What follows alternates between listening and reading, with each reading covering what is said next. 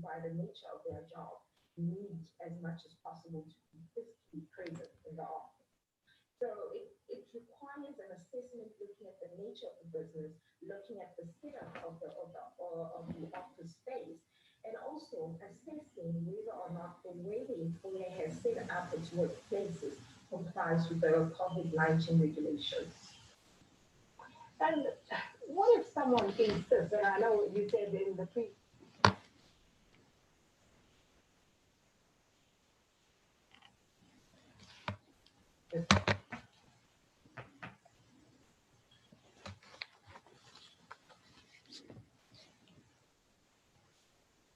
point, as a part of departure, we need to acknowledge that this is not a right for people to work from home. But what if someone insists on staying at home, saying that they are truly scared that they will contract the virus, that they are more productive at home and are afraid to go back to the office? What right does that worker have, especially if, God forbid, something happens and the person is forced to go back to work and they then do contract the coronavirus? Can they sue the employer? Well, you can't insist based on fear. I know of employers who've had employees who suffer from certain chronic illnesses, who have certain comorbidities to work from home. That is an exception to try and minimize their exposure as much as possible. To the extent that as an employee, you really would like to continue working from home, I would advise that there is then a platform for a discussion with your employer, your line manager, your supervisor, whoever it is, to say, listen, I would like to continue working from home, and this is how I propose to set up that whole arrangement. Then you come to an understanding that is clear, properly agreed, and that can be monitored, and that you are able to deliver. Because at the end of the day, employers really need employees to deliver so that their business operations are not compromised. And to the extent that there's an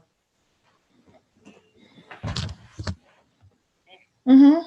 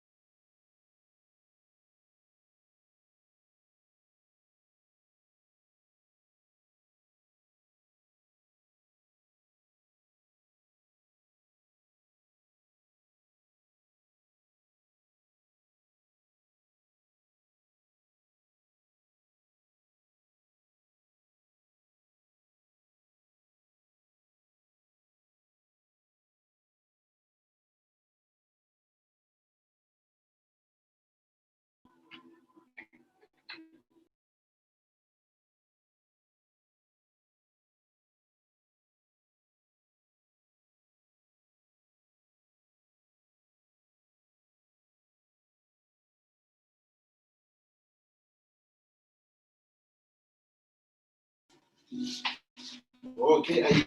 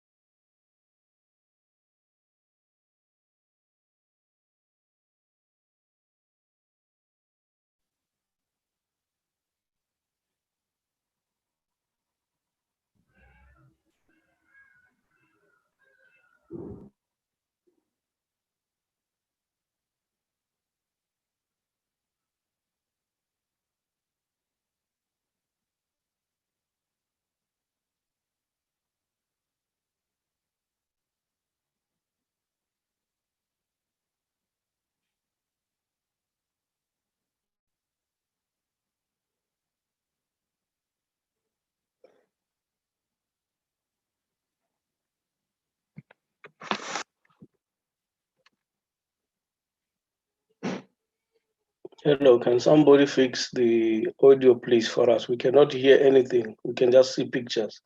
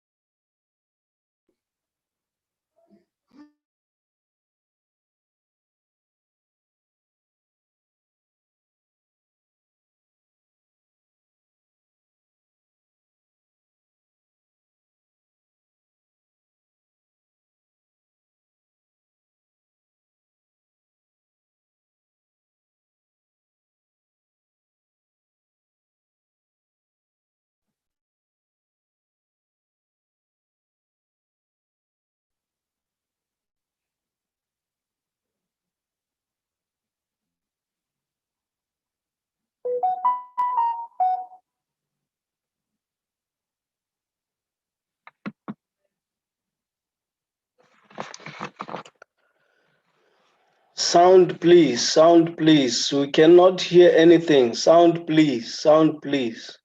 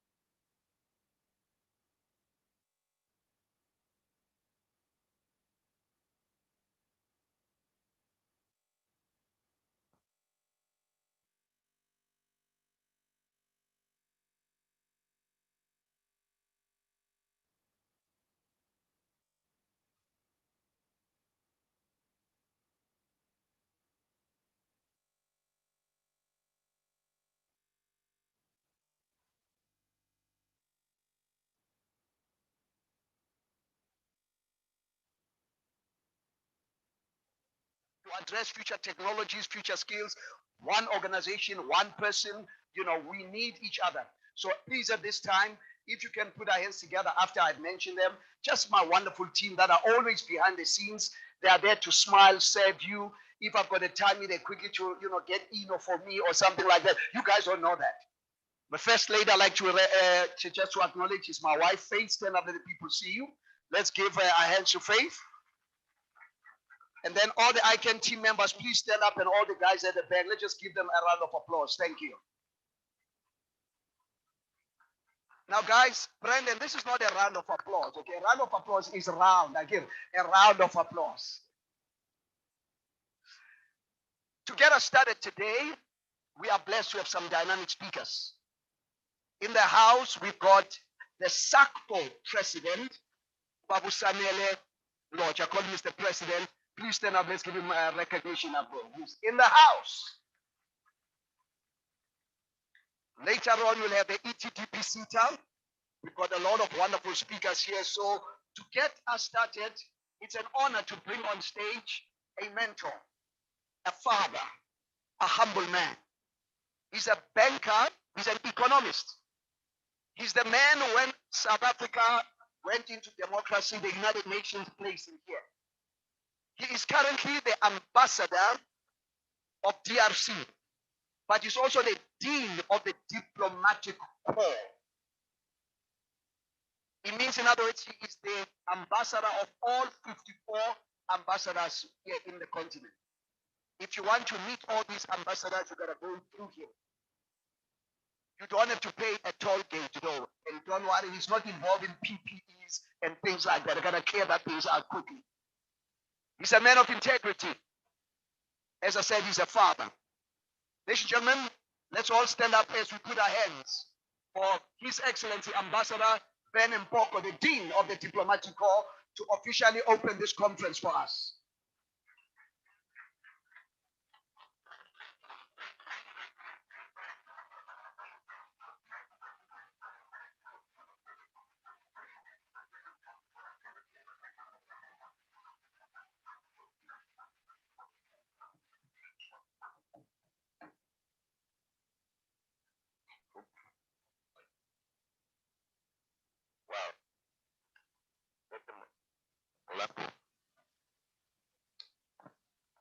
I need, I always, as I travel around the world and I do my job, I need a public relations manager. Oh, you're available.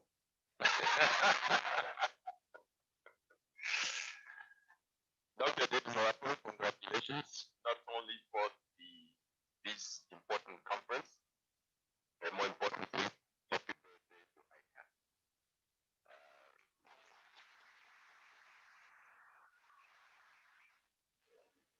It's not easy in these days to have an organization like this who deals with the IT and be successful. Because on the continent of Africa, and I know that for a fact, we as Africans usually were undermined. And they don't believe that we have the brains, we have the know-how to do it. So ICANN has demonstrated over the years that yes, we can. Africans have been involved in the development of technology since day one. Remember during the slavery, when the world they needed our muscles, they took us to Europe, to America, elsewhere. While we were there, we built Europe, we built America, we built other areas in this world. We even contributed to the old technologies. First, around the 17th century, they invented the thing, the steam engine, because they thought our muscles they brought there were not enough. So they had to come up with a steam engine. A century later, they invented electricity. Believe it or not, he was the son of Africa who invented the light bulb, not Thomas Edison. Thomas Edison patented it, but the light bulb was invented by a son of Africa who was brought from this continent to the United States as a slave. Move forward. As you know, you are aware of this. The first open heart surgery in South Africa, he was the son of Africa, a black person who was not even a medical doctor. But the whole world knows that it was Dr. Barnard who started the open heart surgery. He was a black man who did that. He copied it. Now it's being recognized historically. What I'm saying is that today, it looks like we are scared of technology. We Africans. We don't embrace it. We think it's not for us, it's for the others to come to the continent and teach us technology. Whereas historically, we have played a role in the development of new technologies. If you look today in the US, big students from Africa, they're excelling. When we're talking about fourth industrial revolution, Africans are contributing in a very great way, but they're not being recognized. What I like about what I see here with the icon is that for the first time, Africans are going to be recognized.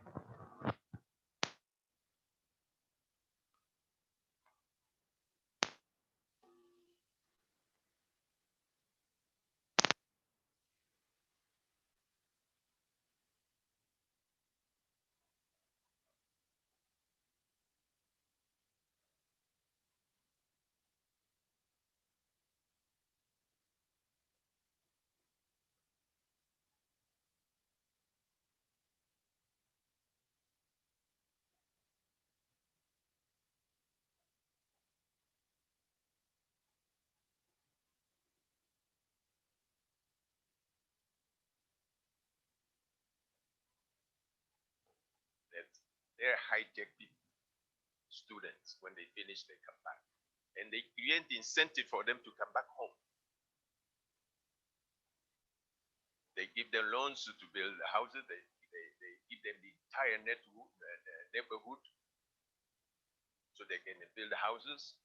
They give them high-paid jobs.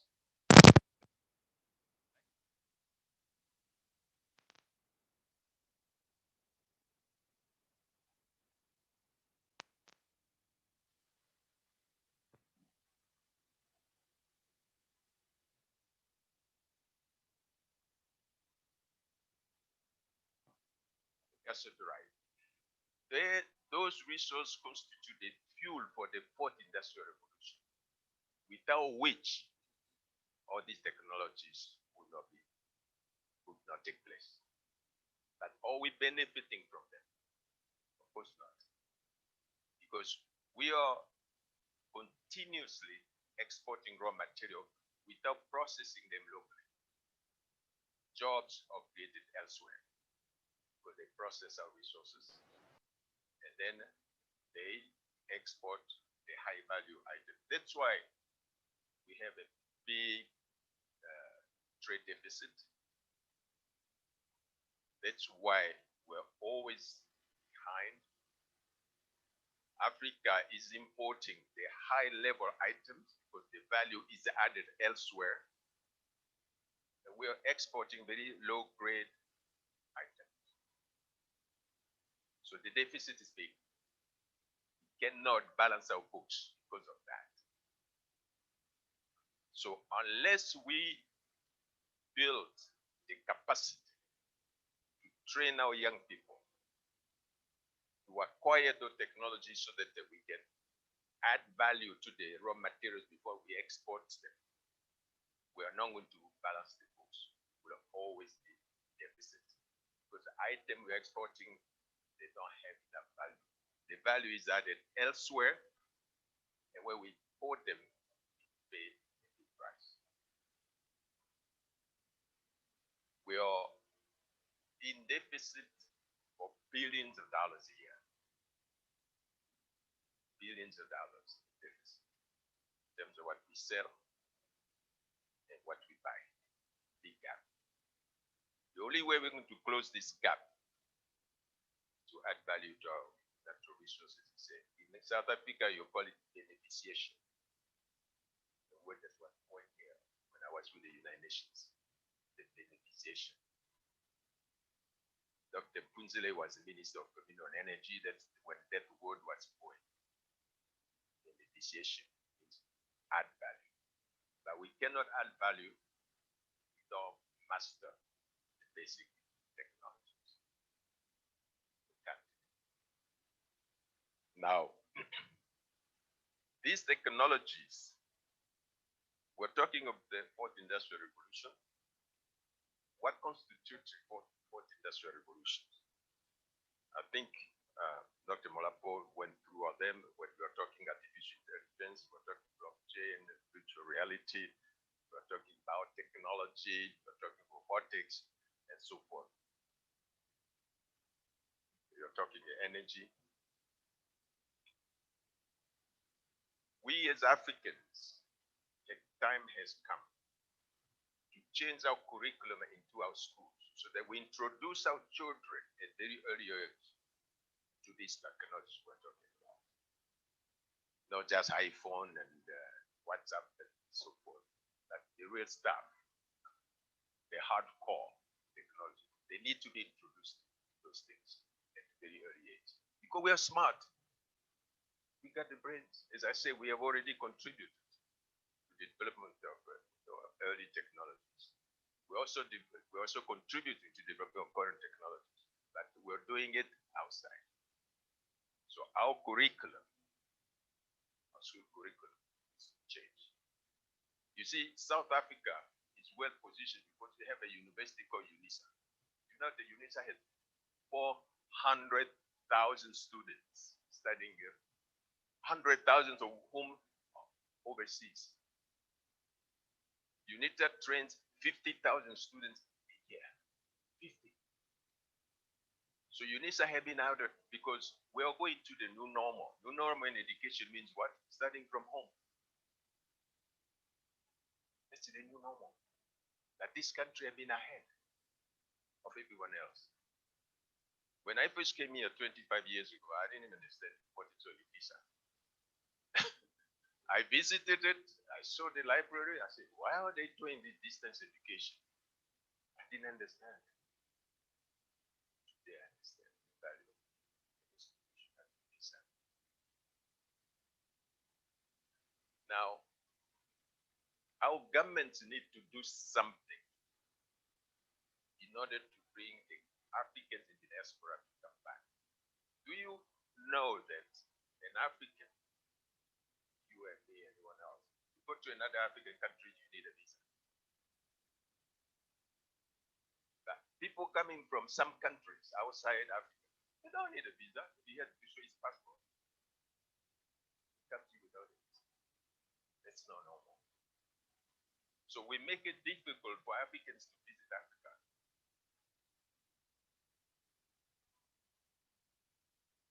It's how continent has. We had to work together. An African, if he's a Cameroonian, wants to go to DRC, why not? If he's a Kenyan, he wants to come to South Africa to work, why not? And so forth. This continent belongs to us. But the other people find it much easier to visit it than the people from outside. As a diplomat, I should not be saying things like that. But I'm an African first, so I have to speak it enough. So our curriculum changed. South Africa, you have some of the best universities of the country, but the approach needs to change because when you see people graduating in the high tech, in the African universities, they take the diploma, they go looking for a job. No, you can be an entrepreneur. And that's what I like about ICANN, because they emphasize the entrepreneurship.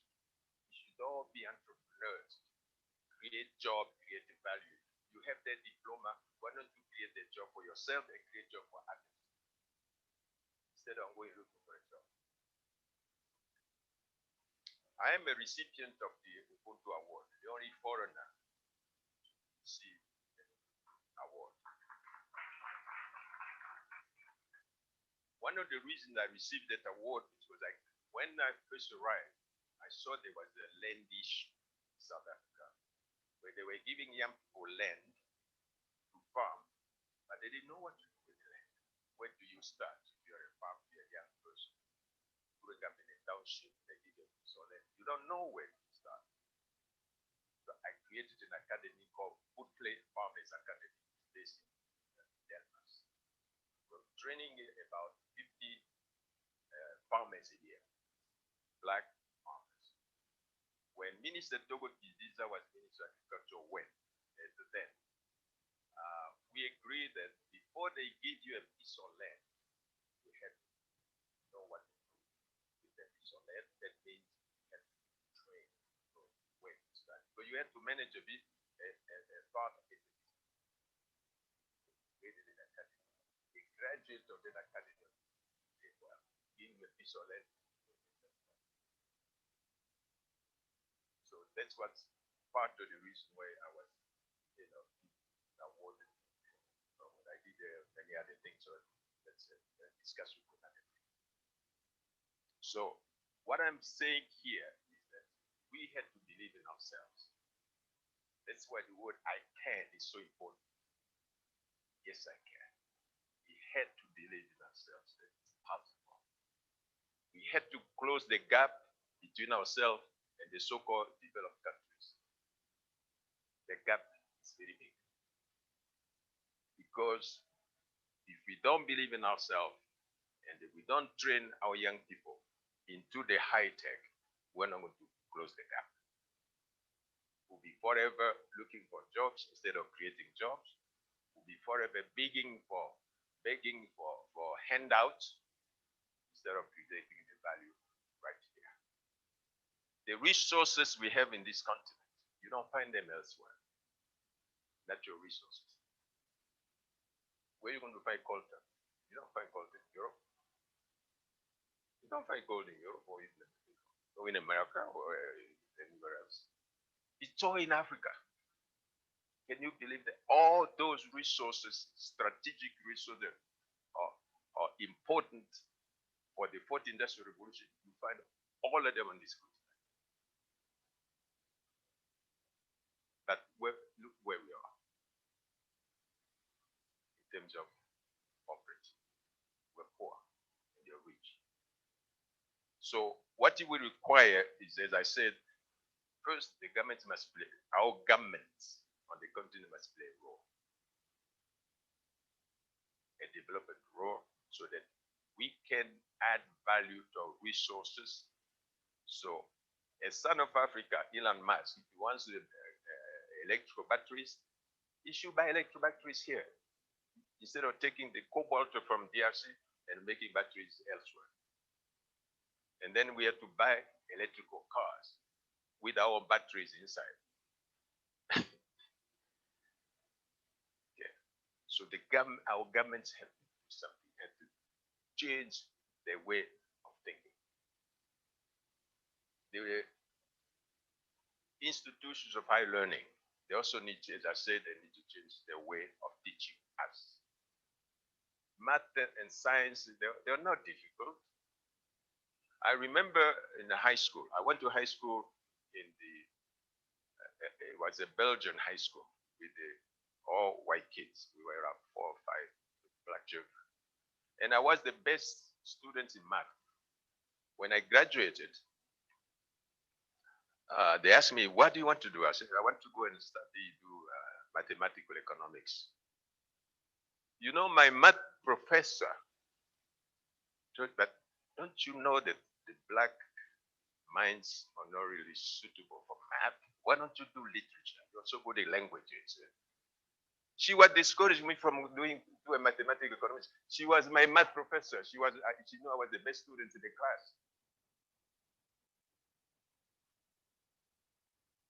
So we need to change the way we raise our children.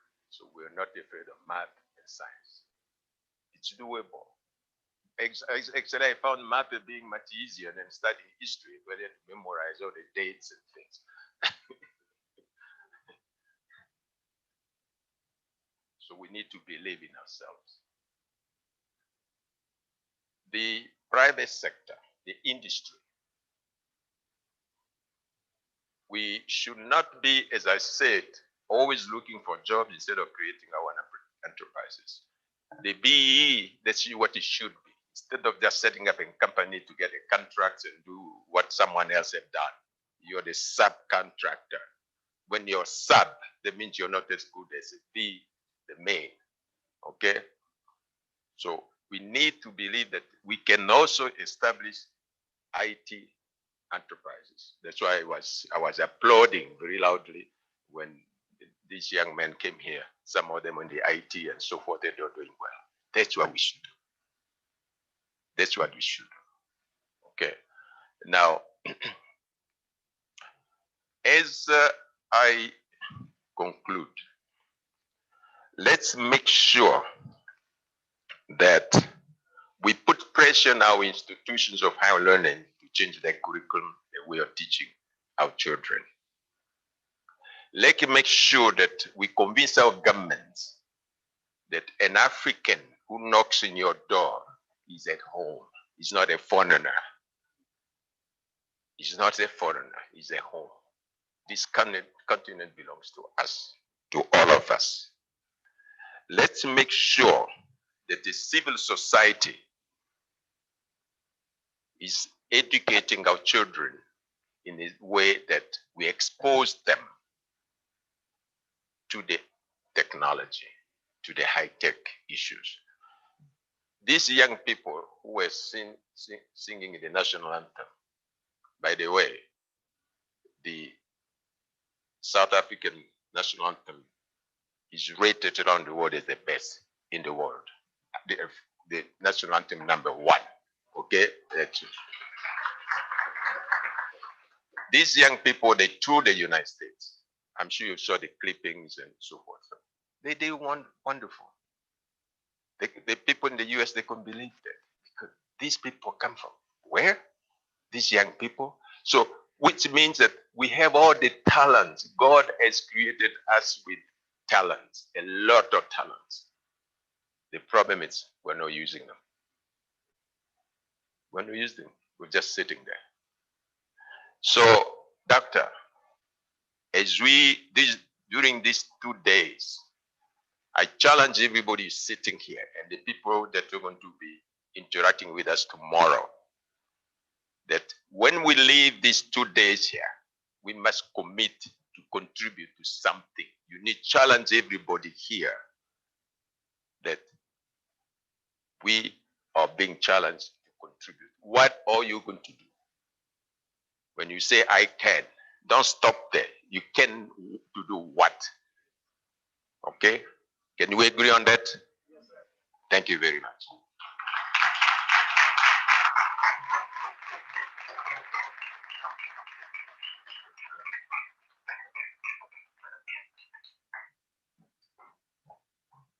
Let's put our hands together for our blessed ambassador. Most of you online and offline, you do not know he's actually a mature man. I'm not going to say his age. I always asked, even Friday I was with him at his house. I asked, what is it that he is medically smoking that, at that age I can still do well, So again, words of wisdom. And as a diplomat, you've got diplomatic immunity, but it is the truth. The problem with Africa is this. that we need to understand that the lions must tell their stories. Because if the lions do not tell their stories, their hunters will always give us their version. I repeat, the African lions must tell their stories. Because if we do not give our version, Dr. Pumza from UNISA, other people will begin to give us our own version. So thank you so much. That is why we're talking about future technologies and future skills. So thank you so very, very much. And I see coming on Madam CEO of ETDPC. Let's put our hands together for Sis Nobulelo Ngesi. And also I see the professor is about here to come. Please, thank you. Prof, you can come up this side there. So without a waste of time, we are going to now, so we are on schedule. Yeah, we are going to be watching the video on the 7 amazing technologies that we'll see in 2030. And immediately after that presentation, on stage we'll have one of our own, an international speaker, an author, an analyst, a professor. Ubaba ikhrodmani yethu uSomadoda Fikeni. So immediately after this program, after this video, the next voice you will hear is Prof. Somadoda, so that he can also come and encourage us. So watch this video.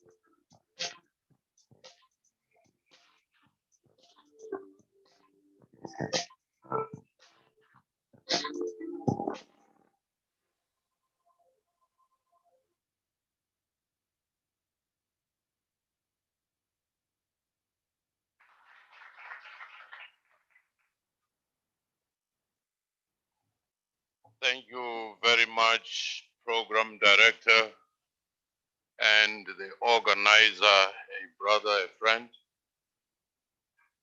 and also Mama Mulapo, to the leadership here when you have so many distinguished guests. You have your excellencies. You have heads of different institutions. You do not know where to start with the protocol, except to say all those I didn't specifically mention are equally important. This morning was a reminder for me as I was rushing, driving from Pretoria, knowing what the distance is coming here,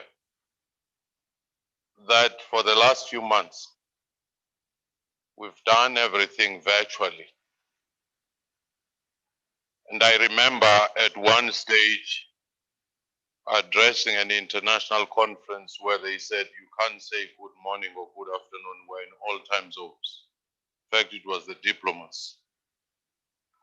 Then when I'm told the road is closed near Allendale, you have to go around, it just reminded me that there once was traffic jam. Something that I'd completely forgotten about because you would just go into your study room. Very often, having put a suit on top and a pyjama at the bottom. And comfortably, we've had the taste of things to come, forced by a global crisis of COVID-19. We've always been touching technology with our toes like water in a pool. But COVID-19 just pushed us to plunge into the pool.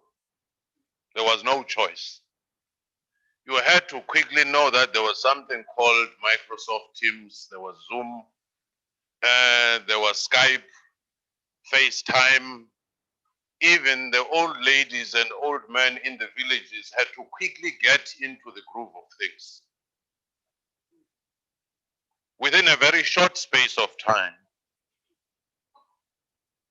when I was invited to speak on this subject, future technologies, future skills, I was tempted to say forward to the past and back to the future, balancing the scales of new frontiers of knowledge in the face of 21st century challenges and human beings.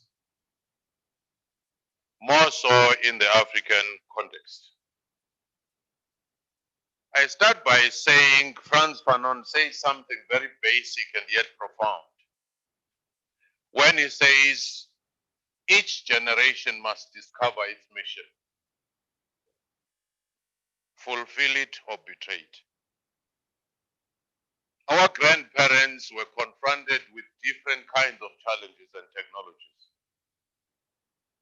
We are confronted with different kinds of challenges and technologies.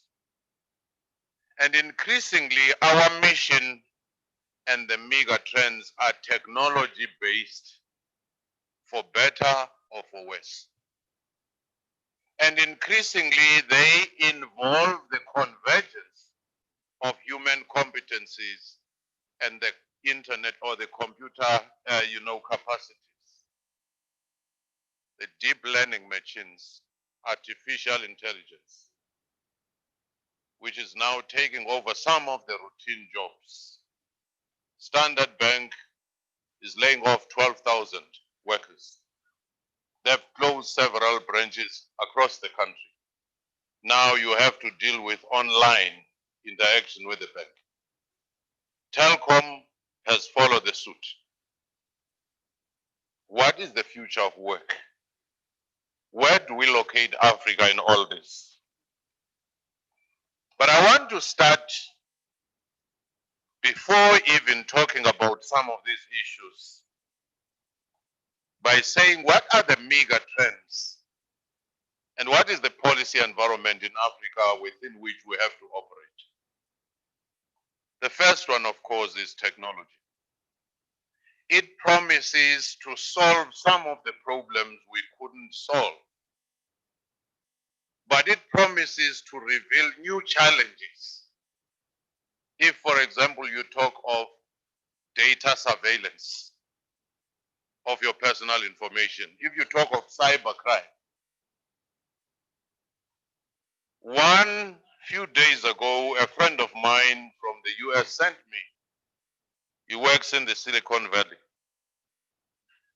An article which was showing how parents who are constantly posting their family and their children's photos in the internet are actually revealing crucial information about the patterns, the life of the family without knowing.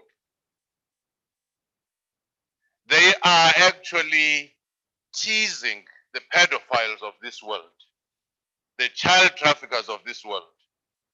They will know the medical history of that child.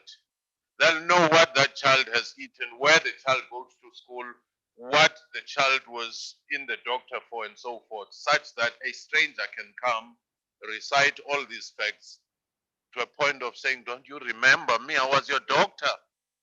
Let's go somewhere. So each positive comes with a negative.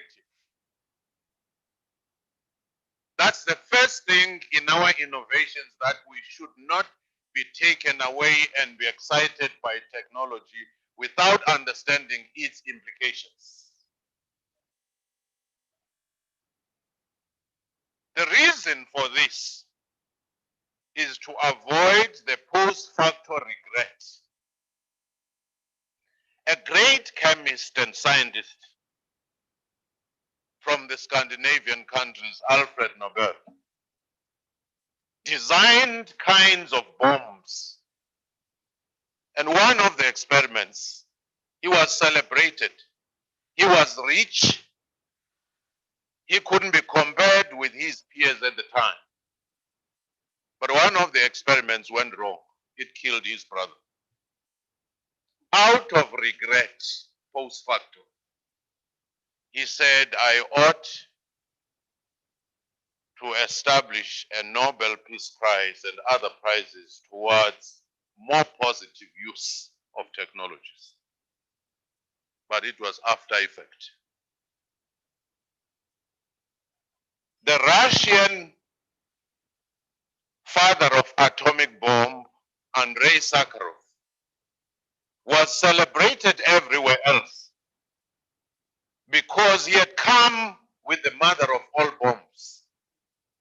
But when he realized what he had done, because he was merely being a scientist, it was too late. It was too late. He went to his grave as a human rights activist and a very regretful man, because he was merely being a scientist, having forgotten that he has to be a scientist and an ethical human being responsible to how their inventions impact on others, how they impact on the environment. Albert Einstein, the same situation. He's merely being a scientist. Again, weapons, even hydrogen bombs, are built on his knowledge. He goes regretting. So for us, with the technologies before us now, is to say everything that we design, what is the upside of it, what is the downside of it. Because we have no planet B. This is all what we have. You destroy it, and that's the end of it. And we've just proven right now that human beings are the cleverest and the most stupid at the same time. Human beings are the most vulnerable of all the species around, but they are responsible for the most destruction in our environment. All of a sudden, a mere cold called COVID-19. We had retreated into our zoo.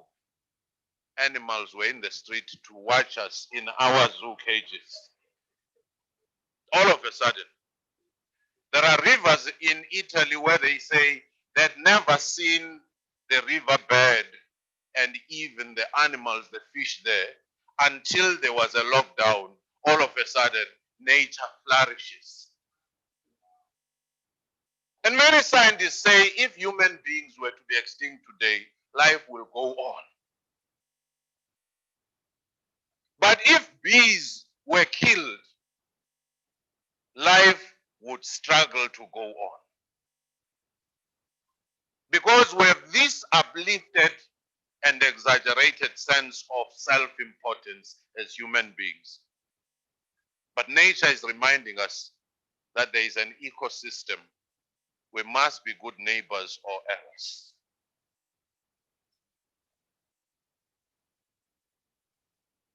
So the first thing to learn is to unlearn some of our tendencies. That is the main challenge that we face, as Alvin Toffler, the trend analyst, writing in the 70s in one of his books, The Future Shock, and later in The Third Wave. He said illiteracy of the 21st century will not be our inability to read or write, but it will be our inability to learn, unlearn, and relearn.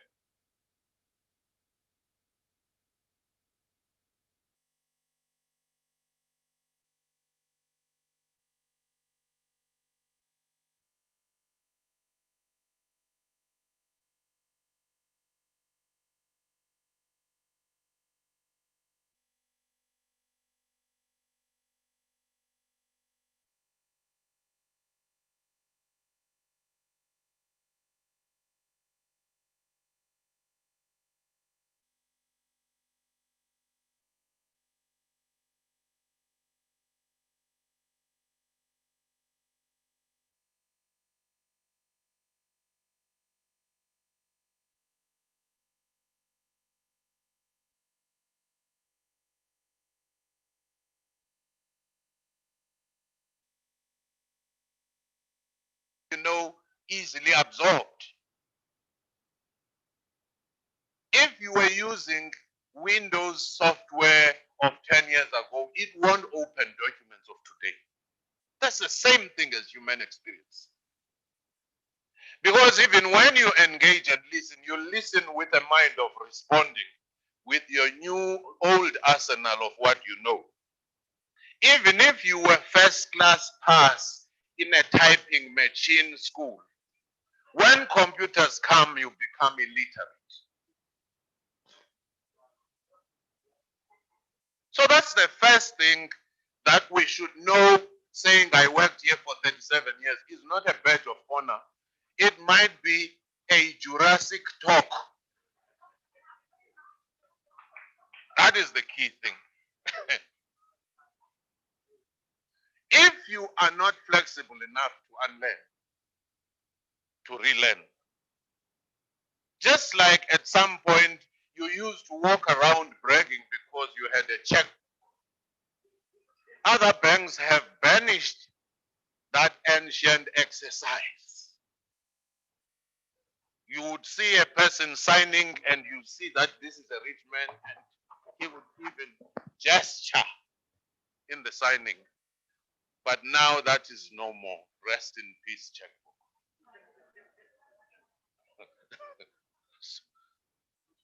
And we had to learn ATM.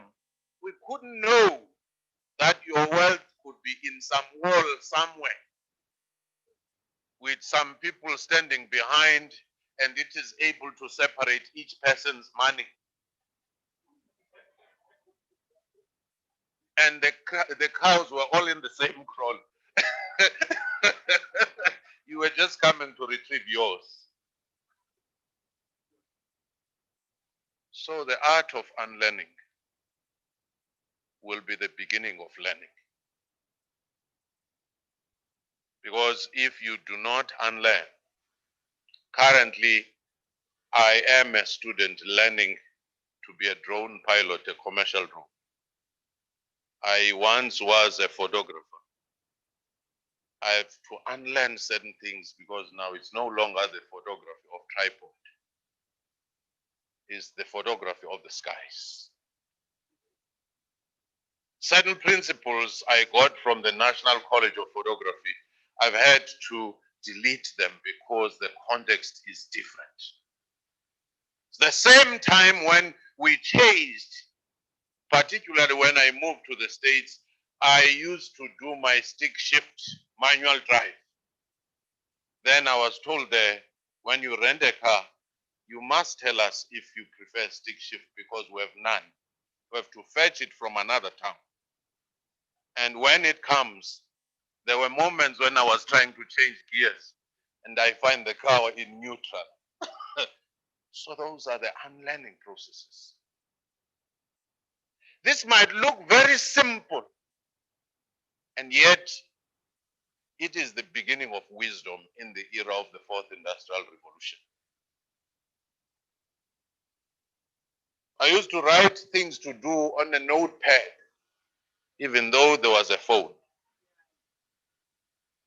And very often we buy these S Note 20 phone after having bought the S10, and you only knew 5% of S10. But you are buying the next one for bragging rights, not because of its utility value. So learning that for you to move to the next chapter, you have to close the previous chapter. Unlearning. What then is the context within Africa? The first one, what are we trying to solve as Africans? The first one is to catch up. You remember that when mobile phones came, we were centuries behind, or a century behind, Europe and America in terms of the landline telephones. Because you had to dig through some village, you had to meet some chief who says, this is the land, there are graves there, please don't dig there, and so forth. Then mobile technology came, we leapfrogged to the next level of technology. You didn't now need any permit of anybody. They will put just the mast for reception, and the whole village benefits. Similarly, when you look at Rwanda and the drone technology, they have the first drone airport in Africa. And they were not using it as Americans and other superpowers are using to hunt Osama bin Laden or Al Qaeda, ISIS. They were using it to deliver blood and medical supplies to remote hospitals. When you harness technology that exists to respond to your own challenges, so our innovators will have to use the platforms which are there.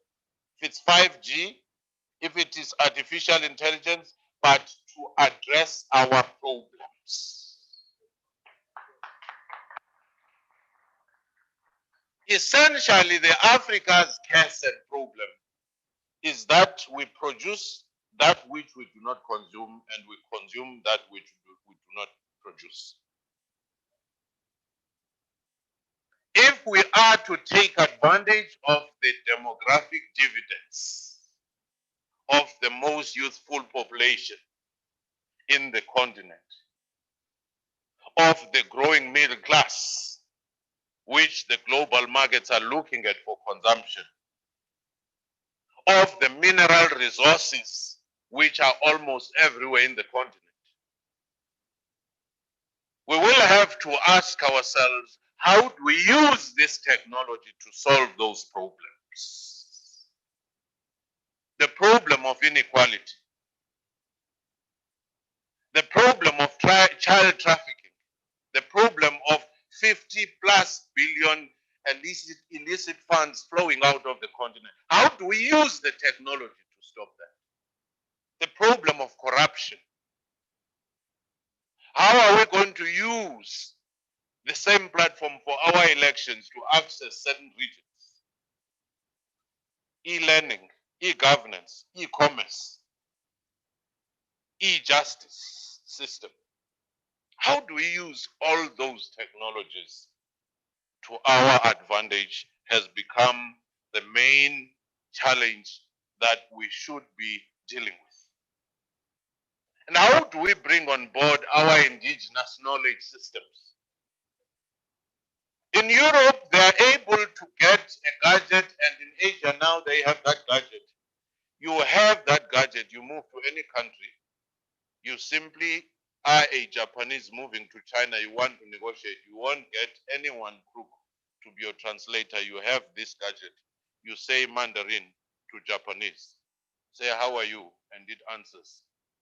How do you do? Others even have this, Bluetooth device. It's feeding back the information at a tremendous speed. You converse with the person. Those are some of the things we ought to be looking at. Right now with the COVID-19, you saw the rush for the drugs and everything else.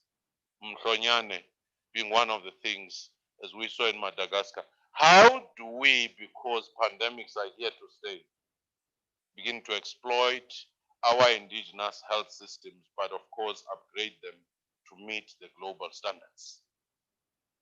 The key thing in our technologies as we interface with the fourth industrial revolution is to be contextually relevant and globally competitive. That is the key thing. Is what we are learning or disposing or doing relevant to our context? Or are we obsessed with things happening in other continents so that we are validated as scholars? You don't know the soil texture in your village, but you know the soil texture in the Grand Canyon. What's the use? You are a specialist in bone marrow transplant. In your country, there is not a single hospital that is doing bone marrow transplant. People are dying of malaria. What's the use of that knowledge? Contextual relevance, but still being globally competitive. The next one, how to balance the presence in this journey to the future, which social scientists call it the VUCA moment we're in. Volatile, uncertain, complex, and ambiguous. How do we balance the political class and the professional class coexistence and mutual reinforcement? Because in the 70s, in the 60s, in the 80s, it has not gone well. That's why you have more African medical doctors outside the continent than in the continent. That's why we have engineers who are all over the world. That's why a fellow from Mali, a scientist, was able to design the rover that was on Mars. But he probably would not have been allowed to devise even a tap in his village because of the tension between the political class and the professional and intellectual class. How do we make those work together? How do we bring back the diaspora and use that cultural diplomacy of appealing to their origin to come and bring the expertise in their home continent? You know what? With COVID-19, many scholars throughout are beginning to say we are entering a new global world order. It will never be the same. Trade system will change. Multinational, organizations will change. And it will be the same as was post-World War II. But the difference this time is when slavery congresses were made, Africans were not on the table, they were on the menu. When the Berlin Conference of 1884 took place, Africans were not on the table, they were on the menu. When the post-Second World War II period, World Trade Organizations, NATOs of the world, Cold Wars, and many other institutions, even the Bretton Woods institutions like the World Bank and the IMF were designed, Africans were nowhere. They were still colonized. This is the first time Africans ought to drag the chair to the table and assert themselves. even as we discuss laws that will actually rule technology. Because if we are not on the table, you are guaranteed we will be in the menu. And we will go through the fourth scramble for Africa. I thank you.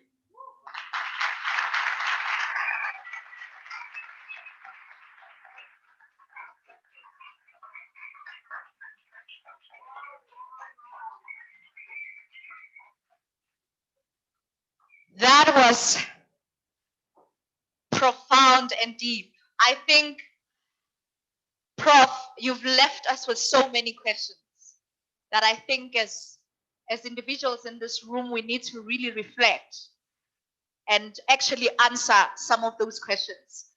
But before we continue, I'm just going to give us an opportunity. Thank you so much, Prof, for the insights, the wisdom, and a lot that you have shared with us this morning.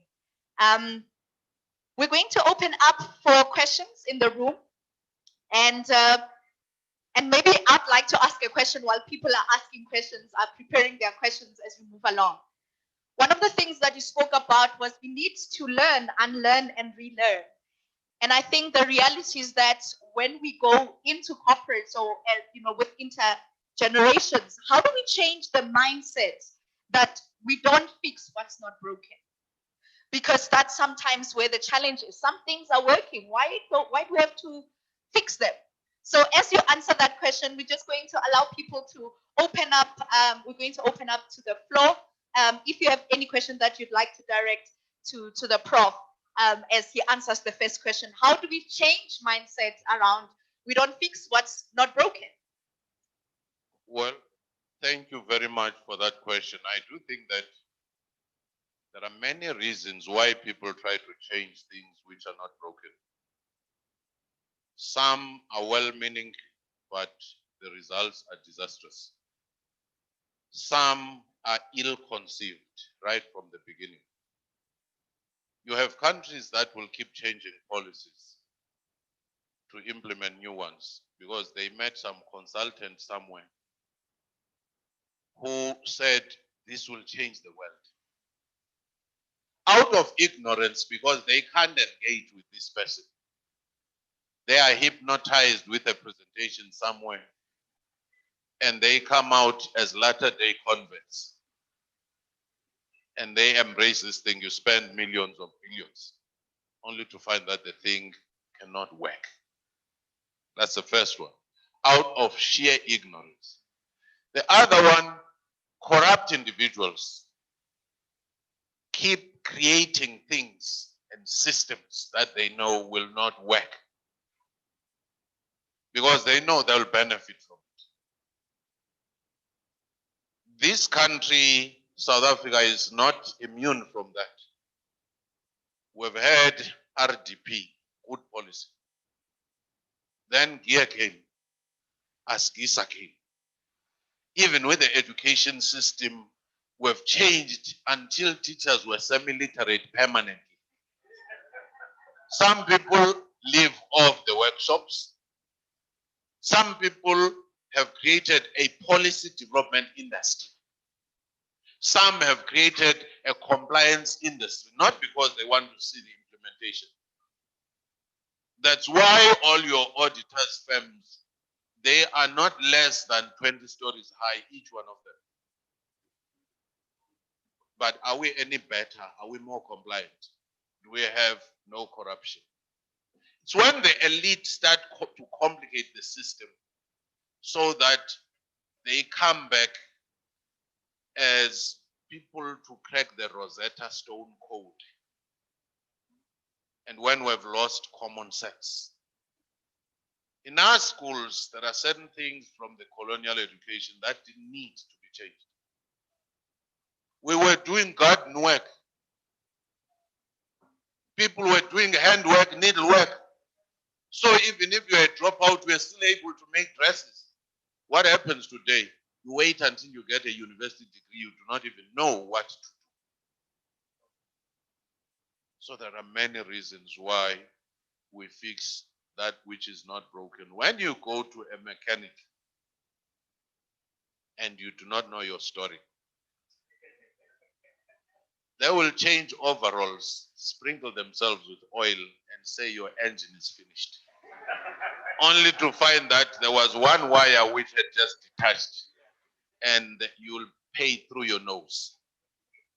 Thank you. Awesome. Thank you so much. And I mean, it's very true that, things like, as you say, right, home economics, some of the things that were part of our education system are not there. And I was also intrigued, like things like when you dressmaking, you also need to understand your numbers. And, but we make as this those things don't need numbers. That's why they have to be out of our education system. And yet those are skills that we need and create entrepreneurs as we move forward.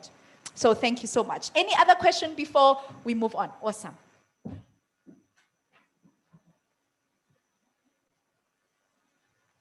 Thank you so much. Hello, Dr. Somadoda.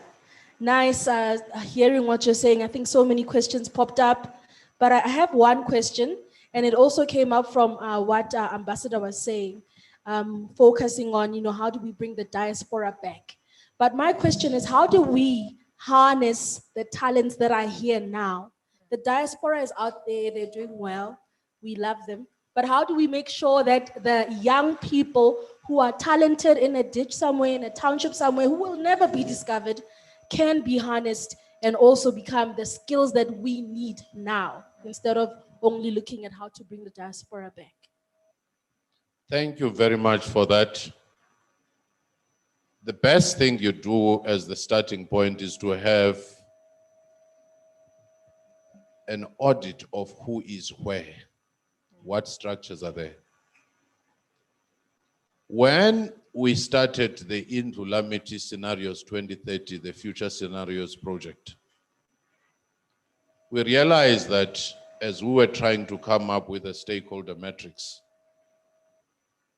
that one of the biggest chunks that we had was the youth and the unemployed youth.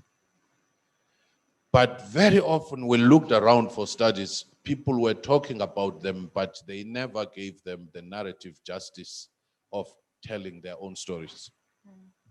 So when we interviewed that group, we came out with great insights which we never thought about.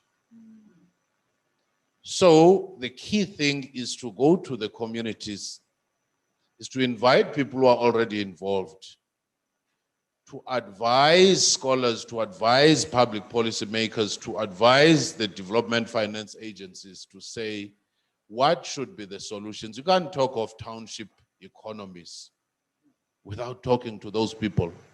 If you lock yourself in a workshop, you'll think you are doing something because you have downloaded something from Malaysia, only to find that there is a misfit. So the first thing is to go to those communities. And indeed, you're correct.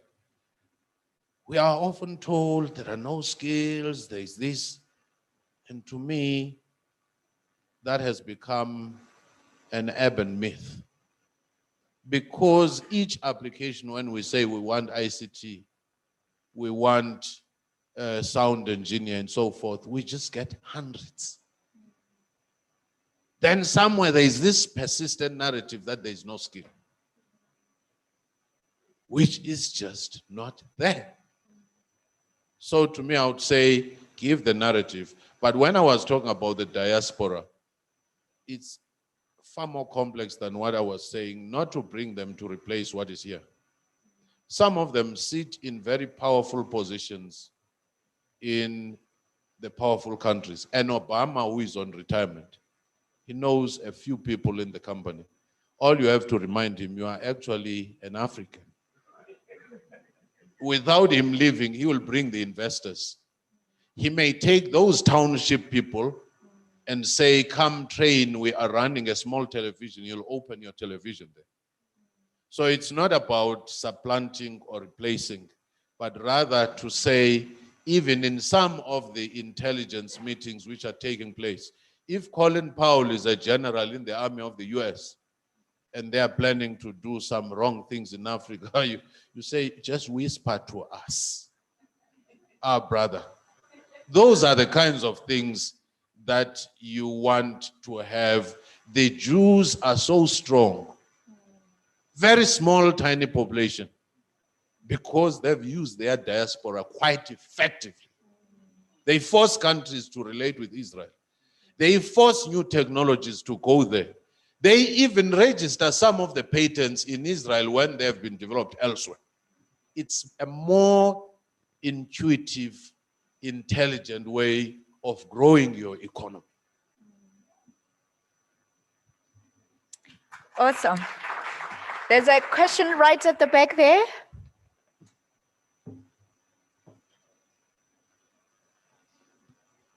Thank you. Good morning, Prof. I think my question, you've touched a bit on it, that we basically wait for us to get degrees, to get diplomas, to actually start doing things. And while I'm sitting here, I'm just saying we're probably in a planning stage to ensure that all those that we were showing as future technologies that are coming, we are still planning. How long are we going to plan? Because when I look at it, we need to be planning and at the same time moving, because some of those were saying 2024, it's not too far.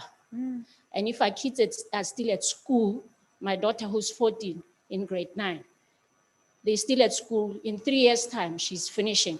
What is she going to do? And will we still be in the planning phase? Because that's what I'm looking at. We'll still be planning.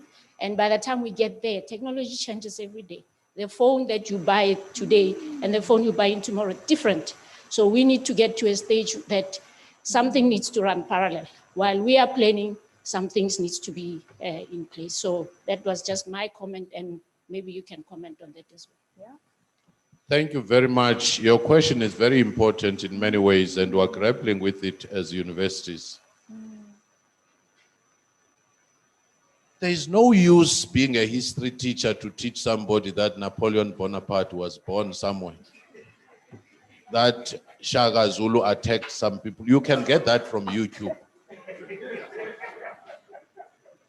You don't even need to register and waste your fees. But how to train people on how to solve problems, how to anticipate problems, how to deal with uncertainty and complexity has become the key thing. You see, we oldies, when we get a new TV, new computer, new phone, we say, put it there. I will have time during the weekend to look at the manual. The little ones, they open it. When they are stuck, that's when they go check how you solve it. Because their orientation is different from us. With us, we want to learn before we learn even for things we're not going to use. But with them, they go to find a solution when they get stuck to something they are interested in. So their learning period is fast. But again, our training should not train people to say, which job are you going to look for? Why do we work? It's because we want to have secure revenue. So the key thing, how to have secure revenue, whether you do that through social entrepreneurship or through working or through having your business, but we became obsessed with employment. And now we are having these millions of people who are unemployed. Between their schooling and this employment, years are passing. We have not even trained each other and talked about what skills do we need for the in the meantime. Yeah. So that to me is key. If in your village, you know, municipality always fail to provide water, getting a water pump to deliver water around, you have secured your revenue. Because you have analyzed the problem in the community and you are coming with a solution. Some communities have water, but the water is dirty. Getting water purification system and selling that water, you have solved your revenue problem. And you should not be stuck because you did anthropology somewhere. You say, how do I anthropologize water? You are given just knowledge. Yeah. Just purify water. Don't be asking how many people end up being something else. Vuyombuli became this great TV personality. He was trained as a teacher. Had he said, I just want only the teacher line. Teaching is explaining to people. So he said, I can explain on TV. I can explain elsewhere. I can explain in a marketing company. So those transversality in our thinking become very important. Because some of the jobs we have now, when I attended an AU ministerial summit, which is held annually on skills and innovation and so forth, one presenter said, in 10 years' time, the child you may be putting to school, you may pay $500,000. By the time they finish their 4-year degree, the job they were training for will be obsolete. So bear that in mind, that you may have accounting and financial management done through apps. Where do you then feature there? You may have the call center skills no longer there. The banking one I was talking about. So those are some of the things we should be co-creating and thinking with our children and having the critical skills, not only our children, by the way. Even if you are still in your mid-career, late career, you should be saying, when I reach 65, when I reach 60, what will I do to continue earning a living? Because there will come a time of a social a grant crunch where government can no longer pay for a welfare system. That's a reality. But you still have to live. Some of your kids may not succeed. They may want your help. How do you build an asset base? How do you diversify your income? Those are the questions we should be asking. So it's not just for the next generation. It's for us. Our grandparents maybe died in their 60s. So you knew that you were in the boarding gates when you were 60. But now people live to be 90. What are you going to be doing for the remaining 30 years? Thank you. Thank you so much. We'll just take one last question so as we can move on. Just one last question. I'm just cognizant of time. Yeah. Thank you very much, Prof. Noted. And thank you to the ambassador for wonderful presentations. Your conclusion struck me as a very urgent warning. An urgent warning, I think, that is relevant not only in South Africa, but across Africa. And when it is combined with what the ambassador said, it is extremely relevant. That is, that if we are not careful, we could end up being on the menu rather than being at the table. My question would be, what is your assessment of the current status? Are we ready at the moment, and are we setting ourselves at the table? Or are we running a high risk to being on the menu? And I ask this in this context, that we are still living under the negative legacies of the Berlin Conference, for instance.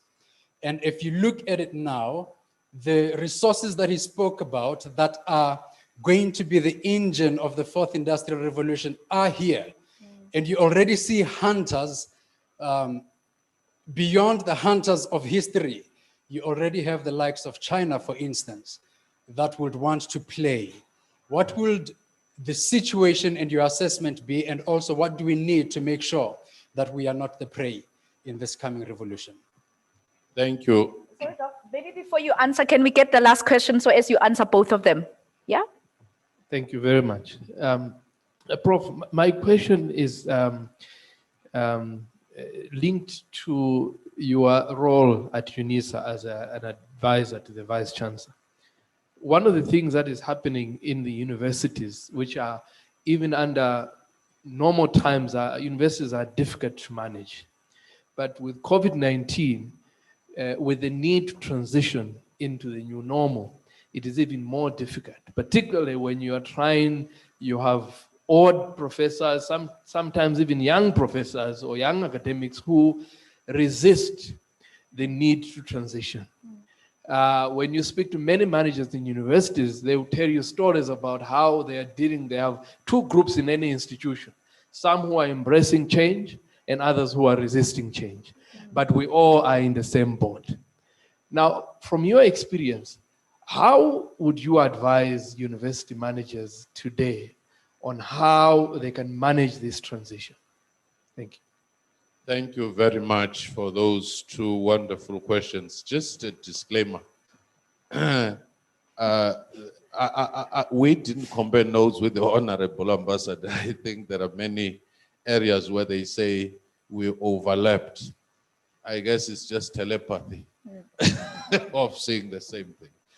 The first one, to me, perhaps let me start with the universities one. When I delivered a paper repositioning the South African universities for the 21st century, I made an observation, especially in the aftermath of my involvement in the investigation of UCT on the Professor Mayosi and racism, Northwest University a few years ago, made an observation. Within universities, there's something called institutional culture. It's not formal. It is there, and is the dominant mindset. Universities write textbooks about change, but they are the most resistant to change. They are like enzymes. They change things around them, but they don't change themselves. And they find most complicated and complex reasons as to why the change was unwise.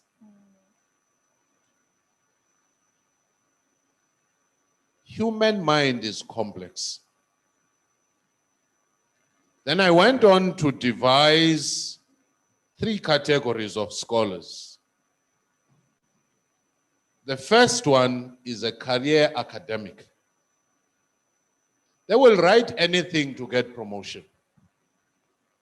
They'll go to any conference for validation. I was at Oxford, I was in Harvard, as if it's validating that they have started thinking. Whether they were presenting on daffodils, they don't care. I'm supervising 7 students to get more money. That's a career academic. Don't expect them to change because they benefit out of the status quo.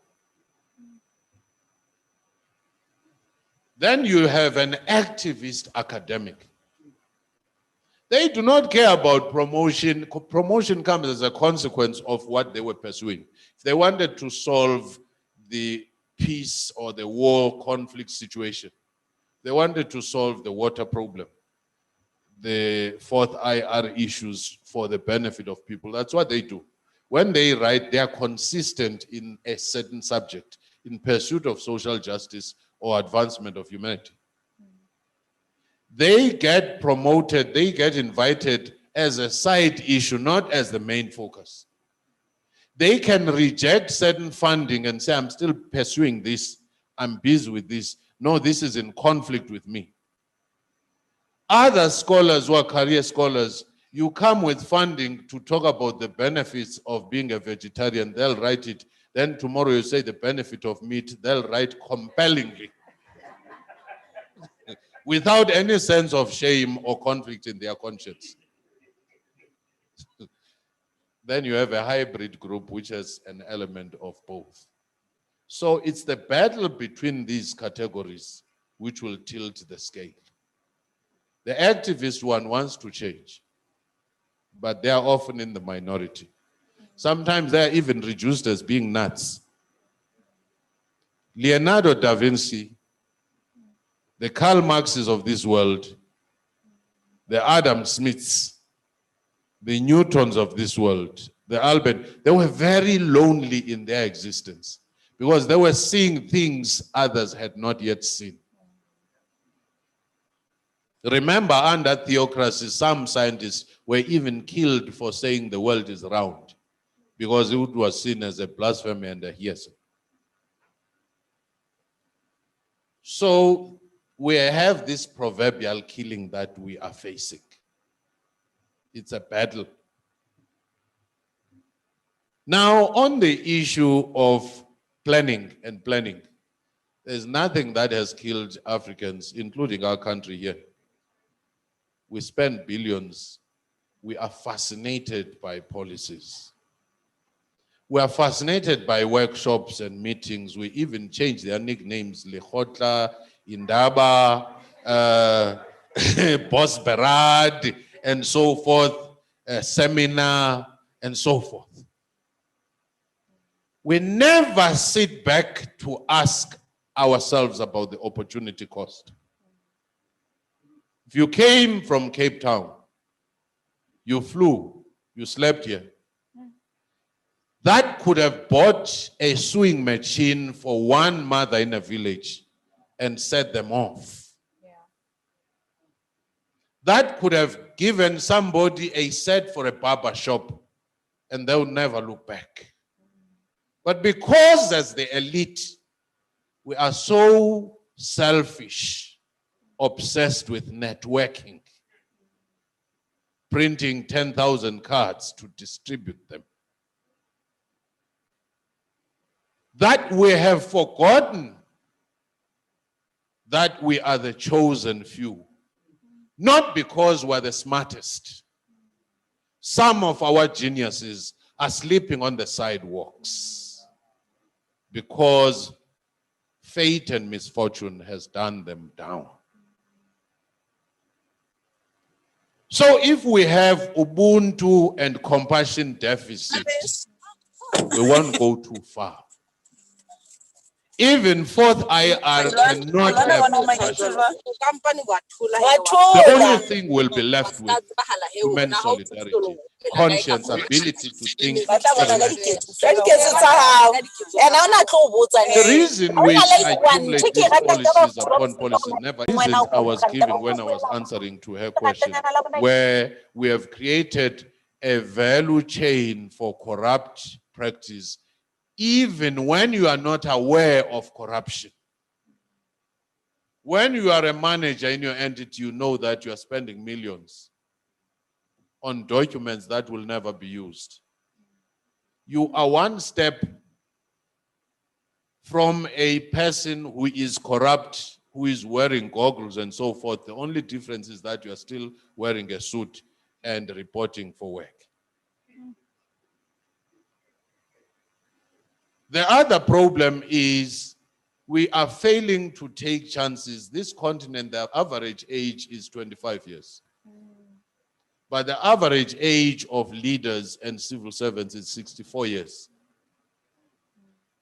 Some people who ought to be playing with their grandchildren, telling stories, telling them about family values, being called in to pray for the family, they are still hogging into positions. Canada had a 39-year-old prime minister. Sweden, is it Finland, has just appointed a 33-year-old and so forth. So Africa is driving forward at a high speed, but using a rear view mirror rather than a windscreen. We're obsessed about the struggles that took place. You know, I was in Morocco conference, when I was in exile. You are talking to young people when I was in Robben Island. They will ask you, did you take a morning or afternoon boat? Because they can't relate to some of these things. Thank you. Thank you so much. Thank you so much, Prof. I guess there's a lot that we've been provoked about to start thinking. and actually shifting our mindset about a lot of things. If we're saying that the future belongs to our young people, we should be thinking about how do we empower them in a way that accelerates them so as we close the gap. And I think going back to what the ambassador said, the answers are already inside of us. The answers are in Africa. The gifts and the talent are in our young people. But how do we give them opportunities that will enable them to accelerate the gap that we're in? And giving those who need to step down to actually step down, truth be told. So thank you so much for encouraging us and provoking us. We honor you. Awesome. So for those of us who are joining online, we are also live on ICANN Leadership Institute Africa. So those who are on Facebook, who are joining us live, welcome, welcome. We've had powerful speakers already in the morning, and I think that we are set to actually shift our thinking a lot. I think one of the things for me that this conference is doing is asking me to shift my perspective around a lot of things. And I hope that you're also doing the same for you. I like this quote that says, do something today that your future self will thank you for. And I think that's what we're doing today. We are asking ourselves questions so that our future selves can thank us. So as we're just not listening, but we are engaged and we are asking ourselves questions that will move us forward. Let me also just send an apology from the Deputy Minister in the President's office, Austembi Metembi, could not make it with us, but we have the representative. Can we just acknowledge you wherever you are, maybe by a wave of hand, if you're still in the room? Okay. Right, but yeah, so she has sent her apology and she couldn't be with us this morning as planned. So we're going to move on and we're going to play a video by, I was learning the Kaspers. Kaspersky. We're going to play that video, and immediately after that, I'm going to ask the IDG CEO, Ndate Lucky Mondlane, to just come and facilitate the next session. Over to the video. Thank you. Dear human, the voice that you hear now is the voice of those who are always here with you. This is the voice of your technologies. Together with you, we have built a future which now becomes our new reality. In this brand new world, we, your technologies, have a built-in cybersecurity defense at our operating system level. This is our cyber immunity. With this technology, we are able to adapt to any threat, making cyber attacks worthless and unprofitable. So cyber criminals no longer have a reason to exist. And even a child doesn't believe in them. We can thank you for this perfect world where only your dreams of the future have meaning. And we want to see how you make them come true. Kaspersky, bring on the future.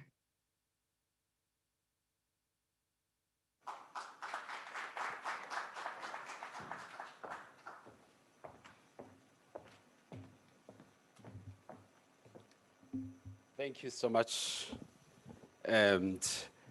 for this opportunity, to the Ambassador, Dr. Molapo, and Prof. Ladies and gentlemen, all protocol observed. So as IDG, we provide information and technology, as I indicated earlier on, in various sectors in the industry. But also we collaborate very well with our partners to enable our clients more vision to the reality of today. So in terms of our partnership with Kaspersky, we work together very well in various industries. And today we are actually going to be joined by a strategic regional manager in Africa, Rashid Al-Monani, is going to be online with us. And also we will be joined by Rashen Devanarian, who is the enterprise cybersecurity strategist. And we also have Lihan van Dieverheren. He's an enterprise cybersecurity and a consultant in the security space. So ladies and gentlemen, help me to welcome them on stage. as they are coming to talk to us about some of the challenges that we see around the security space. Thank you so much.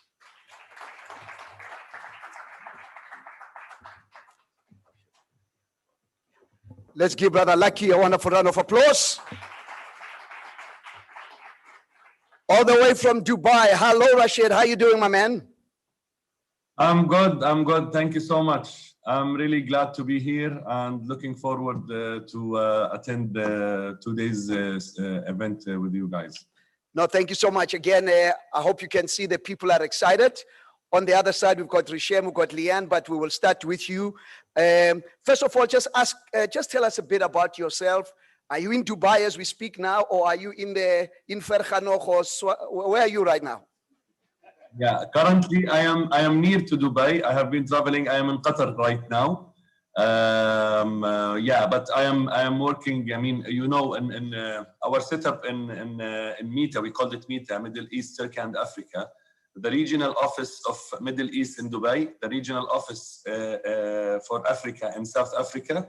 Of course, we have multiple offices. I will go through it during my presentation or my session. And in Turkey, we have in Ankara. Before we currently, where are you right now? In Qatar. Or in Qatar, wonderful. Thank you so much, because we want to be sure that people know that this is not pre-recorded, you know. Did Kaspersky tell you you're going to sing before I interview you? Did they tell you? The Jerusalem stuff? I'm joking, I'm joking. Tell us a little bit about yourself and what you do for Kaspersky, sir. Sure. First of all, again, I would like to welcome you all here in this event. My name is Rashid Al-Momani. I am a regional manager at Kaspersky, looking after the enterprise business in Africa and Middle East. I have been working with Kaspersky for the past 6 years and working in the IT and cybersecurity field in general for the past 15 years. And as a representative of Kaspersky, it is really our pleasure to be part of such event. Well, I've got 2 questions for you. One is from Botswana. The question is, describe Kaspersky involvement and support for Africa, particularly in the field of cyber security. Okay. So, okay, our involvement for Africa, as you know, we participate in a joint operation and cyber threat investigation with the global IT security community. International organizations such as Interpol, Europol, and law enforcement agencies and CERTs worldwide, including Africa, to stop mainly the cyber criminals from their activities. Moreover, we do have dedicated researchers for Africa from our global research and analysis team of security experts. We call it Elite Group. They are really unique. And they have like great experience comparing to the normal team, and consistently explores and fights the most advanced cyber threats. Also, we have been engaged in multiple countries in Africa by helping them to build their National Security Operations Center, SOC, and train their teams in order to be able to run it by themselves in a certain period of time. And this is our philosophy comparing to other vendors, where we enable all we build, train, enable them so that they can run it by themselves.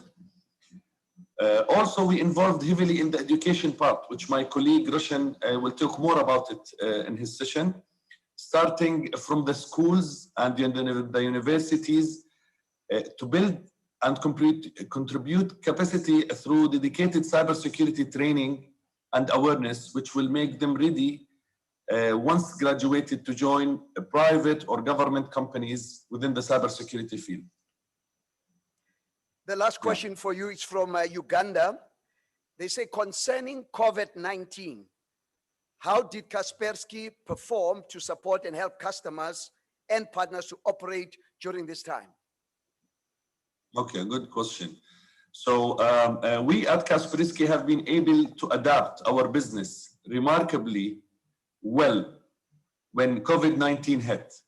Our staff globally and regionally was able to successfully make the change towards remote working while maintaining our performance level. While we made this shift, our clients expected and received the same level of support and service from us through the ongoing pandemic. One way that we were able to adapt to this new approach of doing business was that we were able to seamlessly shift our physical events to digital ones. Our annual security, and for example, our annual security analyst summit went online for the first time this year, and it was a great success. Combined our sponsorships and our own events, we have been able to successfully carry out many virtual events that have reached over 1,000 people in the region over the last few months. Furthermore, there were similar industries that were hit during the pandemic, especially the healthcare industry, and I'm sure that you guys have heard about it in the media.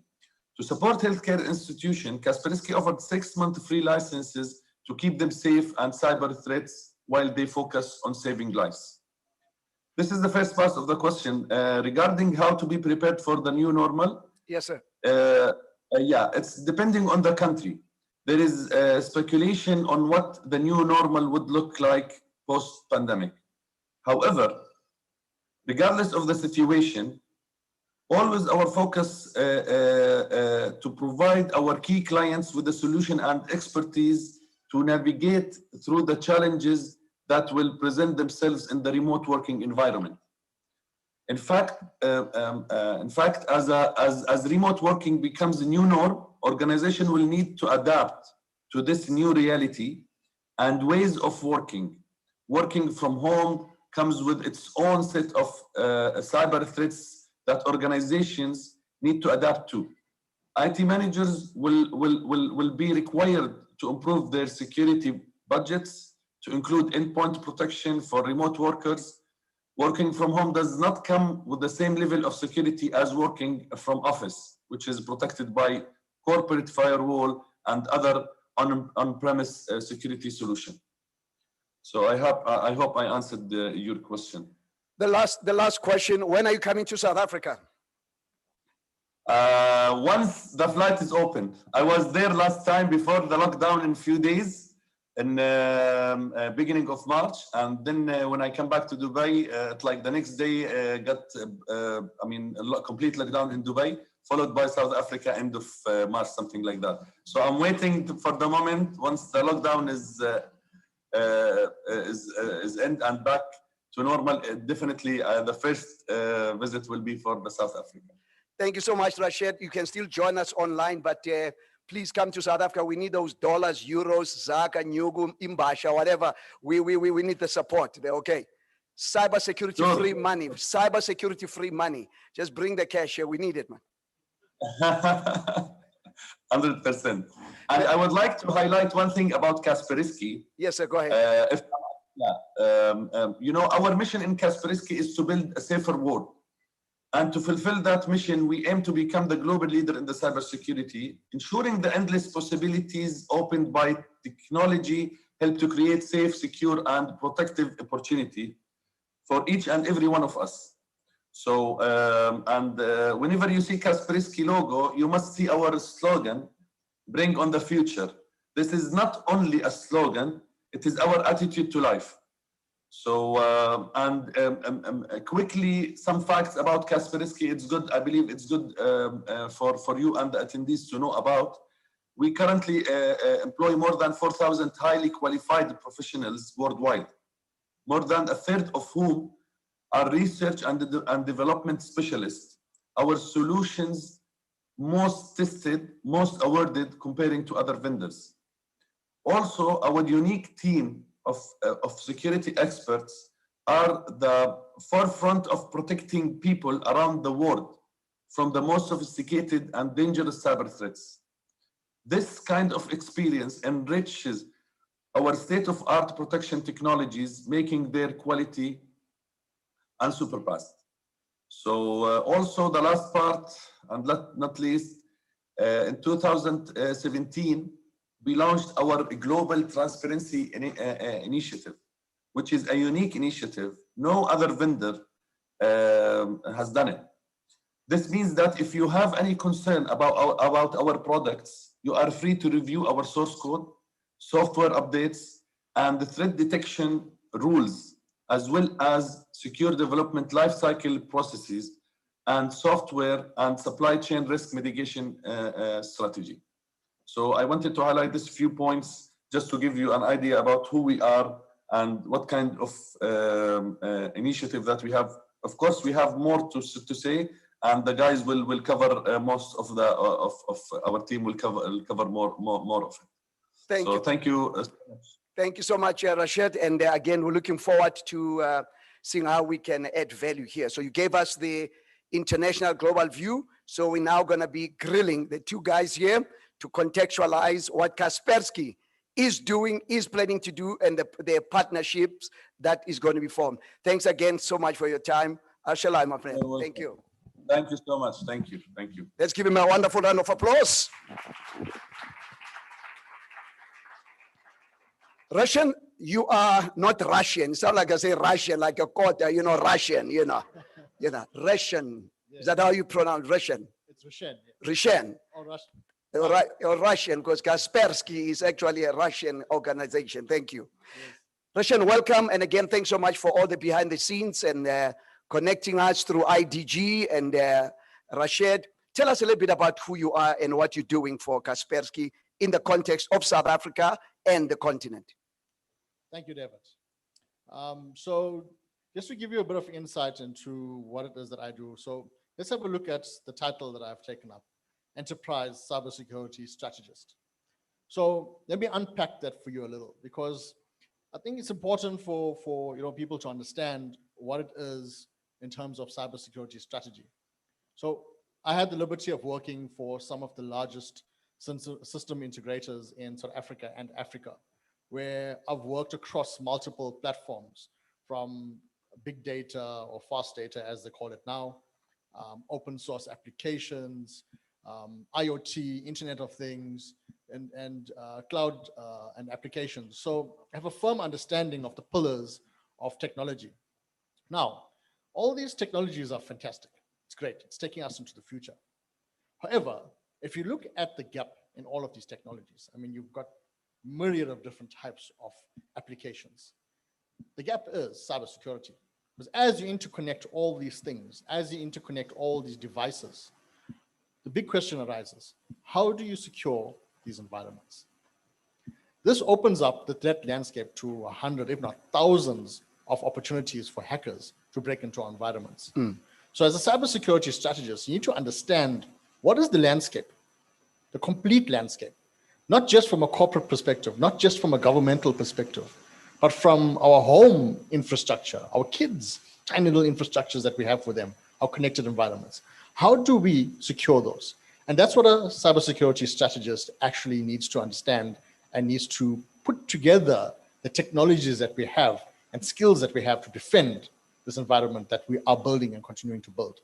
And Roshan, thanks for that. You heard what the ambassador said. You heard what the professor is saying. So as Kaspersky, how do you therefore create that enabling environment so that, again, from the awareness session on, cybersecurity is here to stay. Like I said, this whole COVID has exposed that a lot of us, universities, personal staff, whatever, we're actually not safe in this arena. Yes, thank you, David. That's a fantastic question. So one of the most important aspects for me in any technology, for that matter, is training, skills, and enablement, because it starts with the people, right? That's your first point of defense, is people. If people don't understand the basis of cybersecurity, how are you going to defend your environments if you don't understand the basis? So what we've done as Kaspersky is we looked at partnering with educational bodies here in South Africa to take cybersecurity not just into the corporates, not just into governments, but into student environments, school environments. So we've partnered with a company that's called the Institute of IT Professionals, ICITP as they call it. They are a body that's affiliated with the South African National Qualifications Authority. And what we've done now is we've, with them, partnered and accredited, it took us a year, but we've accredited our skills and awareness programs, not just with an academic qualification, but with a professional qualification. End user in cybersecurity, practitioner in cybersecurity, and IT professional in cybersecurity. Talking about these professionals that hunt and have the ability to actually protect us. We actually have those types of courses now accredited and ready to enable our people here in South Africa and into Africa as well. I think we need to give him a round of applause for that. Yeah. So you do have an accredited course. If I'm not mistaken, Sean is here. Where is Sean? Please, Sean, stand up, let the people see you. Sean is the CEO. And then Sean, later on, we're definitely going to want to know more about the process it took for you and what does that mean to be SAQA qualified and professionally qualified, because as Professor Somadoda said, the problem is there's a problem between learnability and employability. That's a problem. We are having our young people are moving from learnership to another learnership. They've got PhD in learnerships, moving from this and this. No, serious. It's frustrating. And, money is being spent. You guys are spending millions and millions, and we do not see this translating into jobs. Remember, the conference is future technologies. Stop talking. We now need skills that can make our young people now so that they can employ themselves. They can also employ other people. Thank you so much. Again, Sean, the CEO, we're going to be talking to you later. Let's give him a wonderful round of applause. Now, how do we translate that in creating jobs, Baba? Because at the end of the day, you heard from His Excellency Ambassador, you heard from Professor Somato, we need jobs. So how does Kaspersky, through the cybersecurity SAQA qualification, now going to help us create jobs in South Africa and the rest of our continent? Fantastic, good question. And that is essentially, one of the reasons why I joined with Kaspersky as well. I believe in enabling people and enabling people through education, and by enabling people, not just from a knowledge perspective, but also from an entrepreneurship perspective. So if you look at the type of accreditation that we have, again, it's a professional accreditation, meaning that you can actually walk into a working environment and provide them with a certification to say, I am ready to work. Now, how Kaspersky enables individuals to be able to do that is as such. So yeah, sure, we've got awareness training that's accredited from a knowledge perspective, but we also have practical training. So, I've been working with many governmental organizations, private sector as well, mostly into government. And what we found is that a lot of these organizations don't have the knowledge and capability of configuring simple things like antivirus properly. Now, that's our first line of defense. If you don't have those environments configured with your basic cybersecurity, it's a problem. But the challenge is, how do you know the correct antivirus? We've got so many viruses going on. And again, unless we know what works, what does not work, there are a lot of charlatans out there, so how does Kaspersky empower people so that they know, quote unquote, the proper antivirus to install? Okay, so it's a twofold process. Number one, with Kaspersky itself, if you look at the threat landscape, as Rashid had, there is an exponential increase in advanced threats. Now, as Africa, we haven't really sort of experienced that prior to COVID. We're aware of it, and we thought we were immune to it. Fortunately, Kaspersky actually has the most amount of researchers in the world that researches these advanced threats, the signatures of these advanced threats, and these threat actors, as we call it. That information is then filtered into our, what we call our KPSN, which is our big data, if you'd call it. And that information protects every single one of our products, whether it's an antivirus, whether it's a mobile device, whether it's an enterprise grade product, it enables that. That's the first step. You need to have the right amount of intelligence on these threats to be able to defend your business. Now, when we train our people, when we train the people to actually configure a simple thing like antivirus, and we have military grade cyber solutions as well. I'm just talking about the simplest of solutions. They need to understand things like encryption, how to encrypt devices. Some of them don't know how to do it. We can teach people. Straight out of school, we can teach people how to deploy an antivirus, how to encrypt, how to do something called patch management. This is important. In the world of the Internet of Things, you've got so many different applications that are out there. And how do we secure all these types of applications that are running in our businesses? We need to have something like patch management that actually manages them. I know I'm talking a bit technical, but this is important skills for people to know now in this new age, to be able to deploy simple things like an antivirus. Well, we'll come back on the questions because a lot of people here on online, they're going to be asking a lot of questions. So thanks so much to Rishan. We'll come back to you. Leon, hoe gaan dit my broer? Goed en jy? Hier is goed man. Prys God op die spot my bra. What are you doing in this organization? What's your role in this organization? It says Enterprise Cybersecurity Advisor. You know, you heard what the professor is saying now, patchwork, encryption. You know, even our lingo must say, hey, are you encryption? Who share man? Patchwork. We have to change our lingo now. Eh? Yeah. So what is an Enterprise Cybersecurity Advisor? Please share what you're doing at Kaspersky. Yes, thank you for that introduction. Yeah, so basically I specialize in various or understanding cybersecurity more as a whole, and then advising large enterprises and customers how to best plug gaps that we, for example, find in the organization. So I actually started at Kaspersky in 2012, so it's been quite a long journey, but I've been involved in cybersecurity for about 15 years. And throughout this journey, and we're talking a lot about skills and development of skills. This is absolutely the number one thing that should be done immediately. And I always say in my talks, you know, it's not an Africa phenomenon. It's a global phenomenon when it comes to cybersecurity skills. It's one of the biggest problems. So as an advisor, I see myself regularly speaking to people about cybersecurity, trying to get the awareness up, trying to get them to understand the devastating effects that you know, attacks could have on your business, whilst obviously supporting our enterprise business. Because we are sick and tired of the guys in government, TVET colleges, universities, companies, they are waiting for this IT guy because somebody we can't, we're just sitting up there, you know. Is it because, again, as the good book, the Bible says, my people die because of lack of knowledge? So you create that opportunity, is that right? Yeah, that's correct. Because we're going to be talking about how ICANN is going to be communicating with you and partnering with IDG and you guys and other partners. Now, are there any specific malware? Also, explain what a malware is, because again, this is a different lingo. So what is a malware? And then are there specific ones at this time that are prevalent in the continent as we speak? That's a very good question. So to start from the basics, malware is pretty much unsolicited software that finds its way onto your machine. So it's usually got malicious intentions, and secondly, you didn't necessarily know about it coming onto your machine, nor did you want it on your machine. And malware used to start when I started in cybersecurity in 2005. It used to be quite simple. You could be capable of getting rid of most malware with simple free tools, or the effects of the malware weren't as devastating as nowadays either. You'll have malware that's a little, you know, sheep that flies around on your screen, and when you try and click with your mouse on it, it moves away. That was the degree of malware that we saw not too long ago. Malware is now evolved into, and this changes every,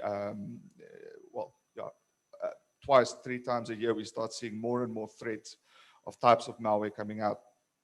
In Africa, with this COVID situation, we've seen a massive rise at Kaspersky in malicious attacks.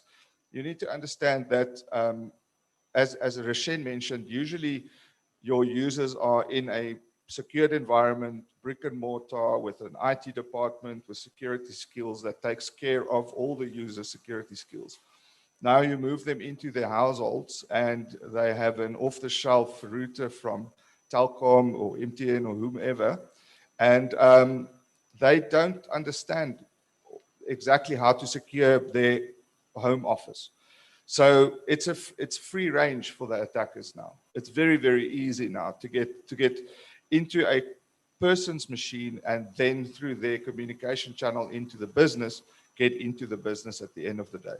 So we've seen a large rise of this. We've also seen a massive rise in phishing attacks. Phishing attacks is the concept of tricking people into doing something that they ought not to do.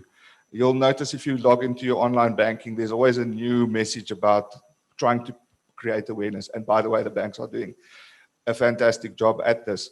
But it's trying to obviously get you to do something that you're not supposed to do. So in the COVID period, I've actually had my family send me a lot of, I've actually once received a handwritten SMS with a link on it, asking about some bank's transfers to be confirmed. And if I type that link into, a virtual machine where I can't get infected, it goes through to a fake version of the actual website. And this has been a massive rise throughout the COVID period. So definitely there are certain threats that are becoming more and more heavy, especially on the user side. On the business side, if you have to speak to any of the security people at a business, it's mostly ransomware. Ransomware has the ability to kind of bring your business completely to its knees.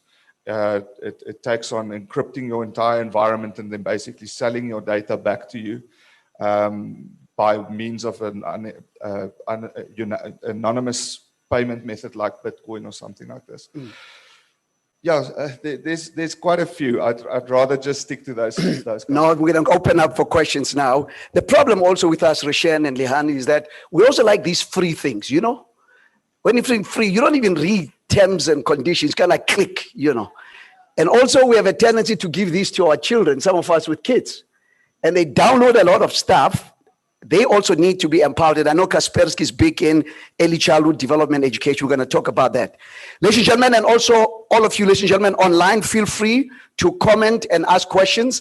Can we have, Jobs, if you can help us, can we have a mic? And then you can be able to ask questions. So please, any questions, comments, observations for the in-person people, and then we'll be online to get those who will be asking online. Any questions or comments? Because cybersecurity is big. So it's one, it's two. Another question? 1, 2. Guys, Aquafresh is even 3, so we must have 3. Okay, 1, 2. We'll wait for another one, the third one. Babu Jabu, good to see you, sir. This young man, we went to school, not at Harvard, Professor Matota. We went to Oakwood University in the south of America. So at least we kind of bragging rights and going as young Harvard. Good to see you, Jobs. Go ahead, sir. Yes, Amir. Thank you very much. Much appreciated. We are really empowered with this knowledge. Mine is relates to home security. What's the basic thing that your homes can do now to make sure that the environment at home is secured? I mean, look, now we have homeschooling now, thanks to COVID, and work has been brought to home. So, and we've got kids that are curious. They want to download this, that, and the other. So what is it that we can do in our homes, basic things that we can make sure that the internet environment at home is secured? Thank you. I think I'll take Thank you, Bajabu. Please, go ahead. I think I'll take that question. So there's actually, it's a long subject matter, but let's focus on the basics. And usually the basics will get you like 99% of the way. Then there's the 1% that's really extreme circumstance. So we'll ignore that for now. But you need to start first and foremost by securing your system. So you do that by installing some sort of anti-malware solution. Us, for example, we have solutions for your mobiles as well, because there's now this IoT thing. You're starting to see your TV speaking to the internet, your watches are speaking to the internet, your cell phones are permanently connected. So you need to start thinking about securing these devices. One of the things that should be done, but I understand how this could be a little bit technical for most households, but if you've got a younger kid in the house, then usually they'll be able to do it for you, is to just go into the settings of whatever router you have, so that the modem, if you want to go back to those days, and make sure that the external firewall is on. It's kind of like your entrance to your whole network. So if you look at a house, for example, it doesn't really help you to put burglar bars on the windows, but you leave the front doors open.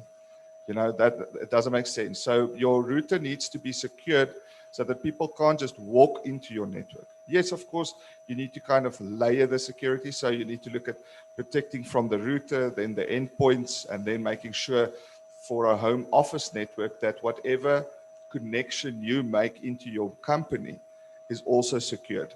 But that will usually be done by the business.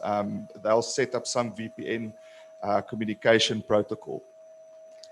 The last thing I want to mention, and this is the most valuable thing, is, and they don't teach us taxes in school, they don't teach us cybersecurity in school, they should.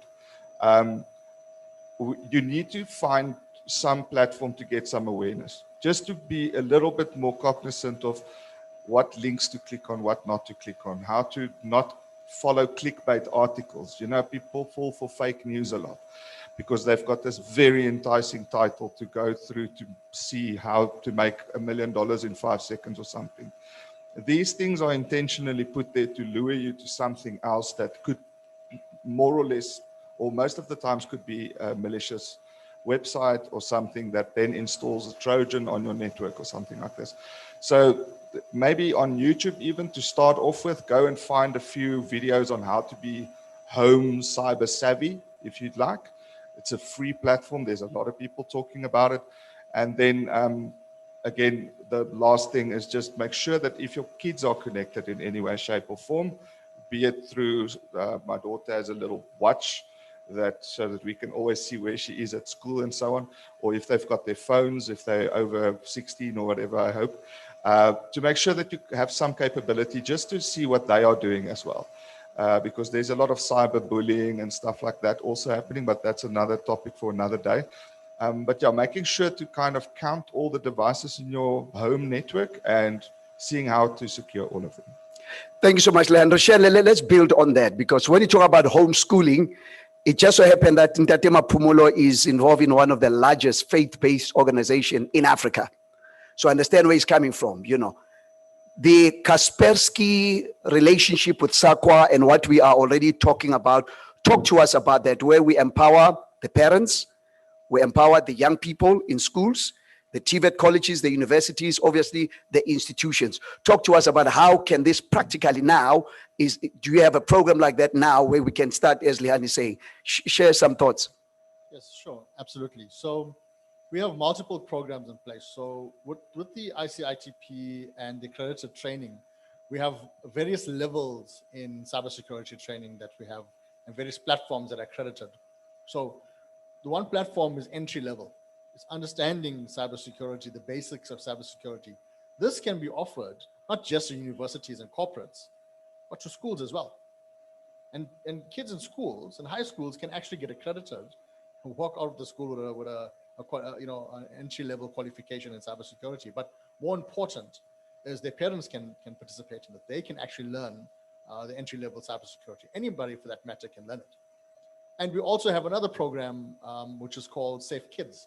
We have an actual full program to educate children and their parents on how to build and enable a safe cybersecure environment, which is vital and important in this day and age.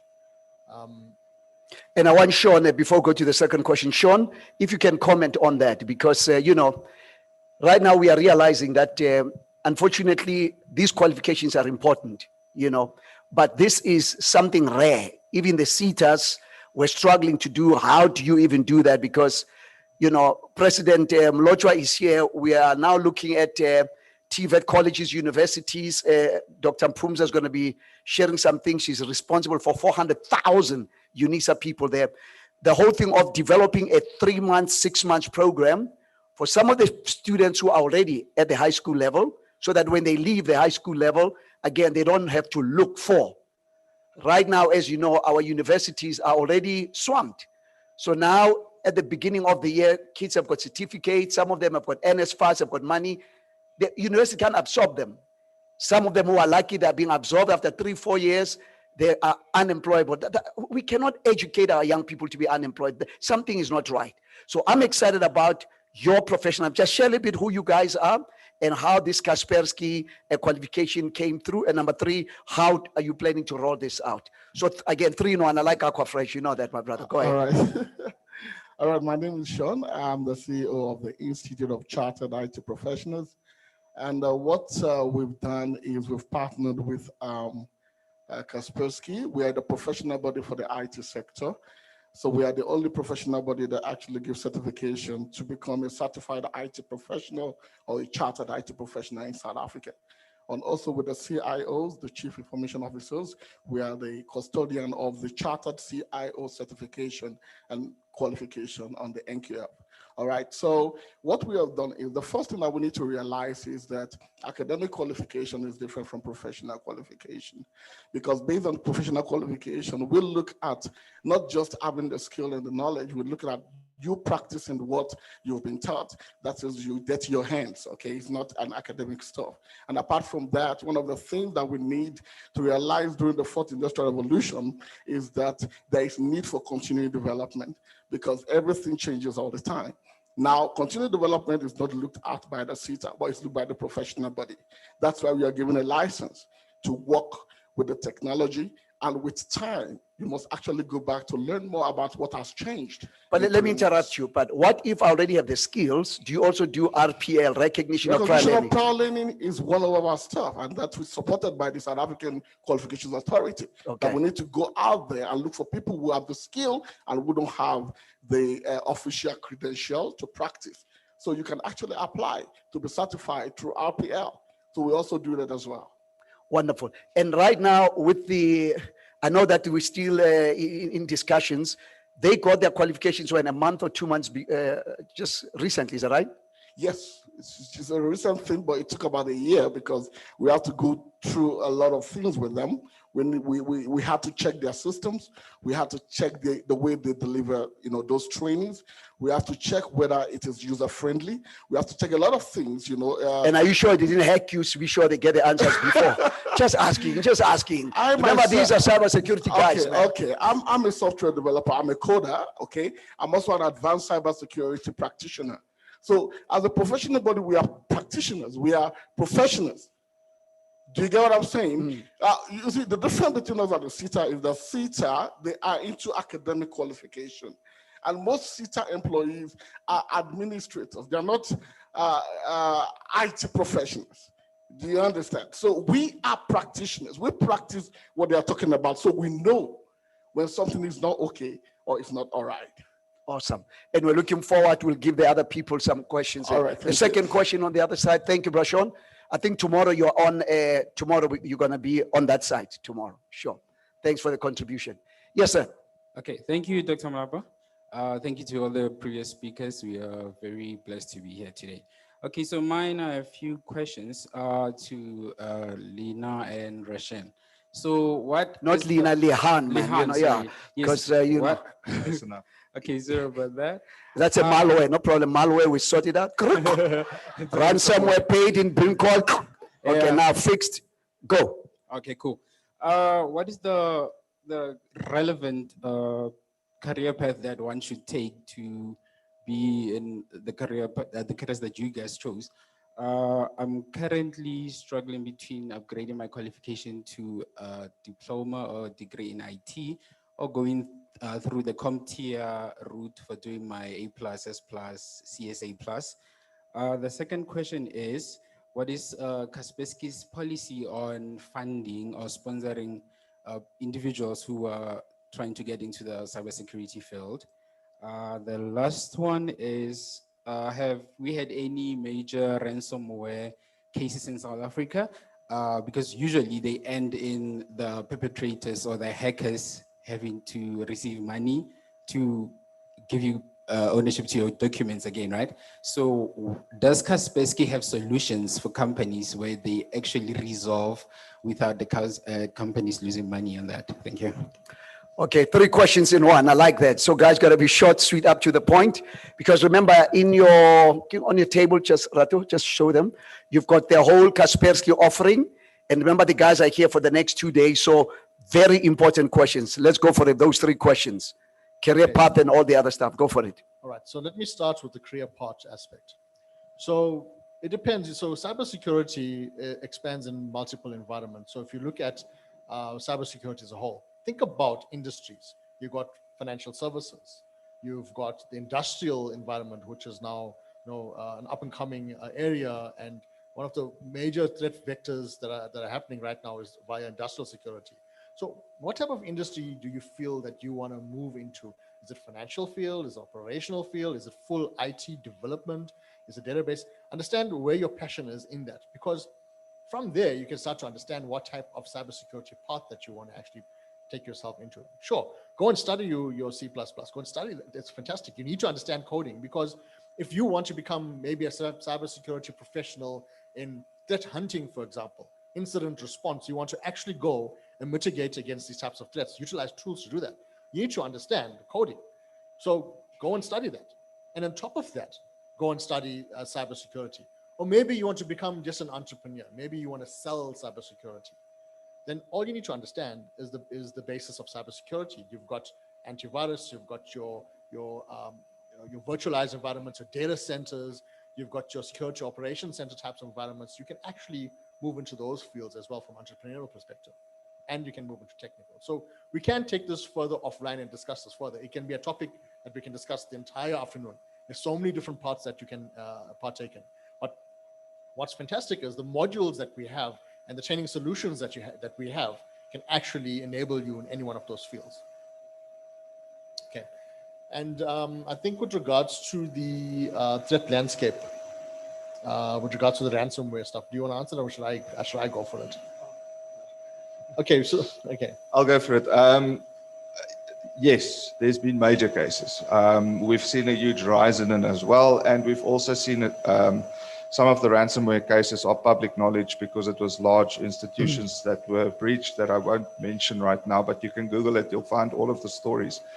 Unfortunately, like I said, ransomware is one of the worst malware that you can get, purely because it destroys everything it finds and sells it back to you, and you have no guarantee that they'll actually do that. So we actually encourage never to pay the ransom. However, if you partner with us, for example, we have the capabilities in some instances to look into the, for example, if the software was already on the system, we have some of those keys in the memory that we could be able to send to our online cloud environment, the KSN that he was talking about, and see if we can create a decryption tool. We've created various decryption tools throughout the years by now. So it's always a good idea to phone us, find out if what we usually ask for is a sample, send us a sample of the malware, and we'll check if we have a decryption tool or not. If that doesn't work, we have services as well, like incident response, digital forensics, malware analysis, reverse engineering, etc. And we could attempt to see if we can find the public key. Without that, you can't decrypt the data ever. If that was possible, then this very standard on which encryption is built is vulnerable, which is AES. So unfortunately, in many cases, a lot of businesses do lose all their data. So the best way that most of them recover is through off-site backups, because even if your storage devices are linked to your network, they would probably get encrypted too. So if you don't have some old method of stored backup or a DR site, it could be that you've lost everything. A question from Swaziland, the dark web. Do we have some professionals in Africa who can assist with the dark web? Now, I'm not sure if there's a light web and a colored web, an Indian web or something like that. You know, let's explain what in the world is a dark web. Talk to us. Okay, so I think what's important to understand about the dark web is that's the place that all these hackers dwell. This is the place where the transaction and selling these advanced threats take place. So if you look at, an advanced cybersecurity attacker, for example, they are what we call a threat actor. And they actually are organizations. They'll have a CEO, they'll have staff, they'll have a CFO, they'll have analysts. They recruit people on the ground in your organizations. You won't even know about it. These are full-on businesses. And they run their business off the dark web. And in the dark web, not only do they actually sell these, well, they do attack companies themselves, but once they're done with that attack, they sell the signature, and you have the ability on the dark web to go and purchase this type of thing. Now, just to understand, this is, I'm sure everybody's heard of the dark web, some or the other. However, for you to have the ability to go into the dark web and start investigating and understanding these types of things, you need to have a really, really, really secure environment just to actually get into the dark web without being hacked and things like that. Now, when it comes to professionals in South Africa, currently, we actually don't have any cybersecurity analysts from a Kaspersky perspective in South Africa. Now, let me put you into context with that. In the world of cybersecurity, you have cybersecurity analysts, and there's only about, I think, 200 to 250 top security analysts in the world that actually work with the likes of Interpol and Europol and those likes. Now, Kaspersky has over 40, I think close on to 50 now, of those people working for us globally, which puts us in a very positive light. 3 of the courses that we have accredited, incident response, reverse malware engineering, and digital forensics, is taught by these types of people. So we have now the ability to create what we call great or global research analysts in South Africa and Africa. All we have to do now is reach out, find talented individuals, train them, and get them working for organizations and specializing in identifying threats in the dark web, and obviously utilizing that to defend our business. We've got 2 other questions, one for you and for online, but let's give our in-persons opportunities. Any questions, observations? Dr. Pumza, who else? Oh, this is the ladies now. Dr. Pumza and you, Mama. And who else? Okay, let's go. Dr. Pumza Makatu Kuno from Thank you. UNISA. Thank you. Yes, go ahead, ma'am. Rishan, to what an extent is employees' ignorance enabling cyber attacks? Okay. Thank you. So, yes, it's quite, that question, yes, there's a lot of people, in fact, majority of people, they are ignorant to it, yes, and ignorant because of the lack of knowledge.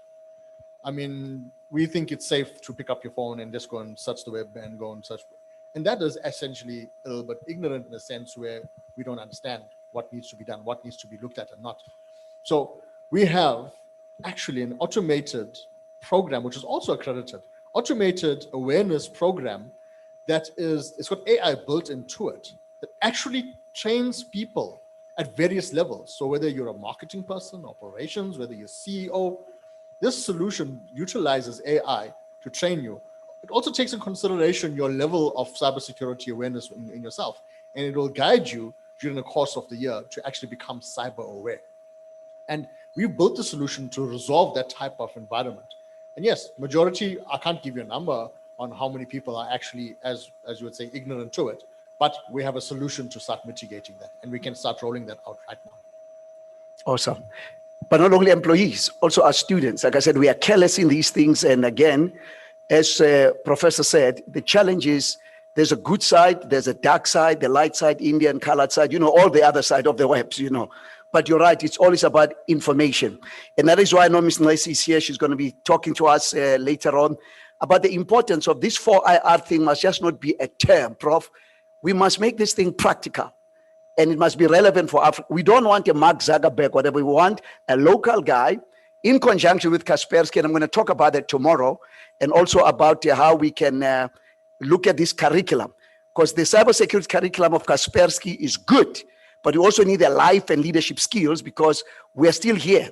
We cannot, again, neglect the readiness of people, even if it's just a basic awareness, where we take people on basic awareness.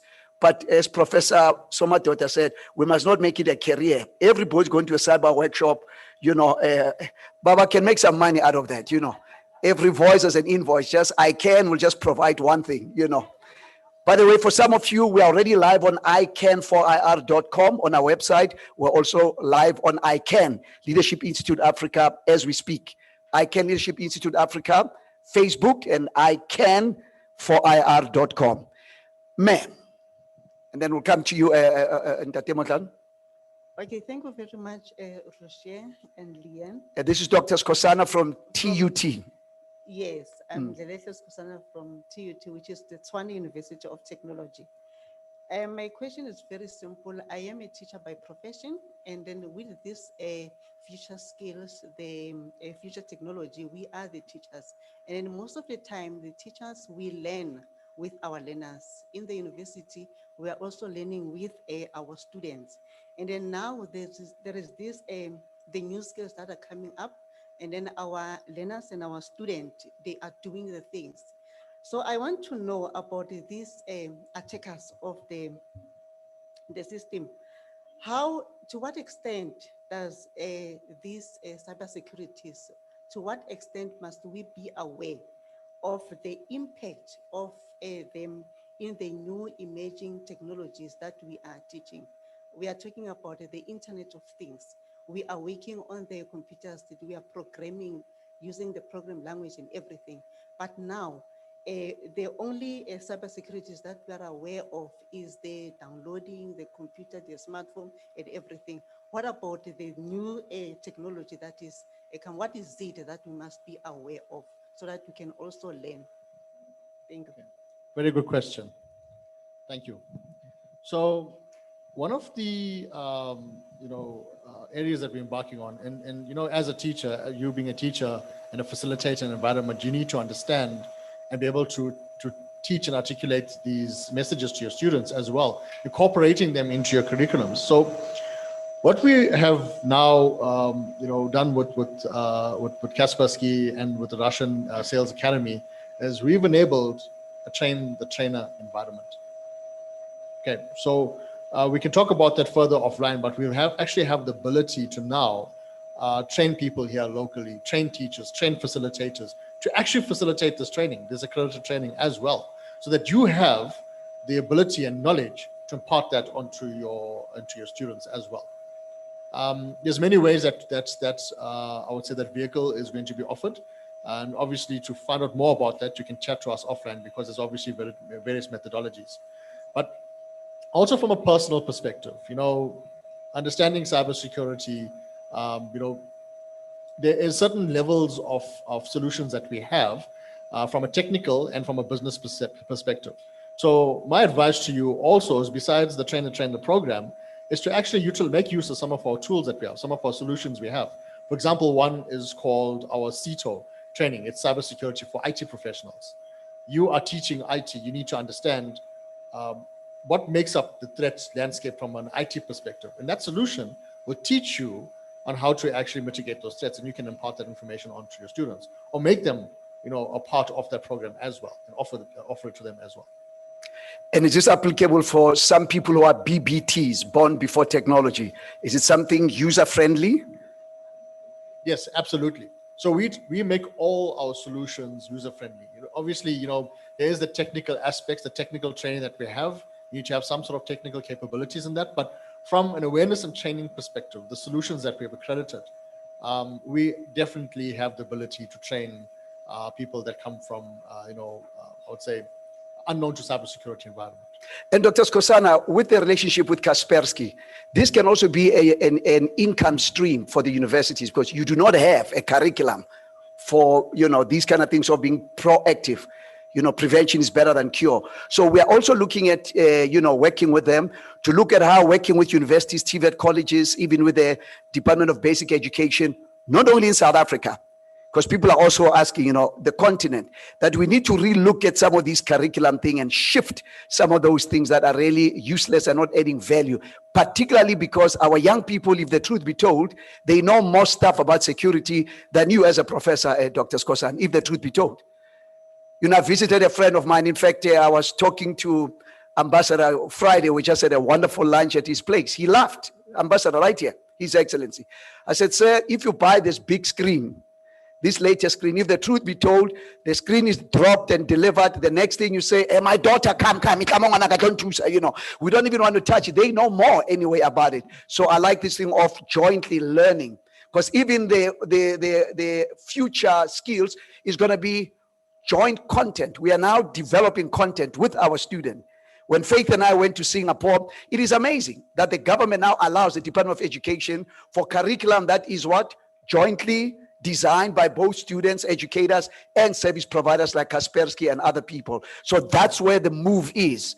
As Professor said, are you prepared to unlearn, relearn, and learn certain things? It's not easy. Because some of us, our minds are like concrete, thoroughly mixed and permanently set. Ritile ditlhogo, man. Ntate Motlhano. Thank you. Thank you, Doctor. I think you're right. It's difficult to learn new things. I am still scared to pay a credit card. You know, online buying, online payments, all those things are still happening, you know, today. You have to do it online. How safe it is, you know, and your solutions to help us to understand that it's easy to just tap your credit card at the other side and just, you know, just pay. And you don't think that, you know, your money is going online and it won't come back again and take your money again and then again and again.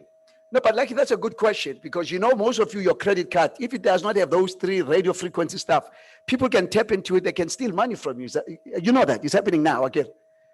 Some of your credit card, if you don't have those 3 things, what do you call them, radio frequency stuff, if you don't, people can steal money from you. But I hear what you're saying. How do you not know after tapping, somebody can tap and retap and X-tap and, you know, dis-tap and all that other stuff? Talk to us. Particularly in Africa during COVID, we now have to shift because now even buying the Uber Eats, we now have to use credit card. So share with us on how comfortable are we going to be? Professor Somadoda said, you know, now this ATM has got all the crawls. You can put all your lobolas and everything, but you just take your portion, you know. How do we go through that paradigm shift? Yeah, it's an extremely good question.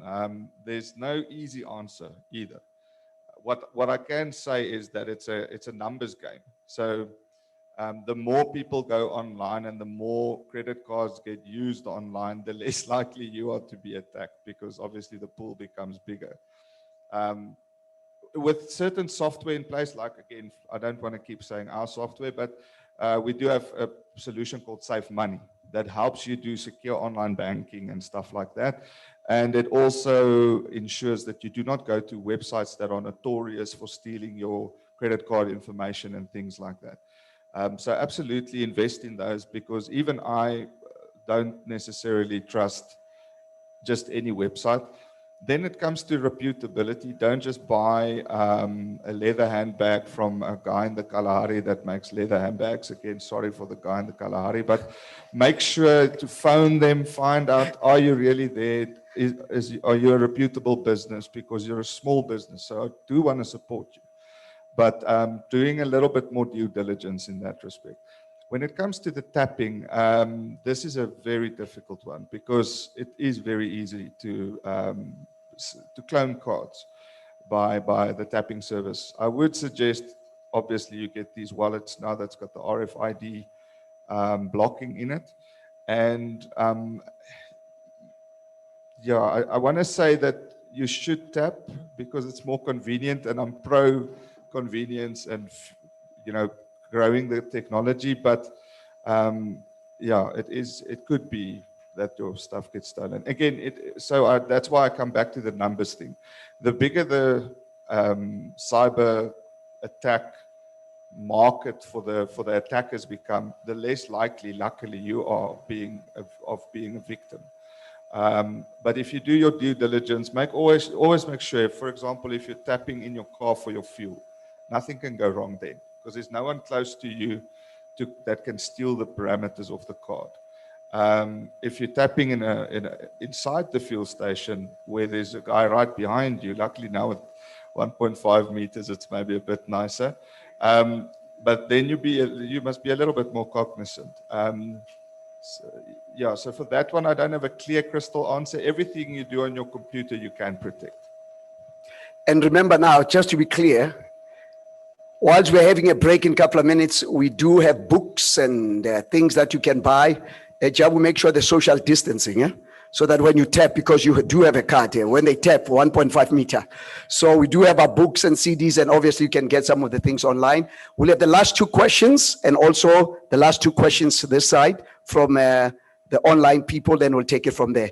Dr. Tabby and you, sir, you'll be the last one, and then we'll have the other 2 questions. Dr. Tabby, the CEO. Okay, just a point of correction. I'm not a doctor, so no. Remember, I'm a prophet. I'm a forensic prophet, man. Yeah. Okay, so in the future, I'll become a doctor. Yes, Thank future you. Thanks, skills, Doc. future technologies. Thank you. I just want to add to the answer that Lihan provided. So the difference between tapping and swiping, from the two perspectives, one is the user experience perspective, the convenience, but also from a security perspective, it's much more secure to tap because you have a physical card with you. When you swipe your card, most of the time you have to part with your card and give it to the cashier helping you, and they have the machine. That machine, most of the time, that's when they read your card details because the machine is a card reader. You're not sure whether they're using the right one. So they can swipe your card, tell you, well, there was an error. Let's do it again, where they've just copied your card. So I would say you should feel a lot more, you should feel better to tap your card than to swipe. But also online is even more secure because when you provide the parameters, most of the banks, especially, I find South African banks more advanced when it comes to cybersecurity and online banking than American banks. My American card, you can swipe them here, even though they come with pin and chip, they basically just go through. The South African cards, no way. You have to use two-factor authentication. So the banks are a lot more secure in South Africa. So you should feel more convenient to use the South African cards online. It's safer. Thank you. So when you go to America, it's another story. Okay, thank you, sir. The last question here, and then we'll take the last two here.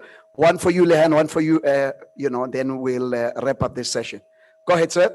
Please introduce yourself. Thank you. I'm Mtende Mhango from the Professor of Law at the National University of Lesotho. So I wanted to find out from your experiences.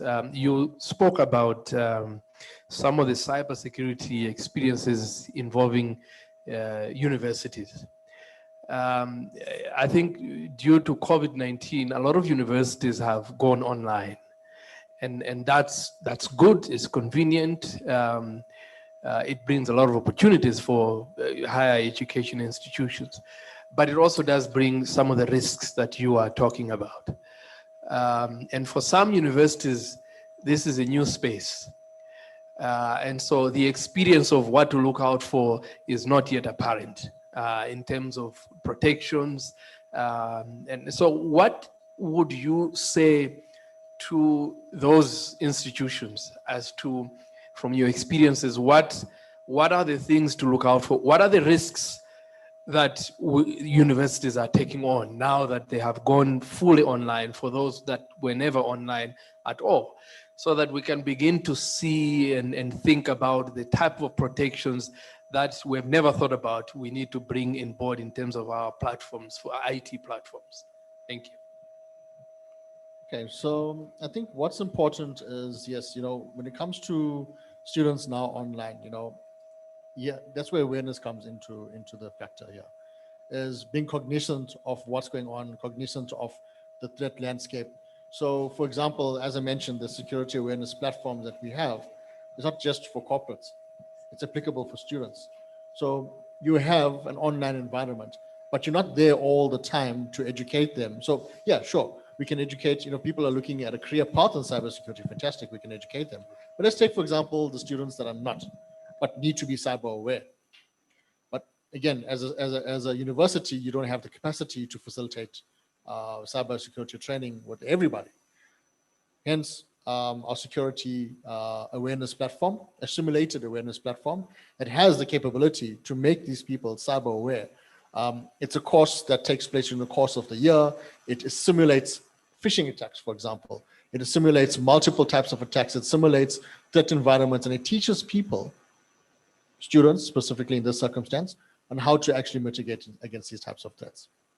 And then what's also important as well, for universities is you've got students, there's laptops being provided to these students. You need to make sure that those laptops are secured.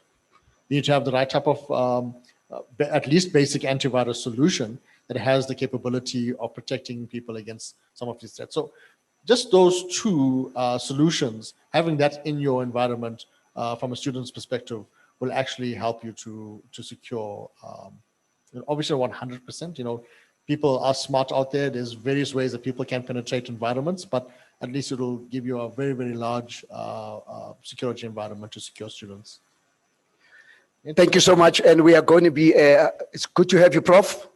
NUL, National University of Lesotho. They are watching as we speak, as you know, and wonderful. In fact, we're going to be playing the video of NUL. They just finished their interesting convocation, you know. We're going to be showing that in a minute. Leon, why don't you add something here or fine? Yeah, he actually touched on it right at the end. There's three things that you need to look out for. So the one thing is the human factor. So by that, I mean creating awareness with your students. The second thing is your responsibility. It's to make sure that your environment is secure, making sure that if by all means or by any means you can supply the devices, it means that you be able to secure those devices with device control, app control, all the necessary disciplines in order to make sure that that device is going to be used primarily for studying purposes and not, you know, being able to be manipulated. And then the last factor is your data security. So with students and that amount of data, that amount of personal information, you need to have a few strategies in place that's going to make sure that the data in the organization is secured. And there's various ways we can talk during the break, but there's a lot of different aspects to how you should do that. Thank you. Mr. President Rufine. Okay, the last two questions, and then we will give you the next thing. Question for you, Leanne, there it is. Hold on. Just tell which country they just sent right now. Okay, there you go. Leanne, there you go, yeah. The last question is, what should a user do when he or she suspects that they've been breached, infected, or compromised? That's a question from Uganda. Thank you, Uganda. Yes, this is a very good question. Maybe we should address that right now. Is what do you do if you think you're infected or you think there's something wrong? For a home user, it's not so easy. The first thing you should try and do is to check if your machine has protection on it. Is it up to date? Is it functioning as it should? And then run a full scan. If you're working in an environment and it happens to your business computer, and this is where it's probably more important to have a proper structure in place, is to make sure that you have the right culture in the business, and this is usually where people or businesses fall short, but have the right culture in the business where it is okay to pick up the phone and speak to the IT team and ask them, please come and help me, something is wrong. They'll probably tell you plug it out immediately, put the machine off, get the network cable out so that you don't infect the network if there is something wrong. And whilst that, they'll walk to your desk and come and assist you. But unfortunately, so many users don't have or feel they don't have the freedom to do that, or feel that they're going to be blamed for maybe going to the wrong websites and stuff like that. So, but for the home user, the situation that we have now with all the different home users, if you suspect something is wrong, you have to run very, very robust, solid anti-malware software that you keep up to date. You need to make sure that your Windows, if you run Windows, for example, I suppose most people do, not cutting out the Linux guys, but make sure that when Windows tells you there's updates, that you don't think, this is now 2 gigs of bandwidth. Just do the updates, do them at night or something. Keep your machine up to date. If you run Adobe Reader often, keep your Adobe up to date. If you run Microsoft Word, keep that up to date, because those updates go and fix the holes in the software development that the hackers and attackers use to exploit your systems. So yeah, that's kind of like the brushing teeth and flossing of you know, a machine at your home. Those are the 2 disciplines. Thank you, Leanne. Last question directed to you, Rashan, is from Sipho Mabaso from SALGA, South African Local Government Authorities. Why do you believe Kaspersky is the Africa's choice for enabling a cyber-safe environment for the public sector, private sector, and the general public? Excellent question. Okay, so I think what's important here is to articulate that there is a relationship between Russia and South Africa. So the BRICS relationship that we have, and I'm not too sure if everybody in the audience is aware, but you know, there is an agreement signed between South Africa and Russia in terms of technology enablement, and there's 4 different pillars. I was fortunate to be, you know, at a conference last year that spoke about the 4 pillars, which is smart cities, it is telecommunications, satellite, and cybersecurity.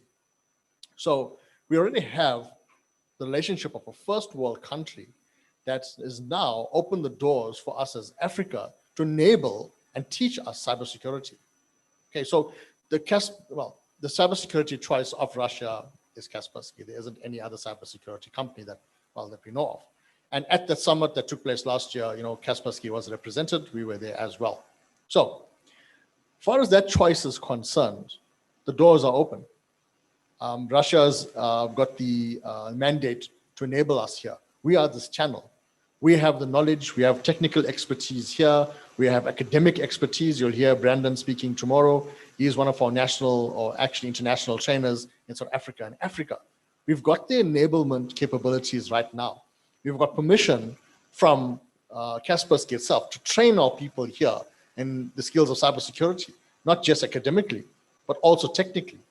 So all we have, the doors open. All we need to do now is actually walk with the TVETs, walk with the universities, walk with the corporates, walk with government, walk with the public, and we can actually enable skills, awareness skills, training skills, technical skills, and obviously walk towards a stronger cyber-safe environment. Thank you, Roshan. And tomorrow we're going to talk about the practical side, the next step. So thank you so very much. Let's give Rashid and all the Roshan and Leanne a wonderful round of applause. Thank you so much. We're now going to watch the NUL video, and then I've got some announcement. As we watch the NUL video, if you can then give me the sound so that I will give you some announcement here. The NUL, National University of Lesotho video, they've just finished their graduation. Watch and see.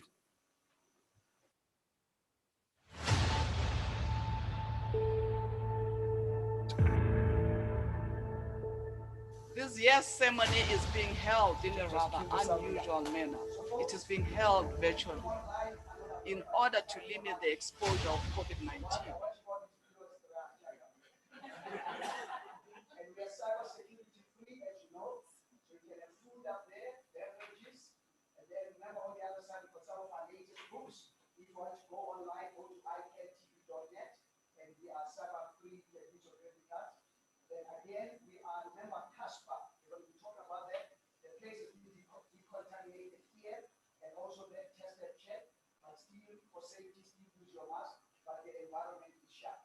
Please use this opportunity to network. We will only take 35 minutes, not minutes. Please 35 minutes, food will be served. And then after 35 minutes, we've got wonderful speakers. The CEO of ETDP Sita is here. Margaret, just raise your hand, she's right here. And then also after her, we're going to be having Take Sunny and Lotwa later up there, and then we've got other wonderful speakers, so we're still going to be connecting. So Faith, I'm going to ask you, there are 2 round tables reserved for our speakers, if you can just take them there. Your Excellency Tabi, Prof, please grab something before the emergency, if you can just follow Faith. And the rest of you guys, it's network in Afrikaans or it's network, our networking. Okay. So guys, also you guys, they can have my crew, can go get some food and come back so that we can keep all the other sponsors things, okay? 35 minutes you are back, please like yourself. Thank you so much. Jamu, the directors, Manwesi, Excellency, Tabi, please, if you can just follow me. We are to champion one mission, which is value creation. It is through value creation that employment will be created, that our economy will grow, that our social illnesses eventually will subside. Take charge in impacting change and adding value to your communities. I know you are up for the challenge. This nation needs our talents, passions, and voices to make it better. It is true there is high and continuously growing unemployment in this country, and many are worried they are graduating only to be unemployed. Let's shift the energy to how we are going to collaborate and innovate. We need to think in terms of collaboration, not competition. More and greater things can be achieved if we work together as teams. In these times of great uncertainty, many of us may find it easier and more desirable to look out only for ourselves and our family. But I strongly believe that in order to get through these difficult times, it is imperative that we should work together in a spirit of cooperation and collaboration, with the aim of creating inclusive and sustainable economic growth. Your Majesty and Chancellor, I have the honor to present to you the candidate whom Senate has found worthy of the conferment of the degree of Doctor of Philosophy in Literature in English.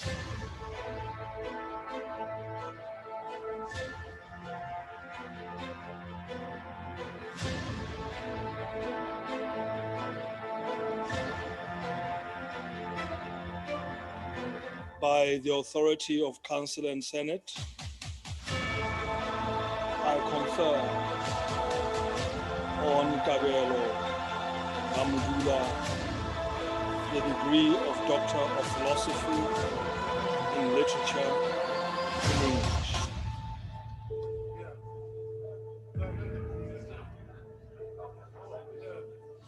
Congratulations to you all.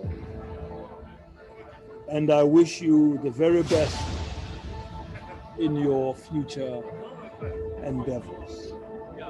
Hoto Ila now.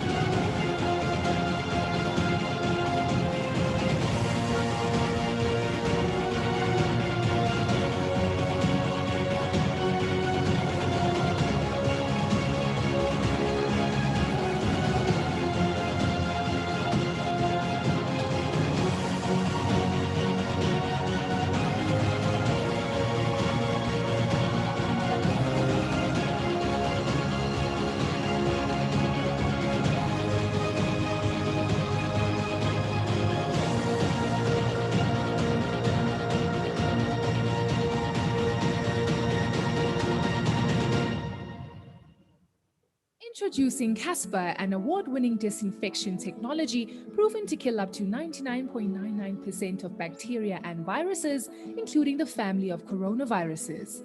We believed we could do more to solve this challenge. That's why we created Casper, a unique hands-free disinfection technology that is installed in your air conditioning and ventilation system. Casper immediately goes to work for you on its own without any additional staff. No need to seal off a space. Casper's technology operates safely in an occupied area and works 24/7 to reduce contamination whenever and wherever it occurs. Our technology converts water and air into highly effective oxidizing molecules, which exit the air ducts and through normal convection circulates throughout the targeted area, killing dangerous pathogens both in the air and on all surfaces. Casper is proven effective against a broad spectrum of clinically relevant pathogens like MRSA, the family of coronaviruses, VRE, CRE, Aspergillus niger, C. difficile, norovirus, rotavirus, H1N1, and more. The example I'd like to give is when you turn your shower on in the morning. Slowly but surely, that steam condenses on the walls and covers every surface of a bathroom, right? So imagine that's what's going on with Casper, is that we have molecules that are in the air, circulating through natural convection, settling on the surfaces, and soon you have a coating of very, very effective oxidating molecules on all the surfaces. Our team of experts handle everything. They work with your air conditioning and ventilation systems to determine the number of units needed for the entire facility. Casper installs once off in under 2 minutes without the need for human interaction or the risk of human error or omission. Casper technology stands for Continuous Air and Surface Pathogen Reduction Technology. It is a technology which has been around for some time. It has just been popularized now because of the coronavirus. It's been around to reduce surface contamination and air contamination. So we are bringing it because it is vital that we reduce the contamination in our individual spaces, in our homes, in our offices, in our businesses, but ideally it was meant for hospital-acquired infections. So it is technology which all of us can apply and get to use it to minimize our risks and our exposure to infections. Contact us today to find out how you can protect your staff and customers with Casper. Thank you.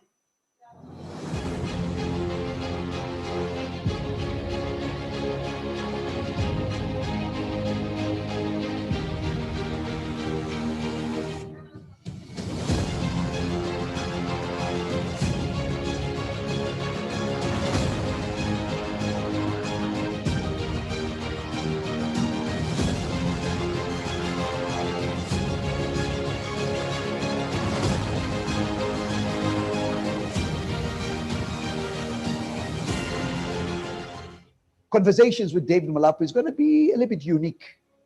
It will be unique because we'll be having male and female presenters, high-profile people, some people that you do not know, upcoming, leaders, entrepreneurs. For the guys, I'm going to be asking them 3 M's. 1, who's the man, the mandate they have, and the message they offer.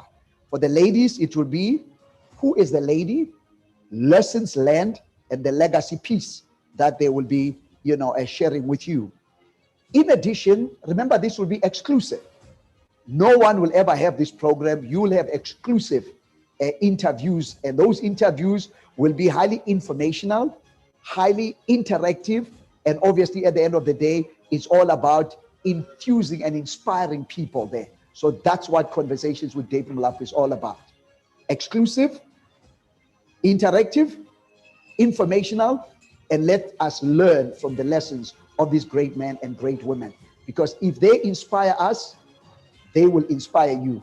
If they've gone through challenges and they give us practical tips on how they got out of their challenges, I believe that it will be a blessing to all of us. Some of the upcoming interviews will be with Dr. Dorian Weil. She's a clinical psychologist. She'll be dealing with entitlement to empowerment. How can women move from entitlement to empowerment? One of the other ladies is Eileen Smith. She was a teenage mom. How did she survive from being a teenage mom to becoming a successful entrepreneur that she is today? Some of it will be Dr. Monica Ndala, who came from another country and made a success out of her life here in South Africa. One of the other ladies that we're going to be interviewing is Lillian Barnard, the CEO of Microsoft South Africa. So as you can see, we're going to be having a lot of other people. From the male side, people like Bonang Mohale, who is now the Chancellor of Free State. Bonang Mohale is the Chairman of Bidvest Group. Bonang Mohale, the CEO of Business Leadership South Africa.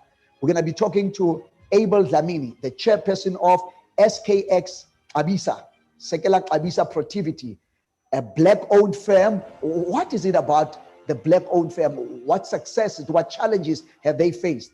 Mr. Martin Kaskas, who was the former Minister of Finance in the Northwest, and he handled all the pension funds. He was the chairman of the pension funds for all of South African workers. So we're also going to have some people like Ruel Koza, people like Maurice Radebe. So the list goes on and on.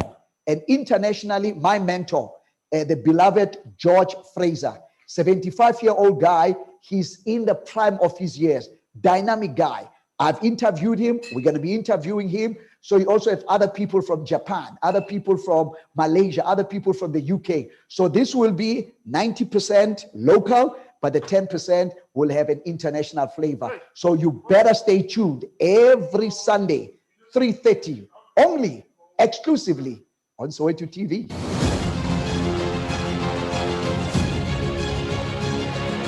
If there is something that the enemy wants you to do, is to limit God.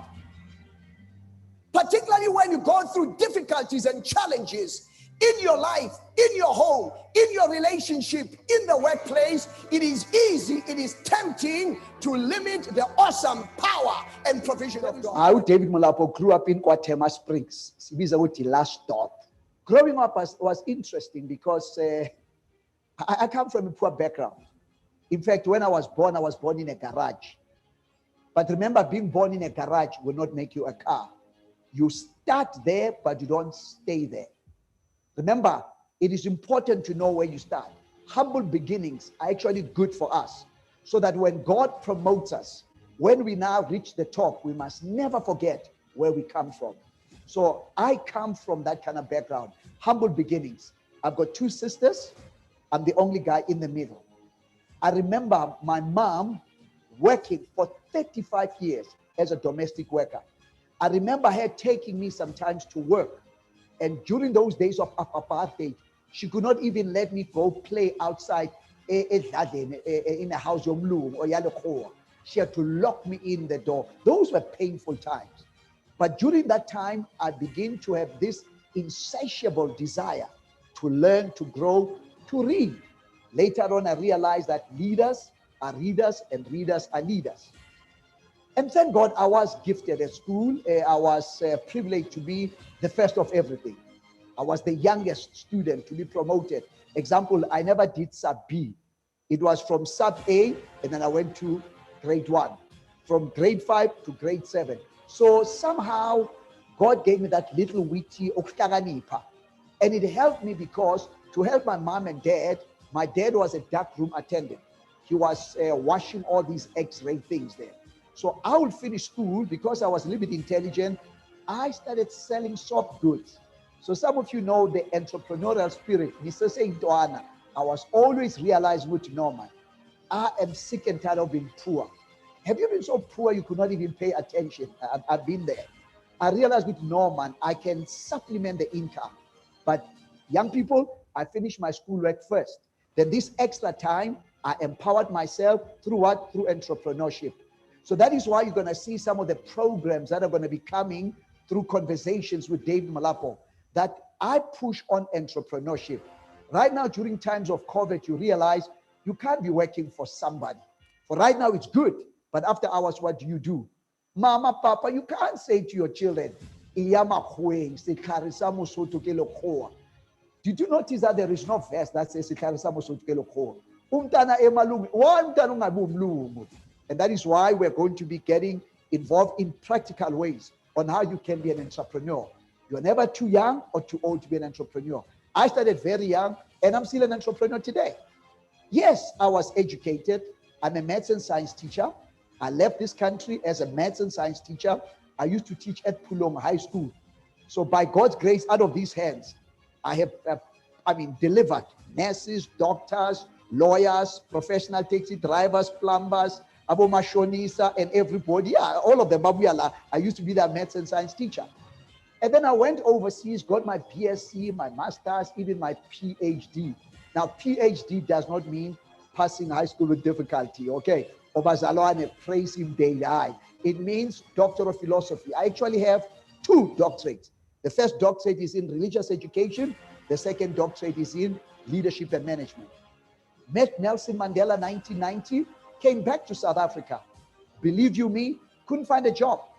I took all my degrees, and these are real degrees, not Tumkokotelo, real degrees from accredited institutions. And the Department of Education, but hey, Molapo, Radibona Fuetu is Yizo. Don't call us, we will call you. It's already 2020, I'm still waiting for the Department of Education. Department, I'm still available, department, but in the meantime, what do? I became an entrepreneur. So it began right from my youth, realizing that I'm sick and tired of being poor. Because remember, poverty is a state of mind. And when I begin to adjust that mind, later on, I'll be teaching on AQ, adaptability quotient, the ability to adapt to situation. Because I was a teacher, highly qualified, could not teach. I ended up by default into this inspirational leadership development space in companies and things like that.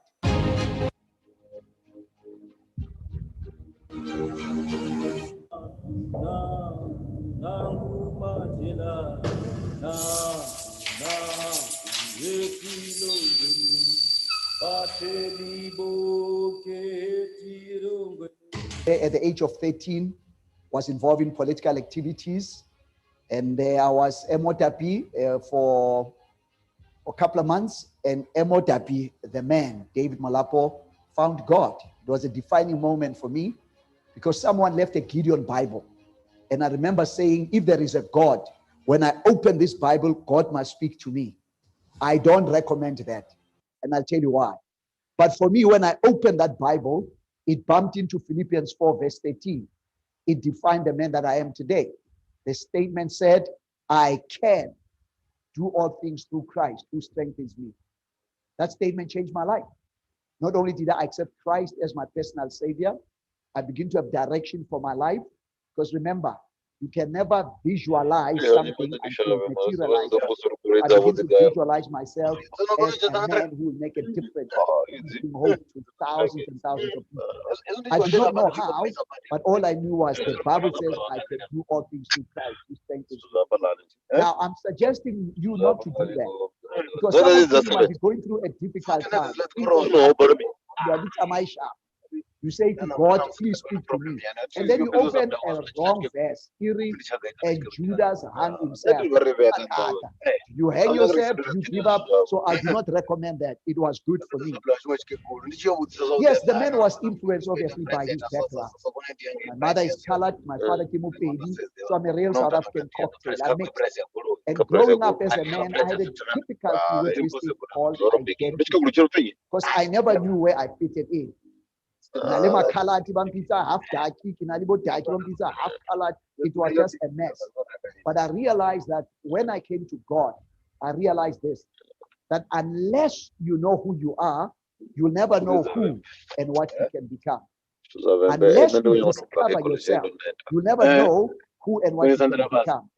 So the man, David Malapo, discovered himself, developed himself, and hopefully now I'm deploying the gifts that are within me so that I can be able to inspire people, not only in South Africa, but by God's grace, we are now in 28 countries. For some are in relationships that are stagnant because of these 7 wrong reasons, because of pressure.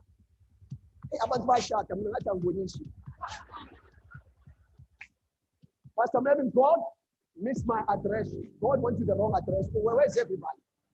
And pressure of age, family and friends, and make sure that you become stagnant by getting into wrong relationships. Number 2, loneliness and desperation.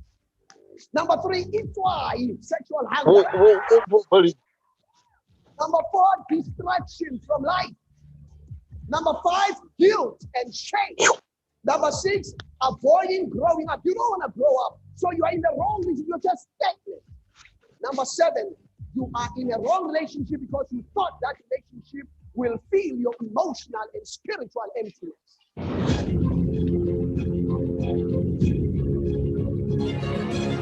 My mandate, wow, interesting. But my mandate is very simple. It's raising leaders, impacting nations. That's my mandate. I know my lane. I have found out as a leader. You find your lane, stay in your lane. You might be gifted in many things, and trust me, I am gifted in many things. People don't know that I can sing.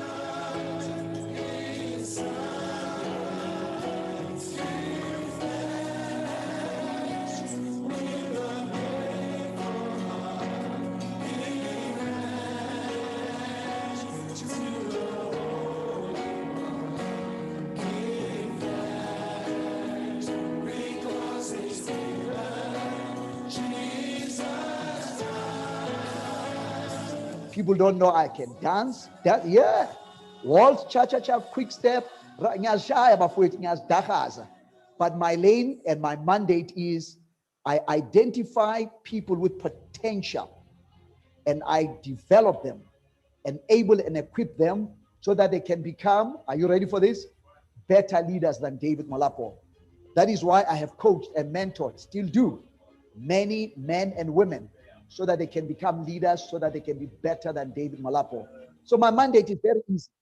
I raise leaders and I impact nations. Do I do it alone? No.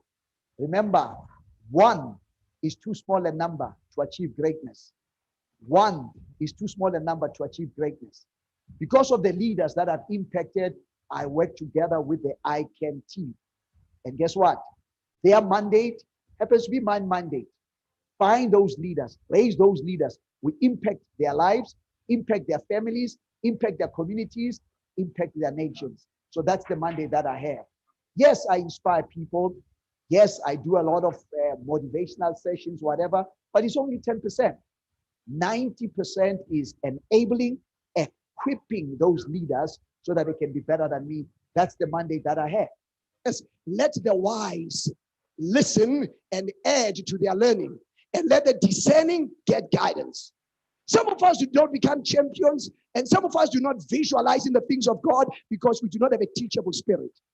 Because you can pray and people fall or they get healed does not mean that you know everything.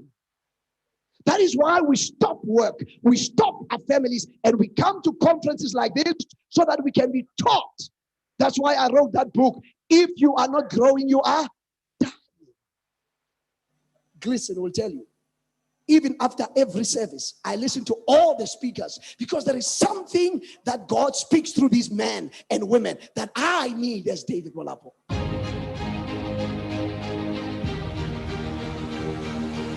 Nowhere in the Bible where you find the word second chance. You will find the word fresh start, a new beginning. So you do not need a second chance, my friend. You need a complete fresh start. Full stop, next page, it's a new life. Why? Because you can never become what you need to become by remaining. What knows your needs, He gives you the strength and the financial ideas so that you can move out of your bum and do something about it. Amen. Don't limit. The currency of the earth is time. Remember, my friend, every God-given dream, every God-given assignment, every God-given task has a price tag, and that price tag is time. This is why God never gives you friends. God gives you time so that you invest the time in relationships, and those relationships will create friends. Inferiority complex. And who gives you that inferiority complex? It's the enemy. Because God has wired you to succeed. God has wired you to be a testimony for Him. God has wired you to be a promoter of goodness and mercy so that people can come to Him and He alone. The size of your thoughts will determine the outcome of your life.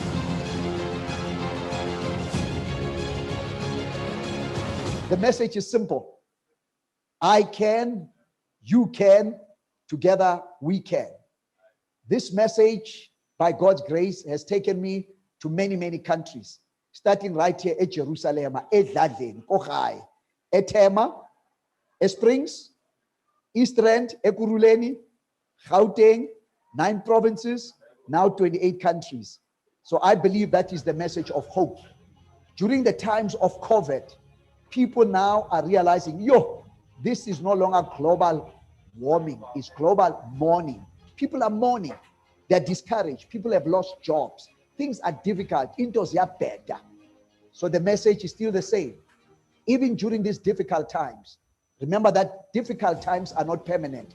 Izavula, this shall come to pass. And the message is simple.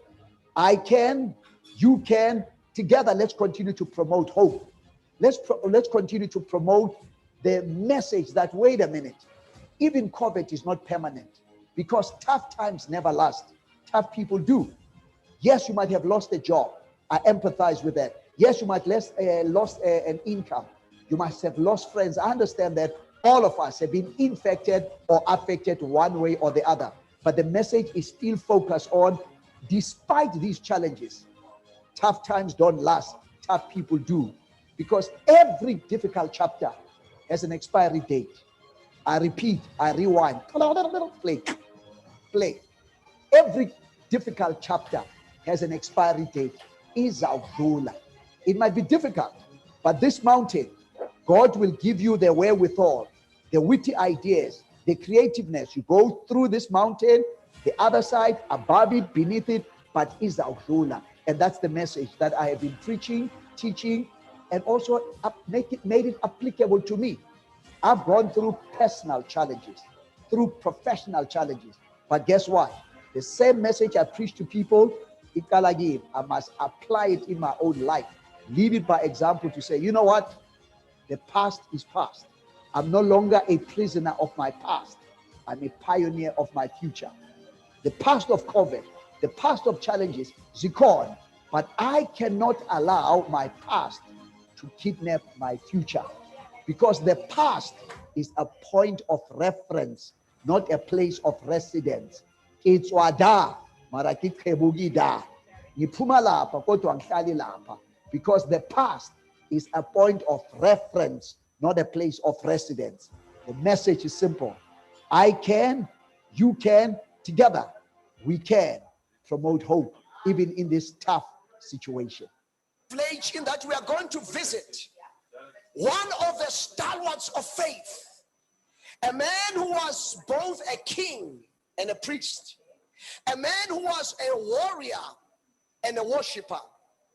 If you can allow me with your sanctified imagination, let's rewind and let's play, stop, and then play. Today we are here to visit a gentleman by the name of David. And we say, Dave, who said Kunjani? Dave says, sharp, sharp. But the problem is, ladies and gentlemen, as you can see, Dave's shoulders are slumping. His head is a little bit down. His movement is a little bit sluggish. But we want to know from this man, because he understood that life is like a coin. You can only use it any way you wish, but you can only use it once. So we ask a question in this interview. Dave, what would you say to the people today about your life, about your legacy? Dave says to us, you see, what you do for yourself is gone when you are gone.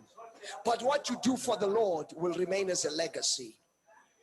But we say, David, it's good preaching. At Rhema, we hear all this stuff, but give us practical stuff. How to put things together.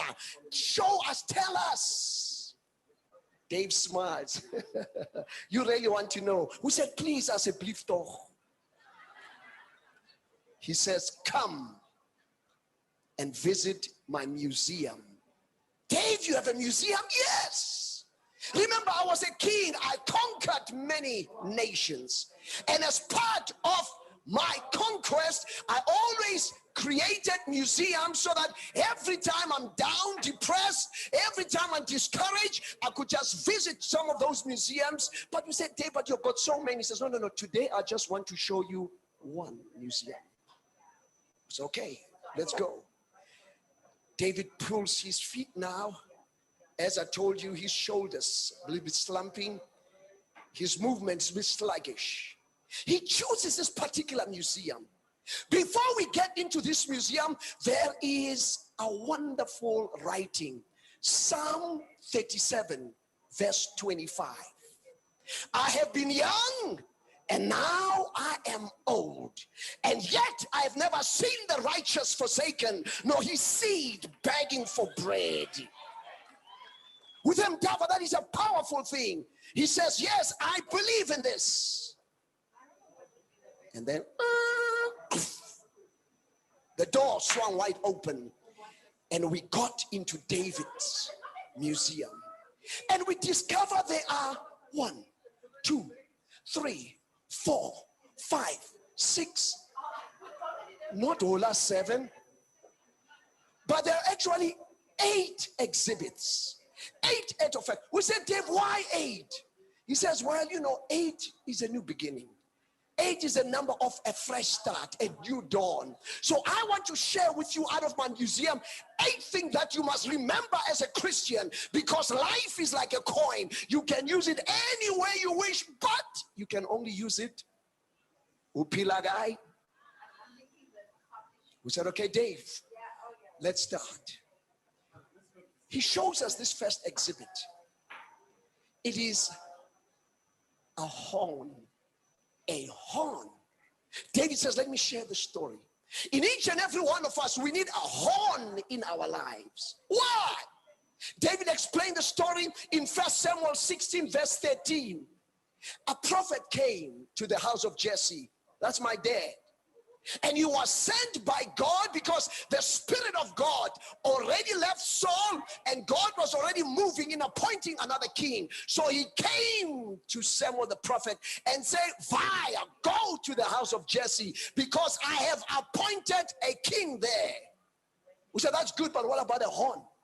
He says, you need to understand that when a prophet got a horn, something had to be sacrificed for you to get a horn. And then after that, something was sacrificed, the horn was cleaned up, and the oil was put in this horn by a prophet of God.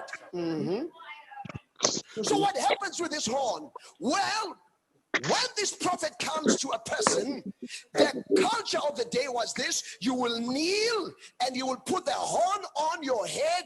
If you are not a king, the horn will not open up and oil coming down. It will be a tea situation. Use a block. You do not need tongues. You do not need the interpretation because there is no oil. Next, you understand. That is why I put a horn to remind myself of the calling of God in my life. So what happened, Dave? Don't rush. Because when you rush, you crash. Take it easy.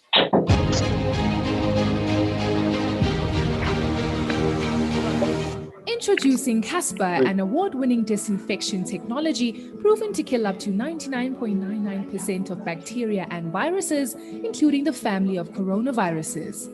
We believed we could do more to solve this challenge. That's why we created Casper, a unique hands-free disinfection technology that is installed in your air conditioning and ventilation system.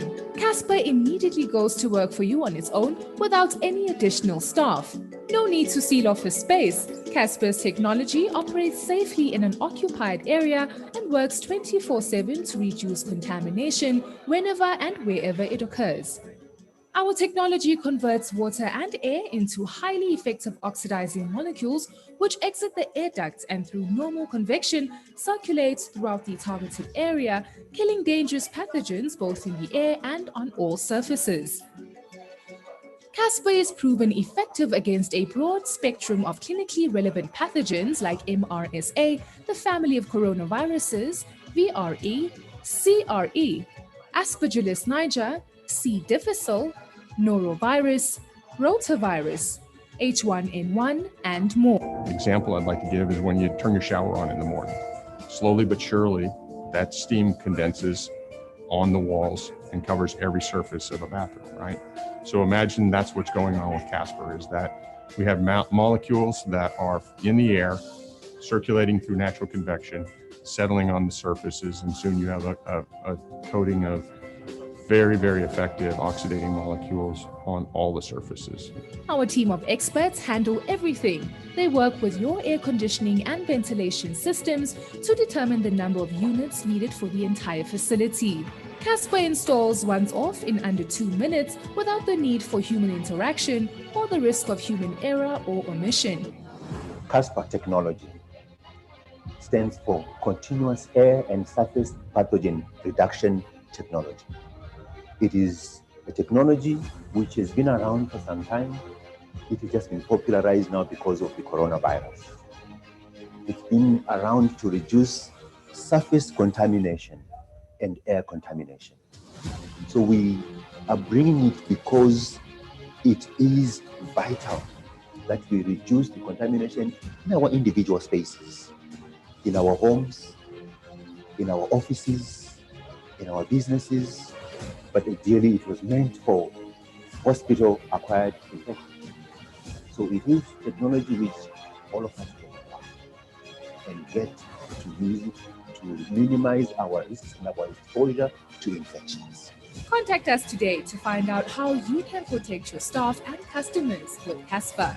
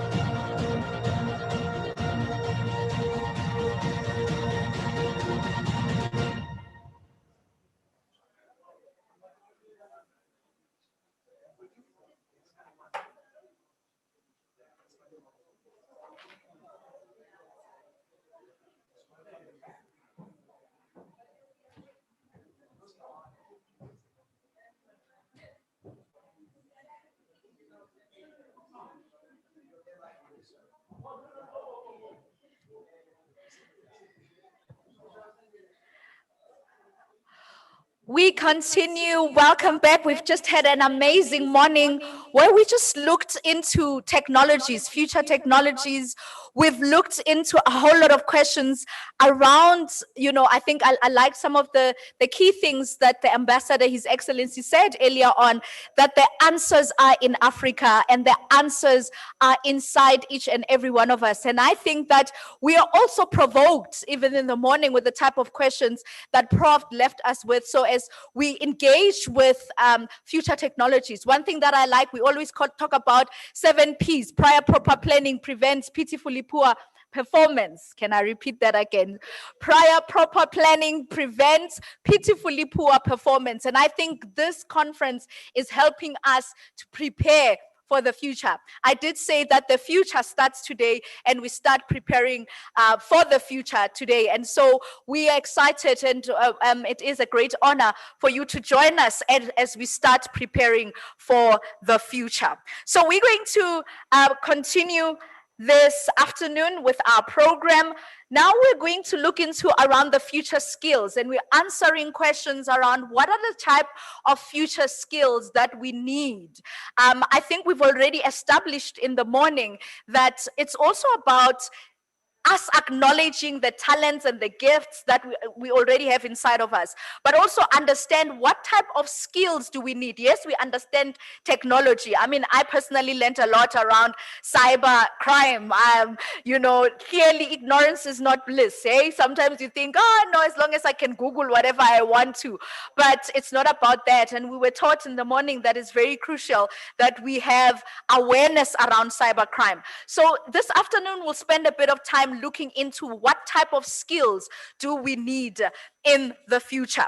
So we're going to start this afternoon. I'm going to introduce Menombulele Ncesi, who is the CEO of ETDP CETA, and she's going to take us through the response of ETDP CETA in future skills development.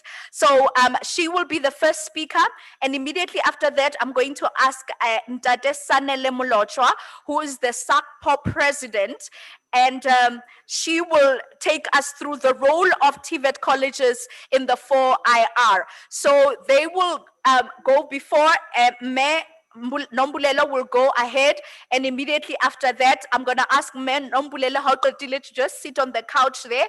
And immediately after that, Ntate Mlotshwa will come and tell us about the role of TVET colleges in the 4IR.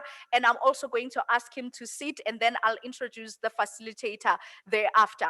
So it is my great honor and privilege. Can we just give Mayor Nombulelo Ngesi, the CEO of EDTP SETA, a round of applause after the DVD. So we'll have the DVD first, and after the DVD, Nombulelo will come and address us around the role of EDTP SETA for the future skills development. What are the top 5 job skills every company will be looking for in 2020 and beyond? Hi, my name is Bernard Ma, and let's dive straight in. Number 5 is emotional intelligence. This is something that organizations have been looking for quite some time, and it is becoming more and more important. Our ability to understand our own emotions, express them, understand someone else's emotions. So EQ, something everyone should be focusing on. Number 4 is creativity. So we as humans have this amazing ability to be creative, to imagine new things, to dream up new things, to invent new things. And this is something every company will want in the future. Number 3 is flexibility and adaptability. What we're seeing is fewer and fewer skills and jobs for life. This means we need to constantly adapt. We need to learn new things. The half-life of skills is reducing at a drastic rate, meaning that what we've learned today will probably be out of date in 2 or 3 years' time. So this will become a really important skill everyone will need. Number 2 is data literacy. Data has become the fuel of this new 4th industrial revolution that we're experiencing at the moment. Companies are bombarded with data. We are seeing this massive data explosion. All of this data is worthless basically for companies unless they have the skills among their own people to use this data effectively and use it to extract insights and make better decisions based on this data. And there's a big gap in the market at the moment, so data literacy, a really important skill to have.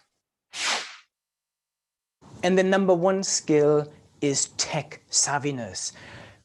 This new industrial revolution is bringing together lots of different major technology trends that on their own would transform businesses, but together are completely reshaping our world.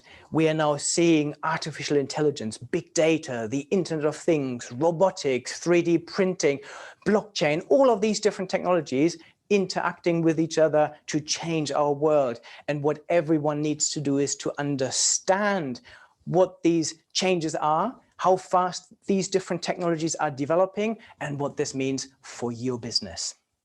If you would like to learn more, head to my website at bernardma.com, where you can find tons of articles, white papers, and videos that will give you a lot more insights into real-world case studies and examples.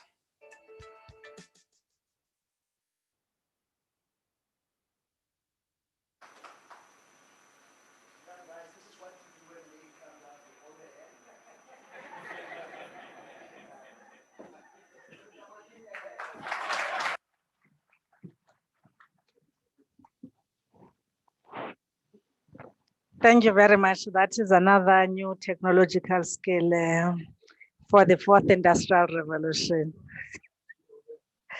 Thank you very much. Thank you very much, Dr. Mulapo and the organizers. And let me greet everyone who's here and say protocol observed in the interest of time. My name is Nombulelo Ngesi, as has been indicated. I'm the Chief Executive Officer of the Education, Training and Development Practices SETA Education and Training Authority, EDTP SETA, one of the 21 SETAs. And I must say that SETAs were created, were established through the Skills Development Act of 1998 after the government of that time realized that people of South Africa would need the skills in order to enhance economic and social kind of factors in this country. So SETAs are responsible for ensuring that the nation is skilled. Whether that has been accomplished, about to be accomplished, will be accomplished, it's upon us working together. That's why we are part of these processes as we move forward. Getting quicker to the topic that says future technologies, future skills. The response of ETDP SETA for future skills. And I must say that I may stand here on behalf of ETDP SETA, but I am currently the Deputy Chairperson of the SETA CEOs, previously the Chairperson of the SETA CEOs. We do collaborate, we do work together. We share more or less the same kind of goals as we report to the Ministry of Higher Education, Science and Innovation. We have to make things happen working together. As we are responding as ETDP SETA, last time I was on the platform and I deliberated on many kind of aspects and the kind of the future skills. But after that conference, when we're here, still on fourth industrial revolutions and skills for the future, one has reflected, and we can all sit here and sing and pronounce and have our wish lists for skills. Things may remain the same. Why am I saying so? I just wanted to quote Albert Einstein when he would say that our challenge is insanity. Unless we deal with our challenge of insanity, of doing one thing over and over again, expecting to have the same, different results.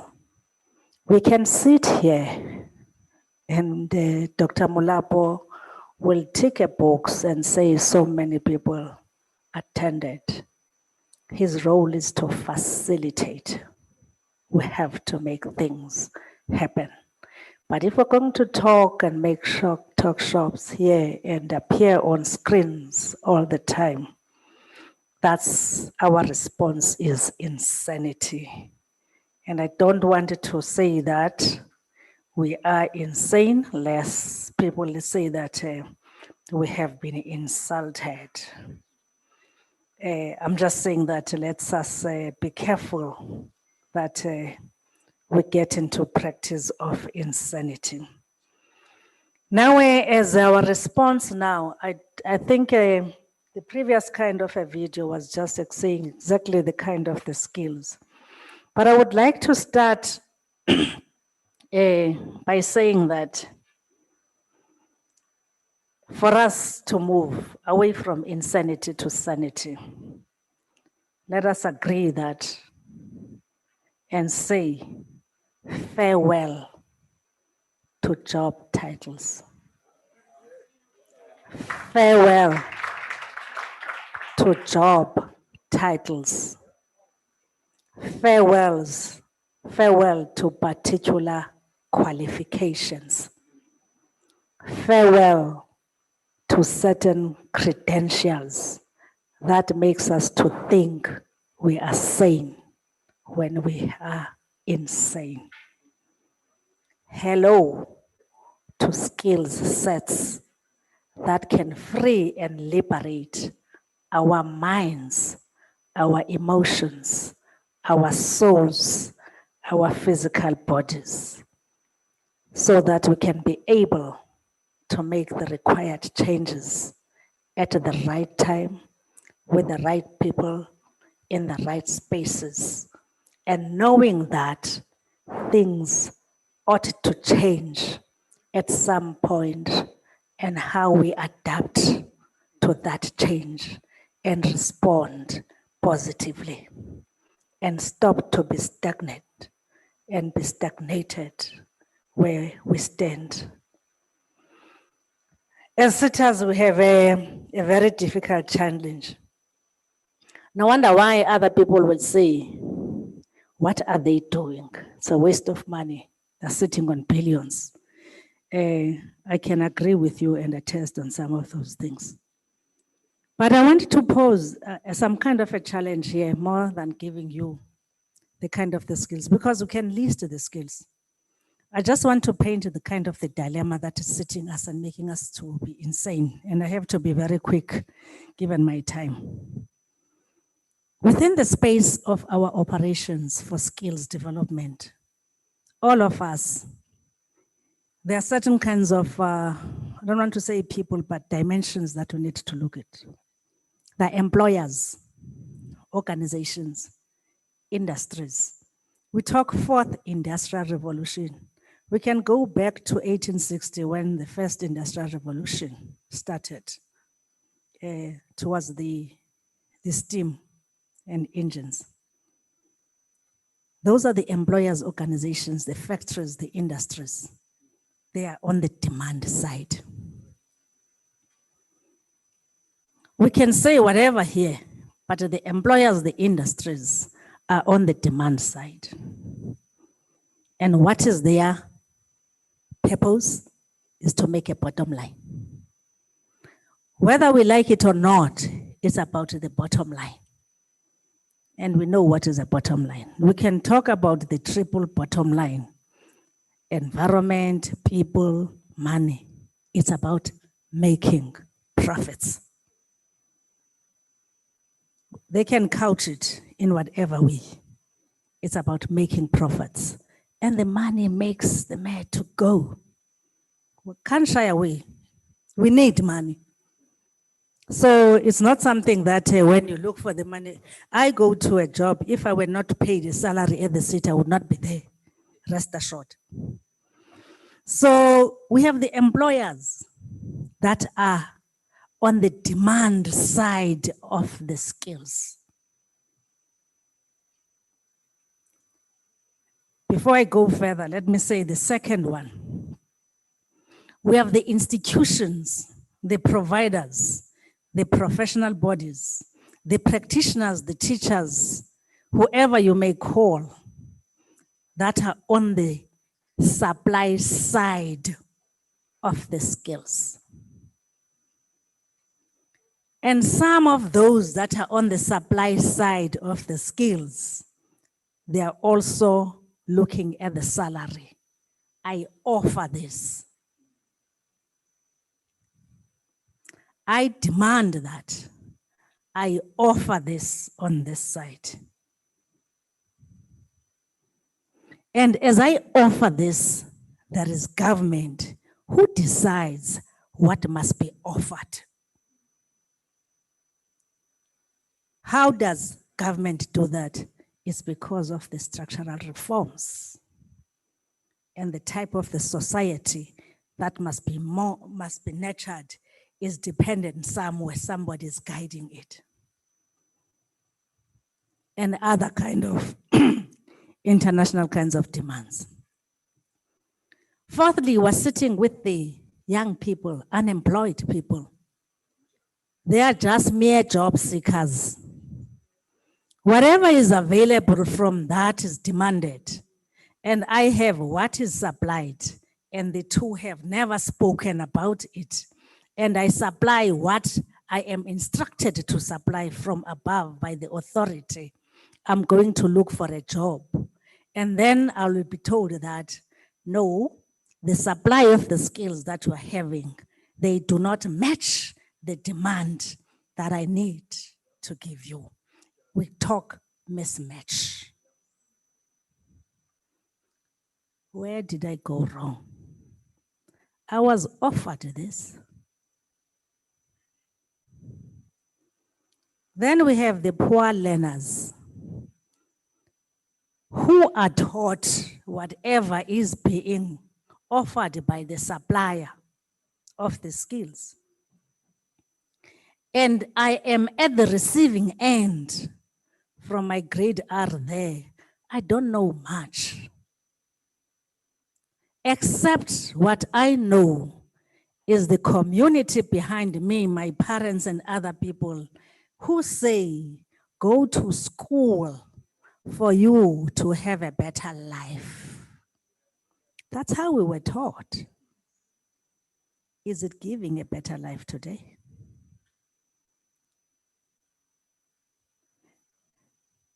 And those that are sending these learners to the school, they do so whether not knowing but wholeheartedly, in anticipation, believing that if you go, normally they would say in the olden days, in those white buildings, because schools used to be painted white by the missionaries.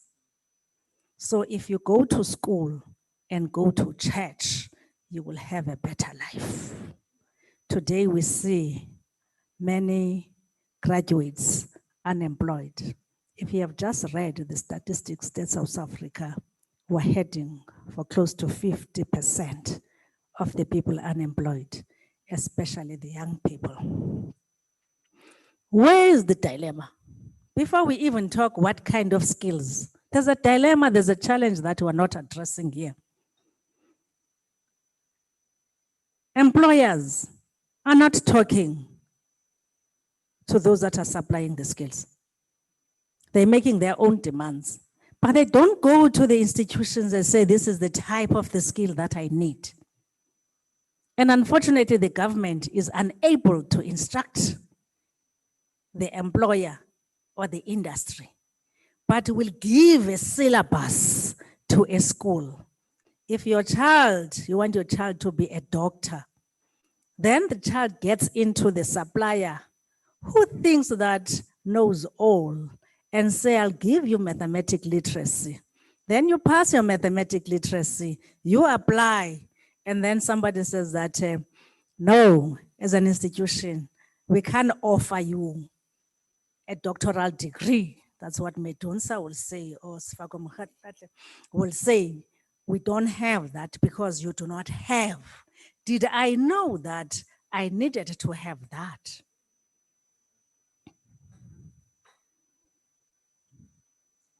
And what does this employer do, this firm? It advertises in Sunday Times and City Press and pays a space of 200 and say, I need an HR manager with 3 years experience and must have done in that industrial psychology and must have work experience of 3 years and senior management in 8 years. They pay money to look for somebody that they have not seen. They don't know who was socialized, how, what has taught. And then if you start up looking at the advert, you don't see anything except for many chance takers like ourselves. You just apply for the sake of applying. Now, what do these employers do? They ask you to bring a CV, write a CV, taking it us back to the paperwork of the 3rd industrial revolution. There were computers. Why they look into LinkedIn and search for your CV? We talk of COVID-19, but Mr. Mlotwa is still saying that students must apply in a 4-page.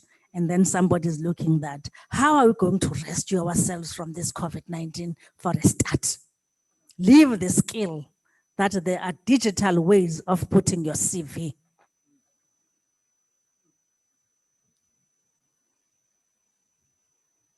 That is the challenge that we're sitting with at this point in time. Because as parents, as the community, we thought that the school is a place where you receive. And once you have received, you emerge, you flourish. That's not the case at the end of the day.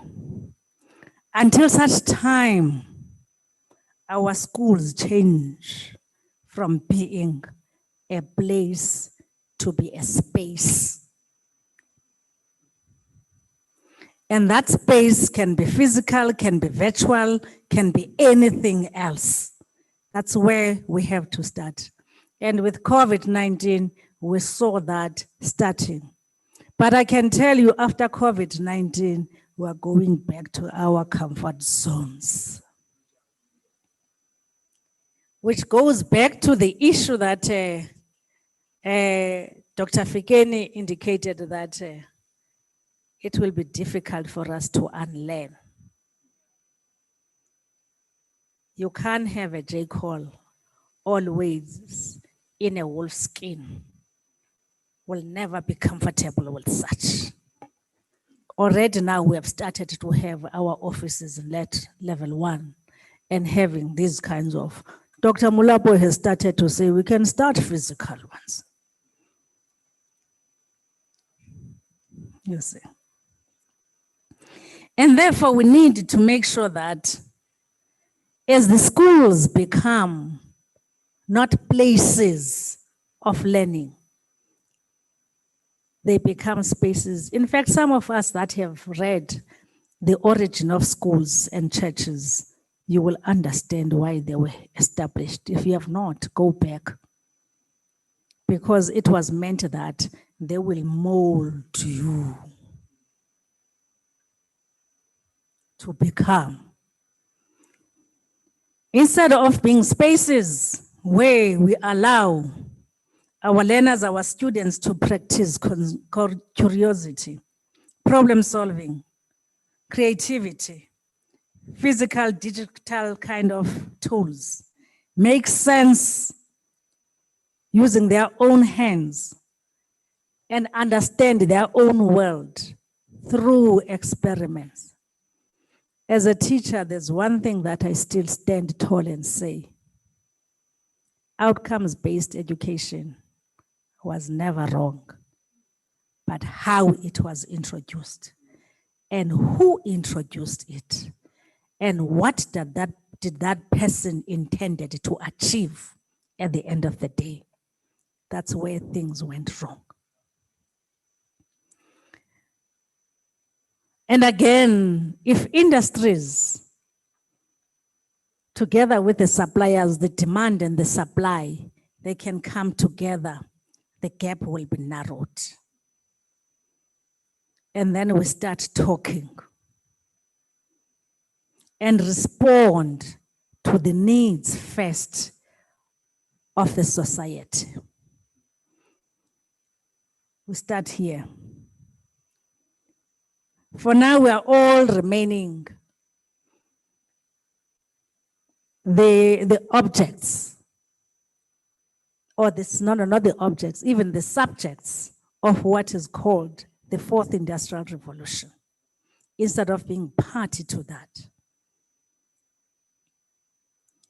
And as we sit here, I think we're doing a very good job.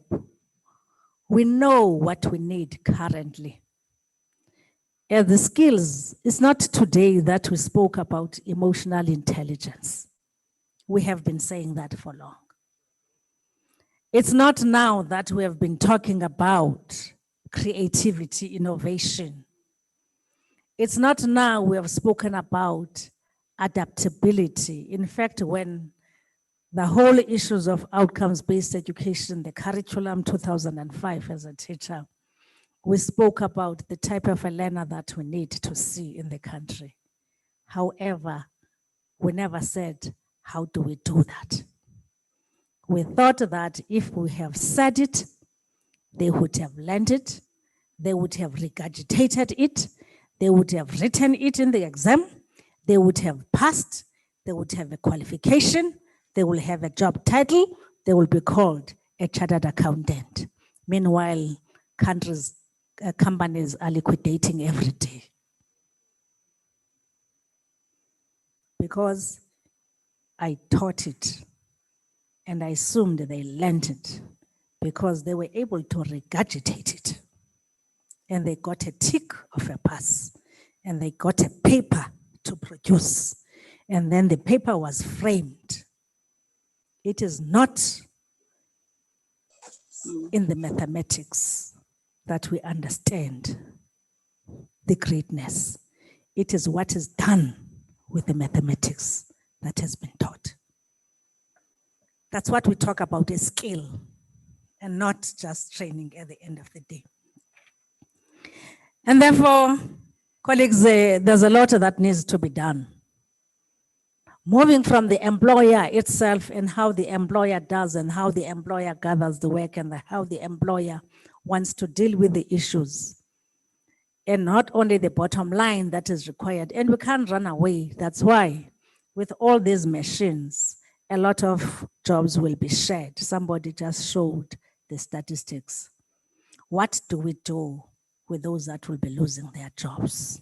Where will they go? It then means our triple challenges of poverty, equality, and inequality will escalate as we speak. If we continue, we have the kind of the teacher who was taught the fundamental pedagogics. I will continue, ma'am, from UNESA to regurgitate those, and I will take the exams. Somebody must pass and have a qualification until we say farewell to job titles.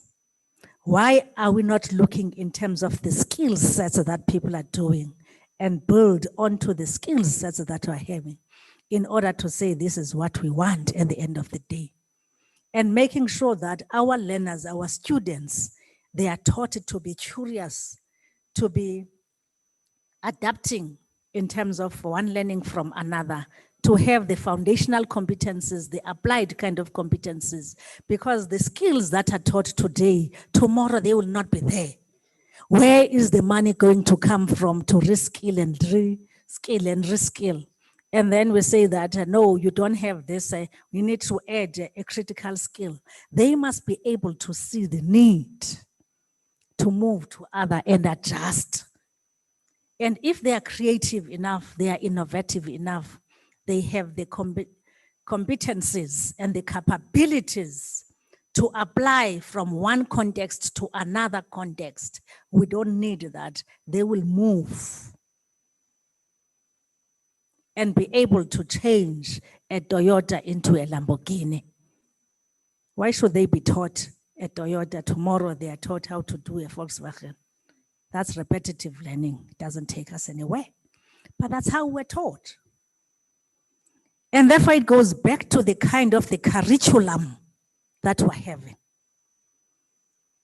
Both the curriculum for teacher education and the curriculum for workplace employment and the curriculum for learners, if it doesn't change to create the kind of the learner that we need, we are not going to have any kind of the skills for the future that will make people better and self-employed.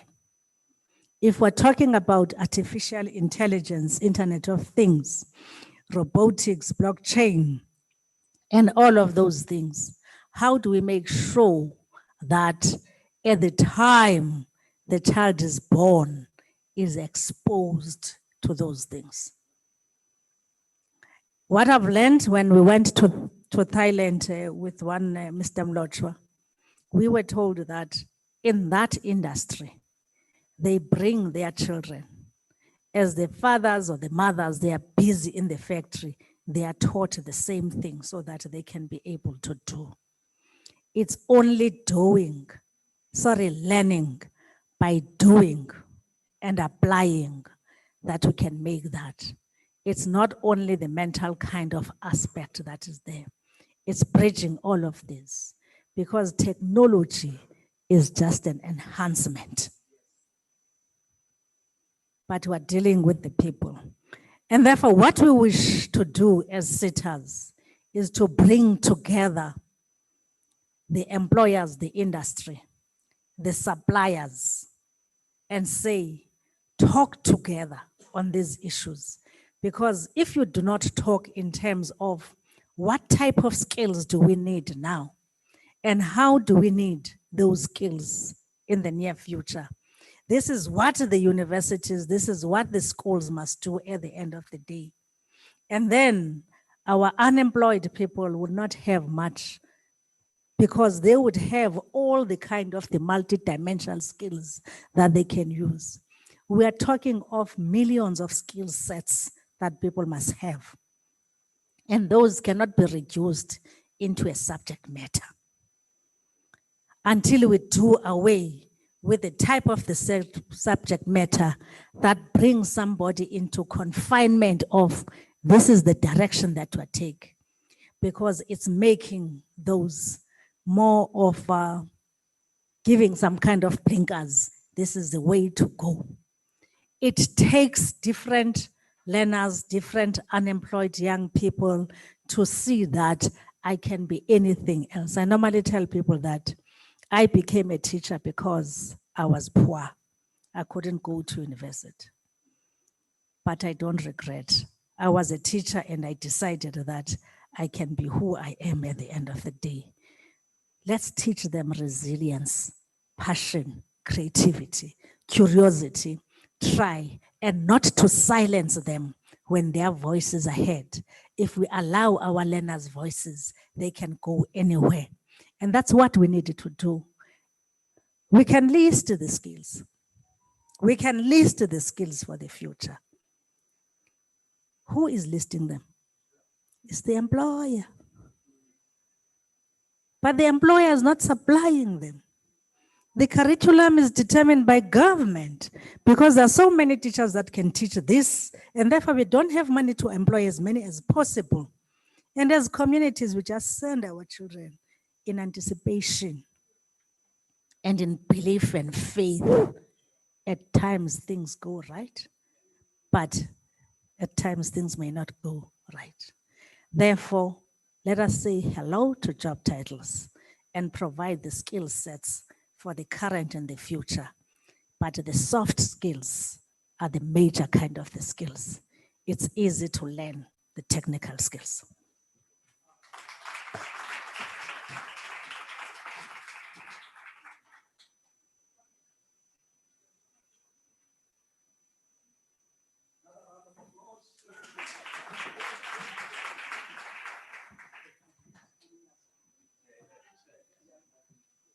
Wow. Thank you so much, Mama Nombulelo.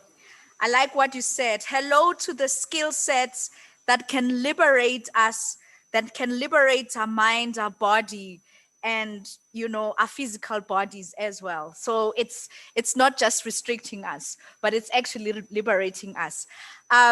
Yeah, I guess in my mind is we now know the what. The question is how. How do we actually implement these skills that Mama has spoken about now? And I'm one of the firm believers that the role of integrating of the arts is needed, because the arts is experiential learning. Whether we're talking performing arts, visual arts, fine arts, we create curiosity out of improvs. We create curiosity and creativity out of experiences. And the theater is a space. It's not, what did you say, Mama? A place. And so how do we go back to the fundamentals of storytelling? Because when we teach our kids to learn through storytelling, I teach my son maths through storytelling. He learns maths through dance, through music, because he's a kinesthetic learner. But the school system may not reward that because the school system does not know how to give the skill. But I think what we have, Mama has laid that foundation that we know the what. We know adaptability. We know resilience, but resilience is an action. You have to be in a space. Creativity is an action. Adaptability is an action. And so how do we train for action? So let me hand over to our next speaker. I'm hot. I feel like, well, we're moving now. Technical skills we can train. I mean, I actually even said here, Mama, that the skills that we thought were hard are no longer hard. The skills that we thought were soft skills are actually becoming hard skills. And what's going to distinguish us as human beings in the future of technology, it's us being human again and going back to the skills that enable us to be human beings and flourish. Let me hand over to Ntate Sanele Molochwa. from SACPO president, who will take us through the role of TVET colleges in the fourth industrial revolution. Over to you.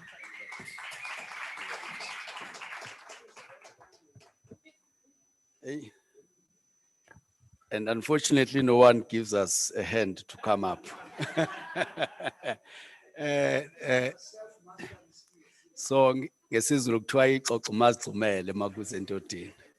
No, thank you very much. Thank you very much, Program Director. As I've been introduced, my name is Sanele Mlotshwa, the President of South African College Principals Organization, which is an organization of all TVET colleges in the country. There are 50 all in the Republic of South Africa, in all provinces, and they are all affiliates of our organization that I'm heading as a president. They are called TVET colleges. They transformed from being FET colleges because they were called FET colleges from the years 2006 after the merger of technicons and technical colleges. And then in 2012, the term TVET colleges, it came to South Africa, but it was born in a conference, UNESCO conference in 1999, but then came to South Africa in 2012. But it was legislated and announced by the minister in 2014 that all the former FET colleges are going to become TVET colleges because we adopted the term TVET colleges, which is technical education, technical and vocational education and training. So because of time factor, I'm not going to dwell much in that. We'll deal with it later. But I'll couch my presentation into 7 objectives, because I just want to give the perspective that says a lot is happening in the TVET space.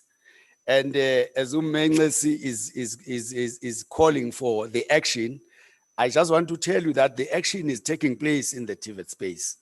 We are, of course, going to improve, and we are always learning and getting even more involved, but a lot is happening. You'll then hear from here so that all those who want to join hands and participate in doing the real work. Because in podiums like this, we talk, some are doing researches, attending conferences, but we are where the tire hit the road, and we are where the real work is happening in TVET colleges. But these are the 7 objectives I'm talking about. What is the 4IR through the eyes of TVET college? Because I know that through the eyes of everybody, you'll have your own way how you want to picture this animal called 4IR. And then the 4IR curriculum in TVET colleges, learnerships and skills programs linked to 4IR that are also already taking place in TVET colleges, program offering that are linked to 4IR at the TVET colleges initiatives that are linked to 4IR, that some of them will include the organization that Mengs is leading, the role of TVET college lecturers with the COVID-19 pandemic, and the role of TVET college lecturers in the 4IR. So we must also understand that the 4IR is not, it did not just mushroom, but it started from the first industrial revolution, which was linked to the second one, to the third one, whence we are in the fourth one. They are all linked in one way or the other. Hence, in our presentation, we'll definitely speak to that. What is the fourth industrial revolution through the eyes of the TVET college? 4IR is a technological development that fuses the physical, the digital, as well as biological domains and integrates artificial intelligence.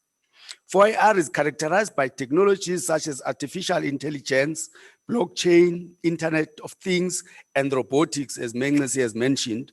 The difference between 4IR and the past revolutions is that there is a deep connection between the biology, physical, and digital worlds in ways that create both huge promise and potential peril.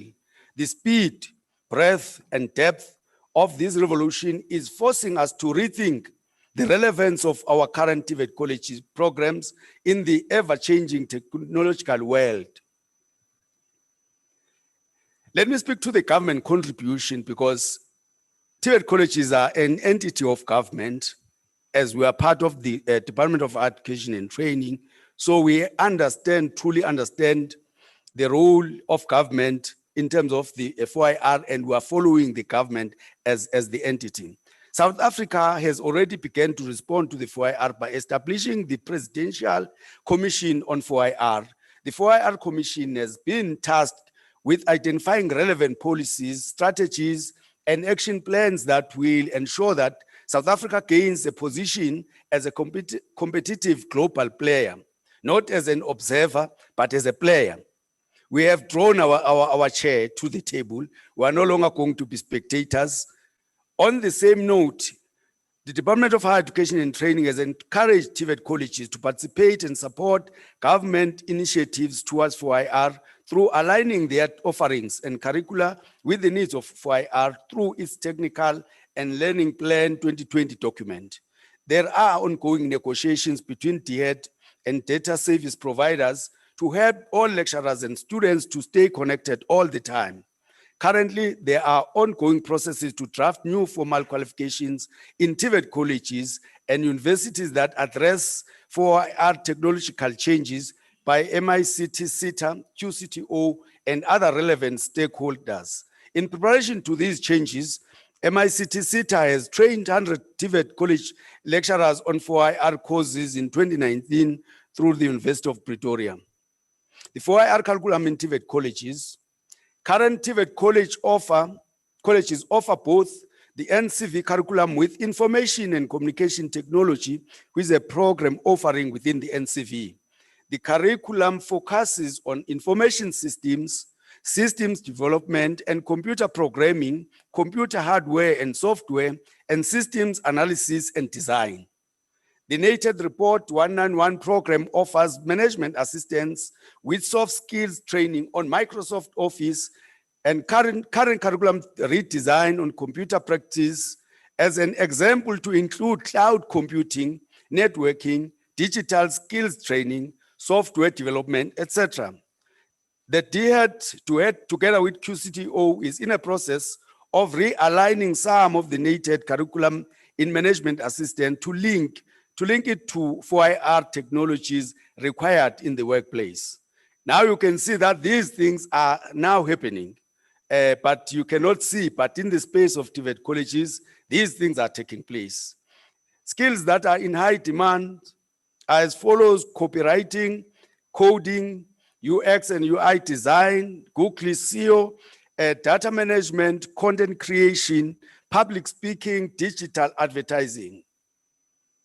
Many TVET colleges are also offering a FOIR curriculum in the form of skills programs and learnerships. This includes accredited learnerships with MICT SETA, the end user computing, technical support and electronics, systems development, system support and computer programming, telecommunication systems, database administration and database development, broadcast engineering, film and television production operations, graphic web design and multimedia, PC engineering and PC support, telecommunication network operations, photography, radio production and sound technology, website development, 2D and 3D animation, advertising and interactive media. The QCTO has developed also the following qualification in ICT, which is ICT Communications Assistant. These are also the short programs that are related to the FOIR that are also taking place in TVET colleges: 3D printing, drone piloting, data science, software development, cloud computing, cybersecurity, digital skills, ICDL and mobile applications, Cisco training by becoming a Cisco Network Academy and Oracle, Microsoft certification. Colleges are accredited as Microsoft training centers. TVET colleges can also introduce the following programs that are linked to FOIR. This is what we are now advising colleges going around and see how can they start this in agriculture, aquaponics. Aquaponics is a combination of agriculture, which is a growing fish and other aquatic animals, and hydroponics, which is growing plants without soil. This is not dependent on seasonal changes. It is possible to do it. And also the use of drone technology in agriculture. Recently, SACPO has partnered with the Drones Councils of South Africa because we want to ensure that TVET colleges also participate in fixing the drones, in also helping in starting from scratch those that are doing those engineering to ensure that, because the drone is becoming a new animal that is quickly encroaching in our space. Therefore, our students must be able to deal with the drones. Drones are also used spraying for protection. Agriculture spraying drones can replace the traditional pesticide sprayer, and its speed is 40 times of the traditional sprayer, and it will save 90% of water and 30 to 40% pesticide. Fertility and sowing, fertilization and sowing copter is a new design machine which features of easy operation, even fertilization, wide range working, high effective, stable properties and reliability, and farm surveillance. I think using drones, we can also arrest the issue of farmers that are being killed every day. The weeds and pest outbreak, exposed irrigation, and fertilizer shortages can be monitored and equipped with high resolution multi-spectral or high spectral camera. I think you'll see that these are the drones that we are talking about. They are already effective. This is South Africa. It's not USA. These are the also programs that some of the colleges have already started to implement. Robotics. Robotics is an interdisciplinary branch of engineering and science that includes mechanical engineering, electronic engineering, information engineering, computer science, and others. Robotics deals with the design, construction, operation, and use of robots, as well as computer systems for their control, sensory feedback, and information processing. Mechatronics is also one of the programs that some of our TVET colleges have started. Mechatronics, which is also called mechatronics engineering, is a multidisciplinary branch of engineering that focuses on engineering of both electrical and mechanical systems, and also includes a combination of robotics, electronics, computer, telecommunication systems, control, and product engineering. Technology should become an integral part of the tourism experience. The fact that 4IR is giving rise to the experience economy is greater for the tourism sector. TVET colleges must enhance the tourism qualification to speak to the 4IR, which is tourism 4.0, and reach tourism experience. Here are also programs that are linked to critical priority sectors: agriculture, automotive, chemicals and plastics, steel, metal and fabrication, digital economy, tourism, ICT and software, ocean economy, energy and renewable energy, and creative industries. What is encouraging is that TVET sector is also participating in the World Skills competition through our World Skills South Africa. These are the skills that are part of the World Skills that colleges are encouraged to participate in. Some are already participating, and we are already eliminating for the World Skills competition that will happen next year should the COVID-19 allow. 3D digital game art, cloud computing, information network and cabling, CNC milling and turning, IT network systems and administration, mobile robotics, mechanical engineering, CAD, mechatronics. TVET colleges are also having some partnerships with Samsung, and some colleges are participating in Samsung Academy, like Tshwane North TVET College, Gersiband in Mpumalanga, Ekurhuleni West, in East in Gauteng, amongst other colleges that one can mention that are part of the Samsung Academy. We are also having some colleges that are also linked with the Huawei Academy, Chinese telecoms giant Huawei and South African College Principals Organization, which is SACPO, have partnered to cultivate ICT talent in technical and vocational education and training colleges. The partnership officially announced online recently sees 23 TVET colleges from across South Africa, 9 provinces across enrolled to the Huawei ICT Academy program, making them certified ICT academies. Furthermore, more than 200 instructors are being trained to offer Huawei accredited courses. I'm happy that our esteemed Pastor Dr. David Mlapo attended when we were launching this Huawei program, which was launched online during the lockdown, I think level 4, which was a very huge success. And there is also a Cisco Academy training that is happening in most of our colleges. In Mpumalanga, we have Nkangala, TVET College that is implementing CCNA 1 to 4 and IT Essentials. Falls Bay in Western Cape is also doing Cisco Certified Networking Associate, and College of Cape Town also is presenting Cisco IT Specialists.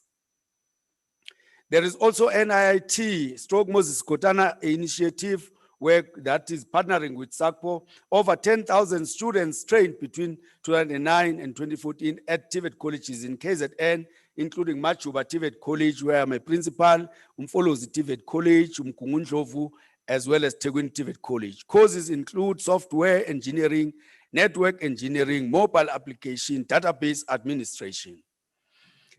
Let me speak to what is in the heart of the CEO of TTP SITA. I thought she will touch on it, but let me do it for her because she skipped it.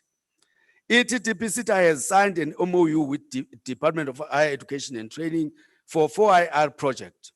This will include the capacitation of lecturers and management, student development, and enhancing facilities of TVET college sector.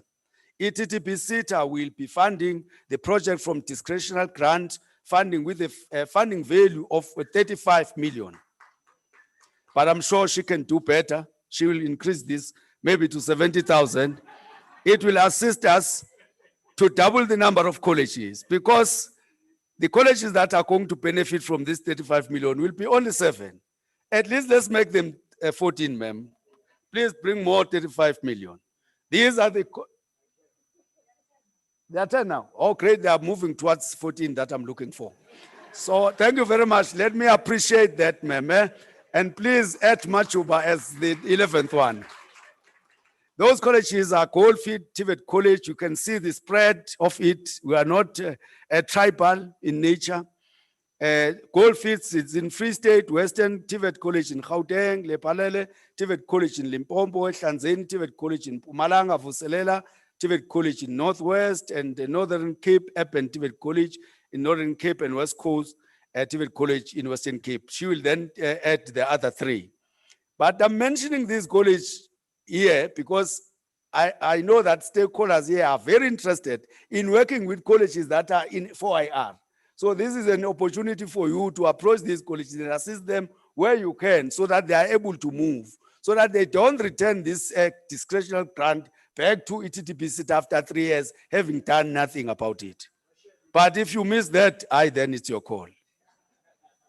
Let me also brief you on the broad objectives of this 4IR TTP SITA funded project, because I'm also a member of the steering member of the committee that is going to oversee this. I've been appointed. I was not even consulted. I saw the letter that we were appointed, but I accept the appointment, and I'm going to make a meaningful impact in that particular committee. The identified colleges shall establish a 4IR Center of Excellence. Improvement of TVET College technical capacity in delivering Industry 4.0. Improvement of TVET College technical equipment in delivering Industry 4.0. Professional development of lecturers. Curriculum development and work integrated learning in collaboration with existing initiatives and projects. Training and exposing lecturers to 4IR. You know, it's very important to expose lecturers. You know, we may think that everybody is aware of 4IR. And you go somewhere, you meet a lecturer, what is 4IR? Then you'll say, what is that? Because we think that Jesus is known everywhere, but you sometimes find people who have never heard about him. And they think that Jesus is a soccer player. So it is important not to take things for granted. We need to introduce people to 4IR and also control even their perception of the 4IR, because some of them are thinking that the 4IR is something that is coming to steal our jobs. And they are not saying that this 4IR is going to create new jobs. Then you must be ready to be converted so that we are able to fit into new jobs. And also enhancement of TVET College's capabilities and facilities to provide students with 4IR training. I'm towards the end. So these are the focus areas of 4IR ETDB SITA-funded project: artificial intelligence, coding, robotics, autonomous mobility, networking, additive manufacturing, Internet of Things, cloud technology, cyber, physical system, cognitive computing, and agribusiness. The role of TVET College lecturers in the 4IR, the fourth industrial revolution is now impacting TVET colleges and generally both basic and higher education more than ever. The COVID-19 pandemic has affected educational system worldwide, leading to the near total closure of schools, universities, and colleges.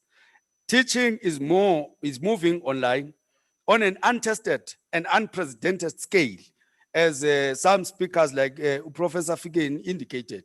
Some of us didn't know about these Skypes, Zoom, Microsoft Teams, as well as WebEx.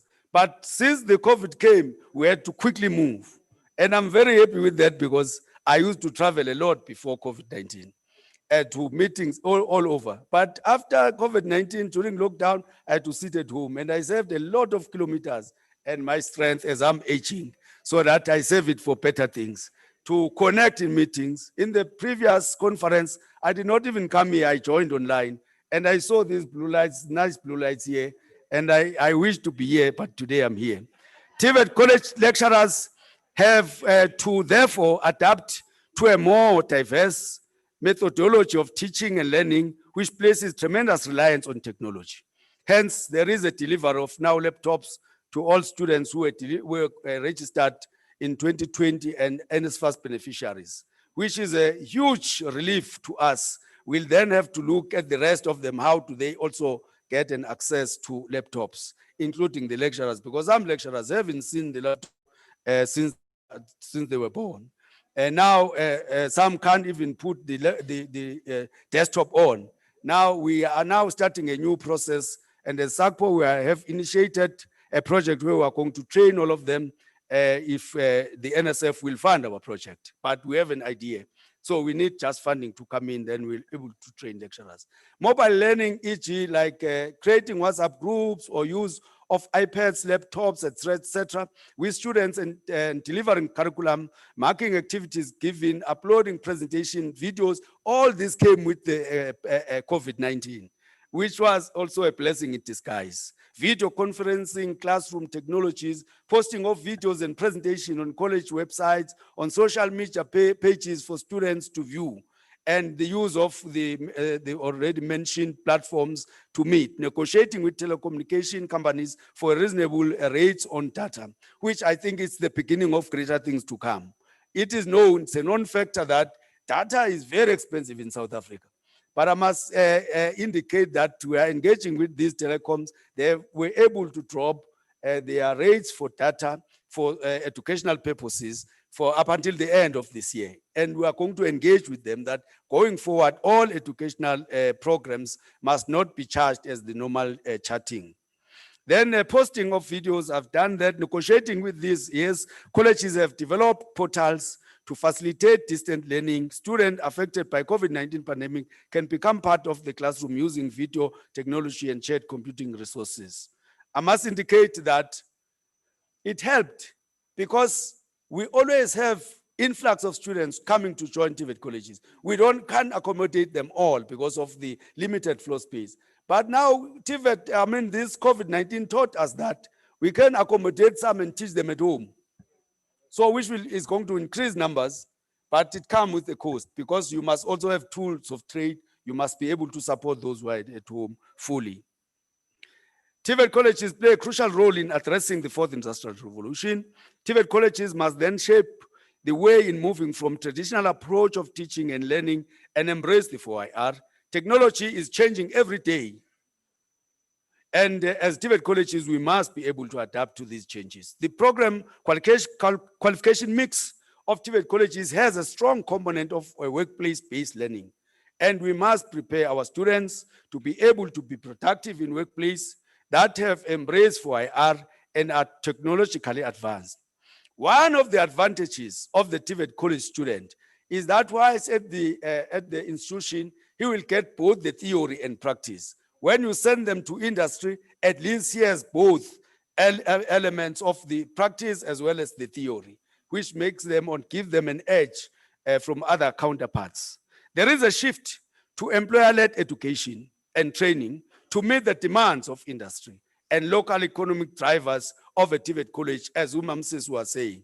But we also appeal to industry to open their doors, because without that, we can't really achieve what we want to achieve. For example, lecturers were trained, say mechanical lecturer, was trained to fix a Valiant engine or a Toyota Corolla engine. But the technology are improving every day. Where are they going to see now that the engine does not need the carburetor, it needs something else? If they are not opening their workshops and so that they are also getting advanced. So we'll continue to train students with the Corolla engine. If the employers of Mercedes-Benz and those of Lamborghinis are not opening, because we can't just imagine what they are doing. Because even if we try to imagine, they are improving and they are changing every day. So they must then open their workshops so that we bring our lecturers for exposure. Then they can go back. We can then buy those engines and colleges. Then they can be trained on the real thing. The TVET colleges must conduct research and labor market intelligence on the local economic drivers and understand the skills required by these industries and align a curriculum to address the skills required. TVET colleges must also have an understanding of the provincial growth plan, SIPS projects, catalytic infrastructure project, and technologies used for those projects, and therefore train students accordingly so they are prepared for the workplace. This will include TVET colleges introducing new curriculum that addresses 4IR. This is my last slide. Speaking to the exit strategies for students studying 4IR, we have already created almost 5 exit strategies. For internship programs, it's already there.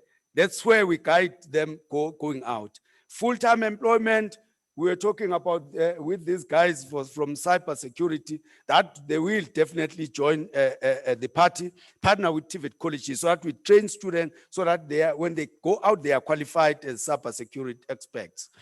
Business startups,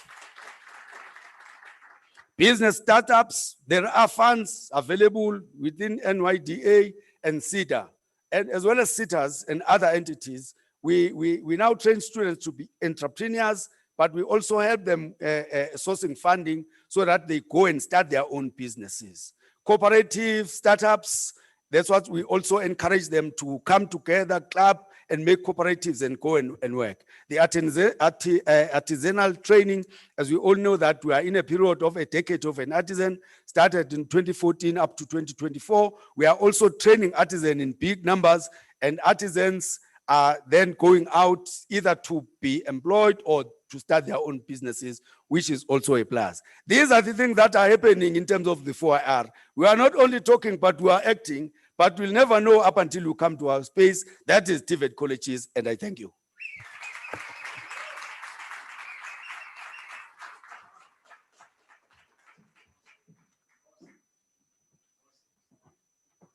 Oh, wow.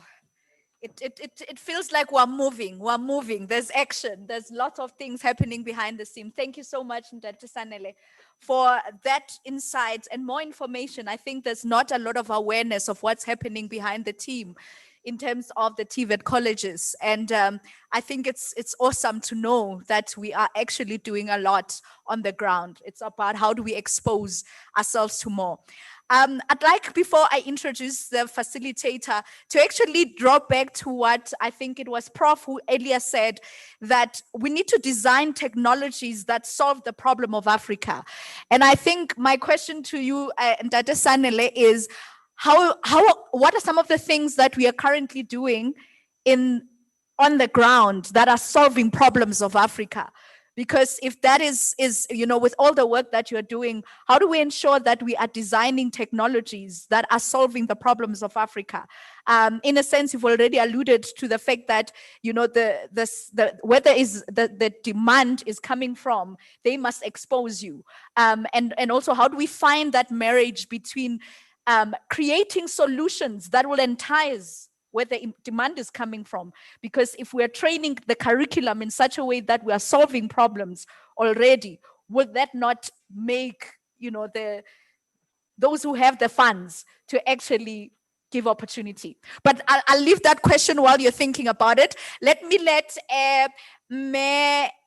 Dr. Pumza Makgatu Kuno, who's going to facilitate the panel discussion. She is the Deputy Director of ICT in UNISA, and so she's going to facilitate the discussion and take it further. Over to you, Dr. Makgatu Kuno.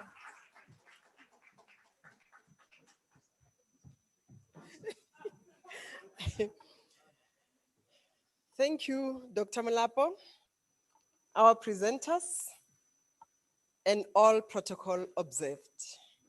Molapo, thank you. I didn't see you seated there at the back. Menglis and Babumloj, wow. You know what? I'm touched. I'm taken by your presentations, because what you were saying here is so true, but the question remains, is it happening?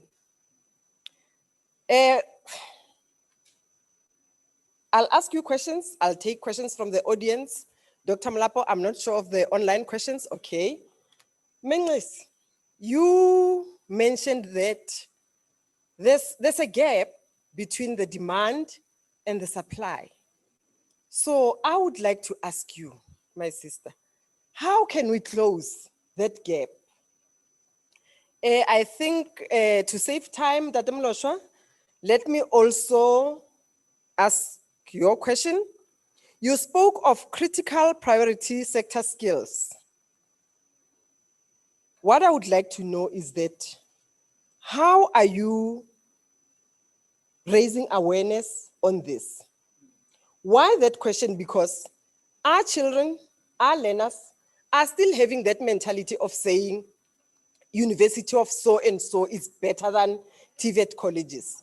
It's so unfortunate that our communities, parents, children, learners are not aware of TVET colleges. And I think, why is my passion raised? When I was still with the Gauteng Department of Education, I was a chief education specialist, e-learning and curriculum support. Somewhere I dealt with TVET. Unfortunately, I left too soon, before I could meet with the likes of you, Menglesi and Ntate Mlosha. So this honestly, it is reality. It's what we see. Our children are still saying, I'm still waiting for a response from UNISA or from University of Pretoria. If they don't take me, that's when I'll consider going to a TVET college. And I say, wow. So over to you, Menglesi.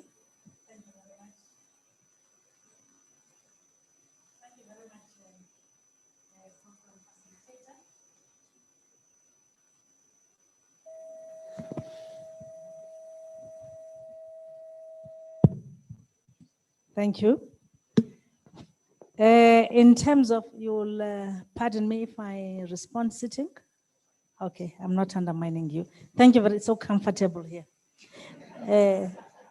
Yes, that is the biggest challenge that we're sitting with, is the gap between the supply and the demand for skills.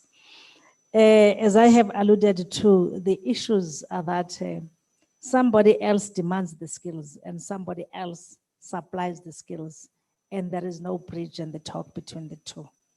That's where the problem. What is offered in our schools, what is offered in our institutions, doesn't translate to what the employer needs. So if the employer can be able not to only advertise, but to articulate and be involved from the, let me call it pre kind of school grade R, and not Let me leave 0 and to 4 because employers are too busy to get with that kind of the curriculum. And therefore, if the demand is explicit in terms of what is needed and how it is needed, then the supplier will be able to supply because the supplier doesn't want to supply for a loss. However, the demander is really mum about these issues, whether deliberate or unintentionally at the end of the day. So the issue that we need to do is to make sure that all the skills that we are offering are demand-led kind of the skills. And therefore, in the labor market, there are 2 players that are there. In fact, 3 players that are there. It's one that is demanding, it's one that is offering, is the one that is seeking. So let us create a platform where there's conversation in the country. Because what you find already now, we don't have data analysts. Now employers want data analysts. So we have to start ensuring that we train those. By the time we train those for 5 years, we need digital analysts and other kind of something else because the skills are really getting used up. They're not dynamic, they change all the time. So the issues that we need to do, let's engage in platforms like this. Let the employers come in. Let us also understand what is it that we need to solve because we want social and economic upliftment of the people of the country. That's what we need. Yes. And business and GDP will flourish on its own. That's what we need. Thank you, Menglisi. Before you come, Remlocha, Dr. Mlapo, I'm challenging you. I see a Skillful Conversations Summit on the way to address those issues. Thank you. Dr. Mlosha. Thank you very much, Mayor. So I also mentioned in my presentation that there is a program called Decade of an Artisan, which declared the August month as a TVET month. In that month, our TVET colleges are open for external people like schools, parents, whoever want to come in so that they are shown what we are capable of. But we, as colleges, also have a responsibility to invite local schools, kids, before they even choose to go to be told or to be guided in terms of the career and be shown what is it that they can get locally than they go away. Once in Machuba, we had a slogan which was saying, local is lekker, where we wanted to prioritize local students. And I can tell you that through these years, since maybe 2012, 2014, the numbers are really increasing for students who are choosing to come to the TVET colleges, even if they are capable, because there was that mentality that you have to go to the TVET college if you are not doing well. Of course, you don't have to be forced to go for academic traits or qualification if you are not that strong. Therefore, you need to be redirected. But I must also indicate that TVET colleges are not remedial schools. They are TVET colleges, and hence they offer the first choice qualification. So we deal with the TVET, the Ticket of an Artisan, to create more awareness.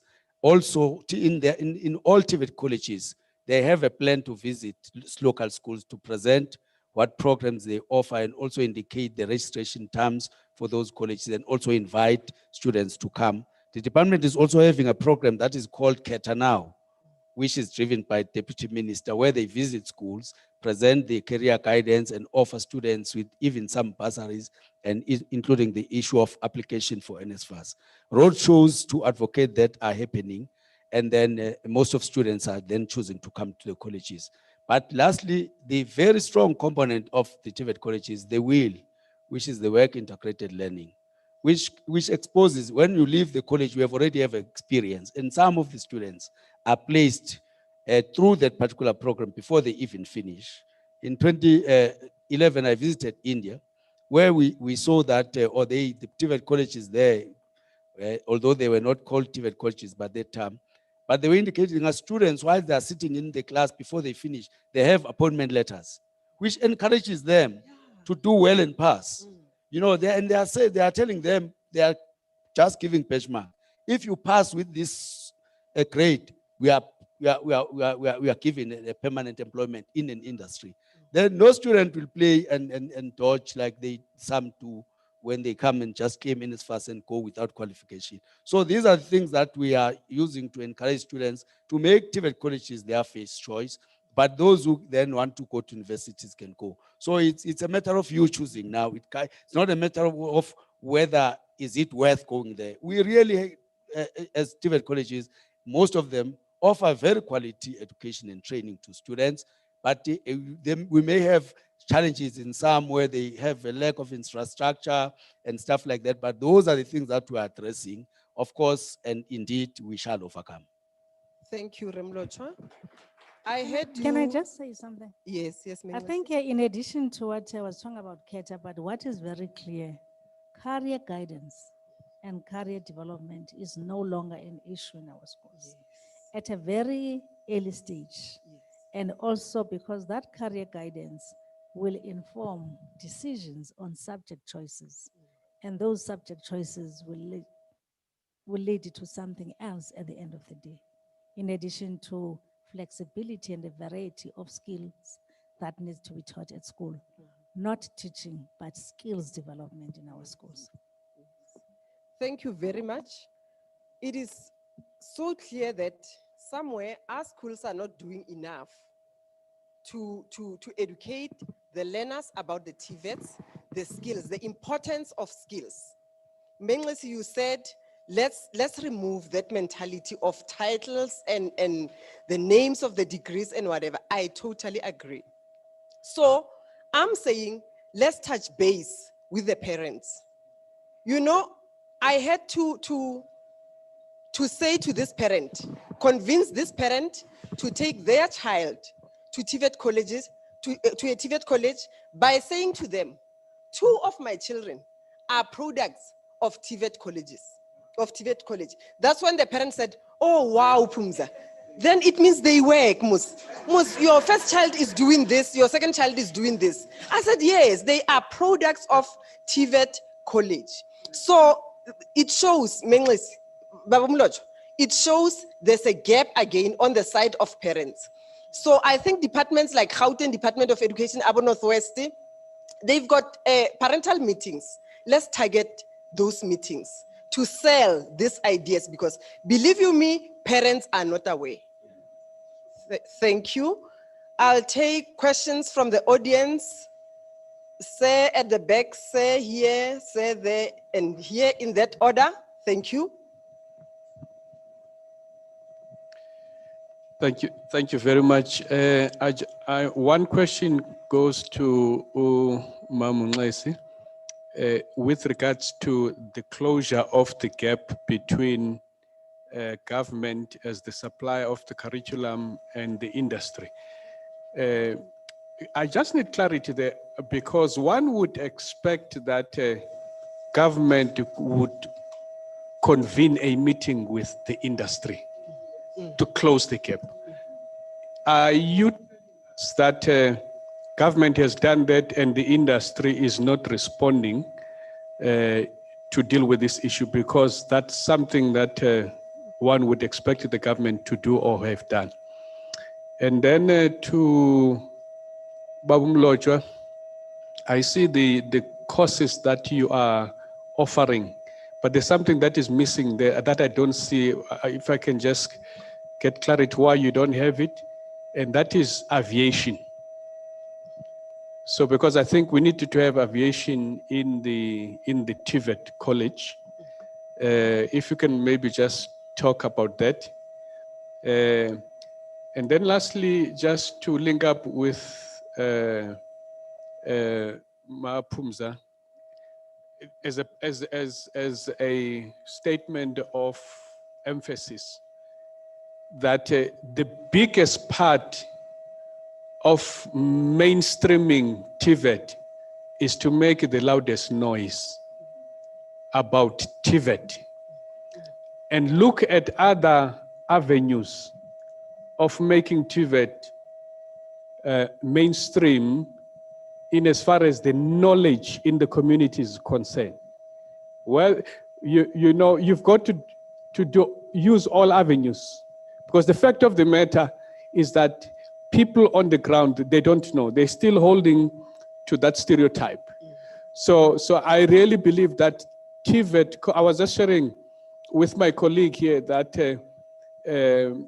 you know, Americans, for example, because we've got some people that are telling us that, look now, the root is skills. Americans are looking for skill set. They're not looking for degrees now. They just say, look, the fact of the matter is the distance between where I am and where I'm going, it's skills. So that's where the West is going. And I'm saying we need to make it that noise in this country. And I think we are rich with the service providers that could provide us for that. Let's work on changing the mindset of our people from thinking that you only have university as an option, but TVET are the future. Thank you, sir. Thank you. I'll take questions and then you'll respond to the questions. Thank you, Madam Program Director, and to our panelists. As I was listening to the presentations and everything, I've got this challenge and maybe try to make a recommendation of some sort. Number one, the government does not change quick enough or fast enough to be on time with the current developments and the changes that are taking place academically and otherwise. You know, during the week I heard a radio conversation. It was very interesting because they're talking about, you know, what do you prefer between a manual shift car and an automatic transmission car? And they were debating it so seriously. So seriously. And in a 30-minute conversation, no one, not even the host from there, and it's one of the big radio stations in the country, no one, including the host of the program, spoke about self-driving cars or autonomous cars. No mentioning of that. And it made me aware that some of us, thank God for Dr. David Molapo and ICANN for IR that exposed us to some of these conversations. But we realized that there's only so few who are exposed. If people still say, I prefer a manual shift car and I don't want automatic, then it means they know nothing about drones. They know nothing about flying taxis that are just about to be upon us, and they know nothing about autonomously driving cars. So here is the challenge that I see. The government is very slow to make the changes. And the pace of change is so ridiculously fast at the moment. But by the time Parliament talks about and approves a few things, they'll be outdated already by the time they make decisions on those things. So the point is, how does government, or how do we help the government and all stakeholders in the area, the field of education, make sure that we identify the basic and general required skills, like, you know, the development of cognitive skills right at primary education level, so that we lay a good foundation. By the time they go to TVET colleges, they can choose specific skills, but the foundations of general knowledge will have been established from pre-primary through primary and high school.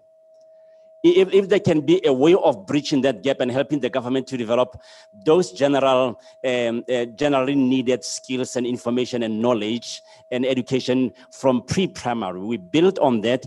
By the time they make career choices, at least the foundations are in place. Because if we don't do that, most are not going to make it at TVET colleges, because there's no foundation for that level. Thank you. Thank you, sir. The third hand was, I said in that order. Who was number 3? Thank you, sir. Thank you for the opportunity. My question goes to our president, Mr. Mlodra. It's about the stigma attached to TVET.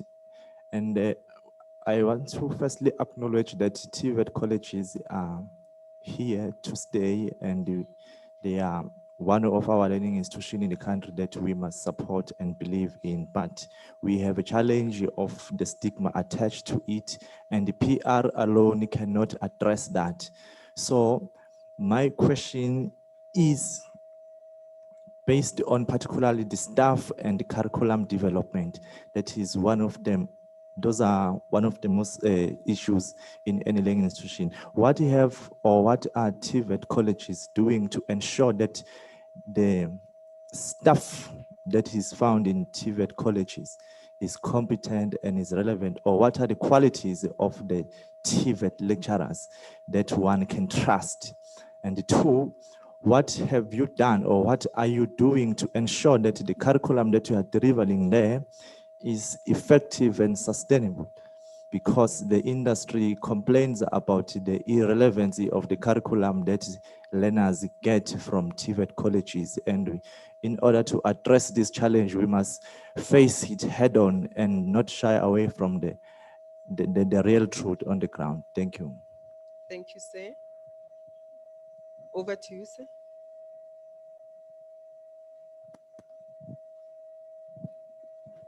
Thank you very much, and thanks for the opportunity. I'm a product of TVET College, and my two sons are also the products of the TVET College, and they are all qualified artisans, just to emphasize.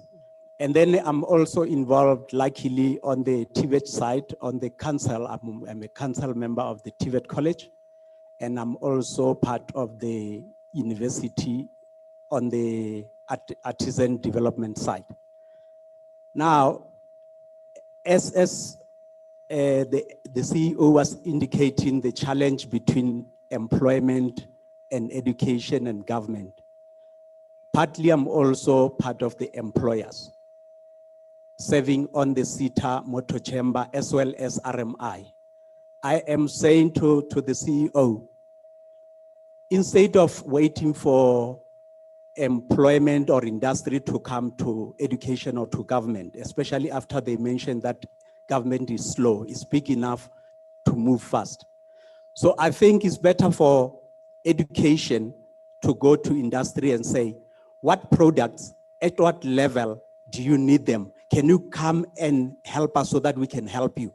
Because if we can expect industry to come to education institutions, they will not. What happens is because they are not getting what they want, they by default start their own training centers. They train their own people. And where are those coming from? TVET colleges and universities, including universities of technology, going? Because the industry for whom we are training is training for themselves. So I think it's better to go to them and say, what do you do? How do you do it? What support do you need so that we can develop it for you? And then education go to government and say, government, here we are, we have this agreement with industry for whom we want to develop our own children. Can you please loosen some of the strict, rigid methodologies that we have so that we can be flexible and be able to deliver to our demanders? Now we'll be able to help those learners because now we are training the learners and leaving them somewhere in the gray area or in the ledge.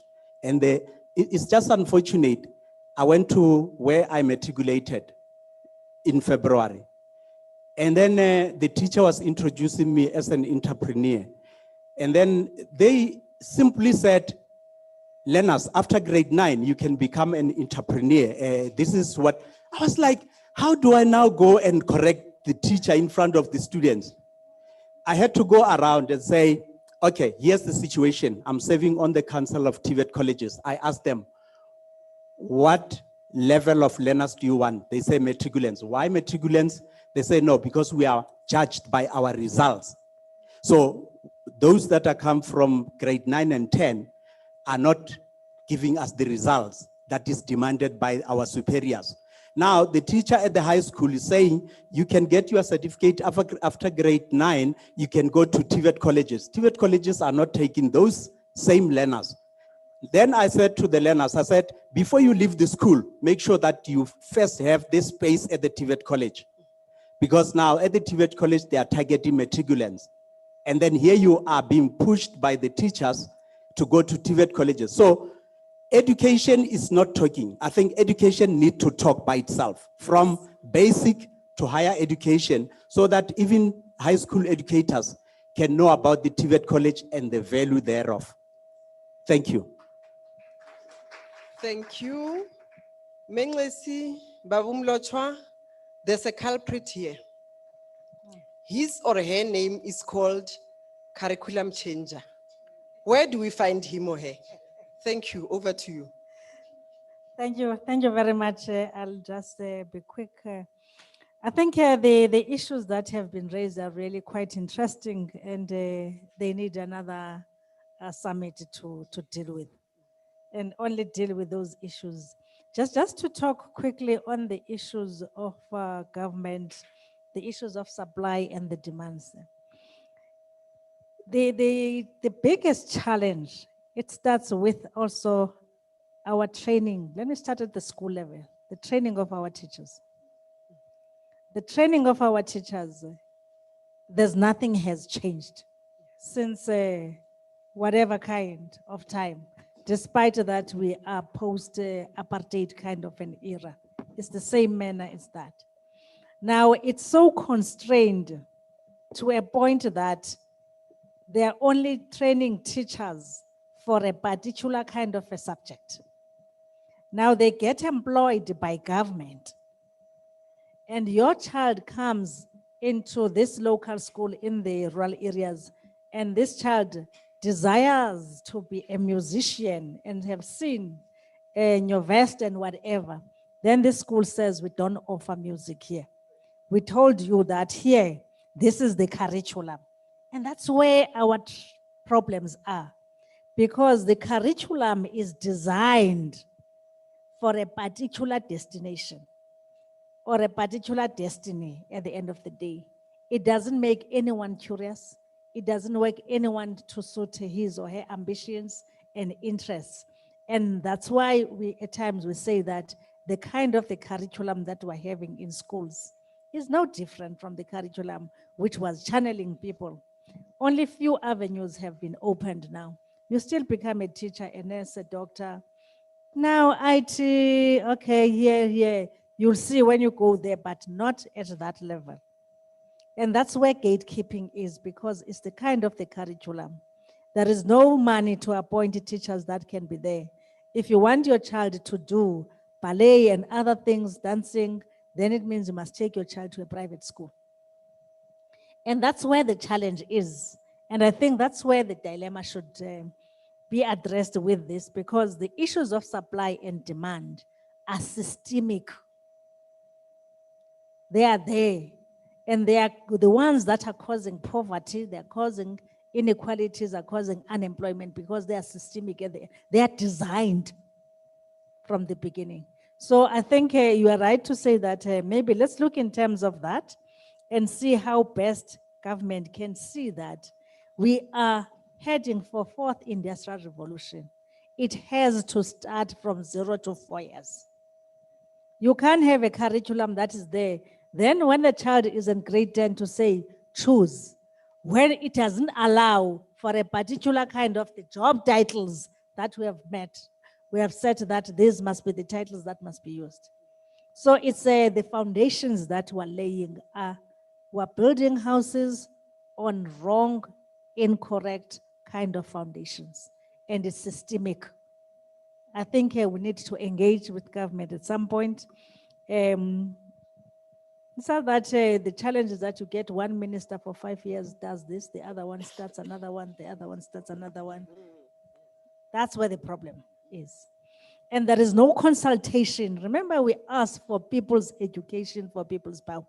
Is it happening? No. So those are the biggest kind of the challenge that we're having. And then when it gets to schools, it means that the teachers, the schools can offer what is available, not what is required. And the training has been done in a particular manner, in a particular methodology. You take it or leave it. If you can't do it, get out of my class or stand on one leg, or there's no corporal punishment. And then That's why we see fiasco today. So we need to change the mentality in terms of what is the purpose of education and how do we make sure that it does happen in the manner that we want, unless we're not serious about change. And the economic slowdown is caused by the very kind of the policies and the ways that we're doing things in the country. So that has to be changing fundamentally. Just briefly in terms of the issues, I think Mr. Mlocho will get into that. It's a question of how do we help government.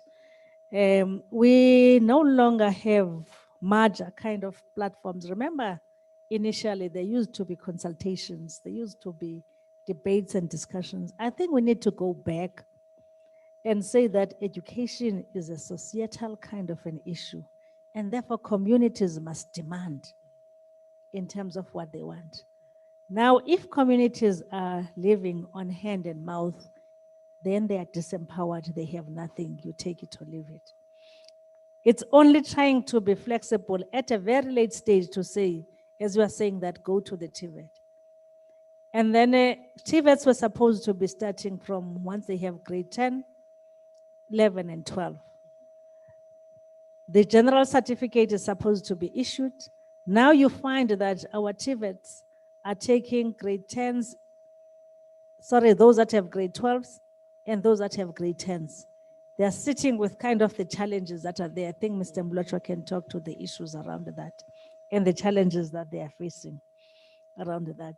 But all I'm saying is that our challenges are very systemic. And it's time that for people that are sitting here to take it upon them. It cannot be left to government alone. It cannot be left to those that have money alone. Because if I can afford, I take my child where I can. Then the poorer, they remain poor at the end of the day. The kind of the teacher that is trained today does not even have a clue of what is happening because has never been exposed in the teacher training institution. And who teaches the teacher at the end of the day is also a challenge. Thank you, Menglesi. Let's give her a round of applause, please. Thank you. Over to you, Babu Mlocho. Thank you very much. I also want to start on her question. As I said that the TVET colleges are also an entity for government. There was a question which was saying why government takes so long to change. She really elaborated on the fact that it's a systemic thing. But I want to emphasize the fact that the problem is that when the government plans, it puts together and puts in place the infrastructure, resources, and it's for a long-term planning. When we have created the workshops, we have trained teachers to go and facilitate the training. It's not something that you can change and convert the infrastructure and change the resources immediately. It's going to be a long-term thing because those infrastructures are already built there.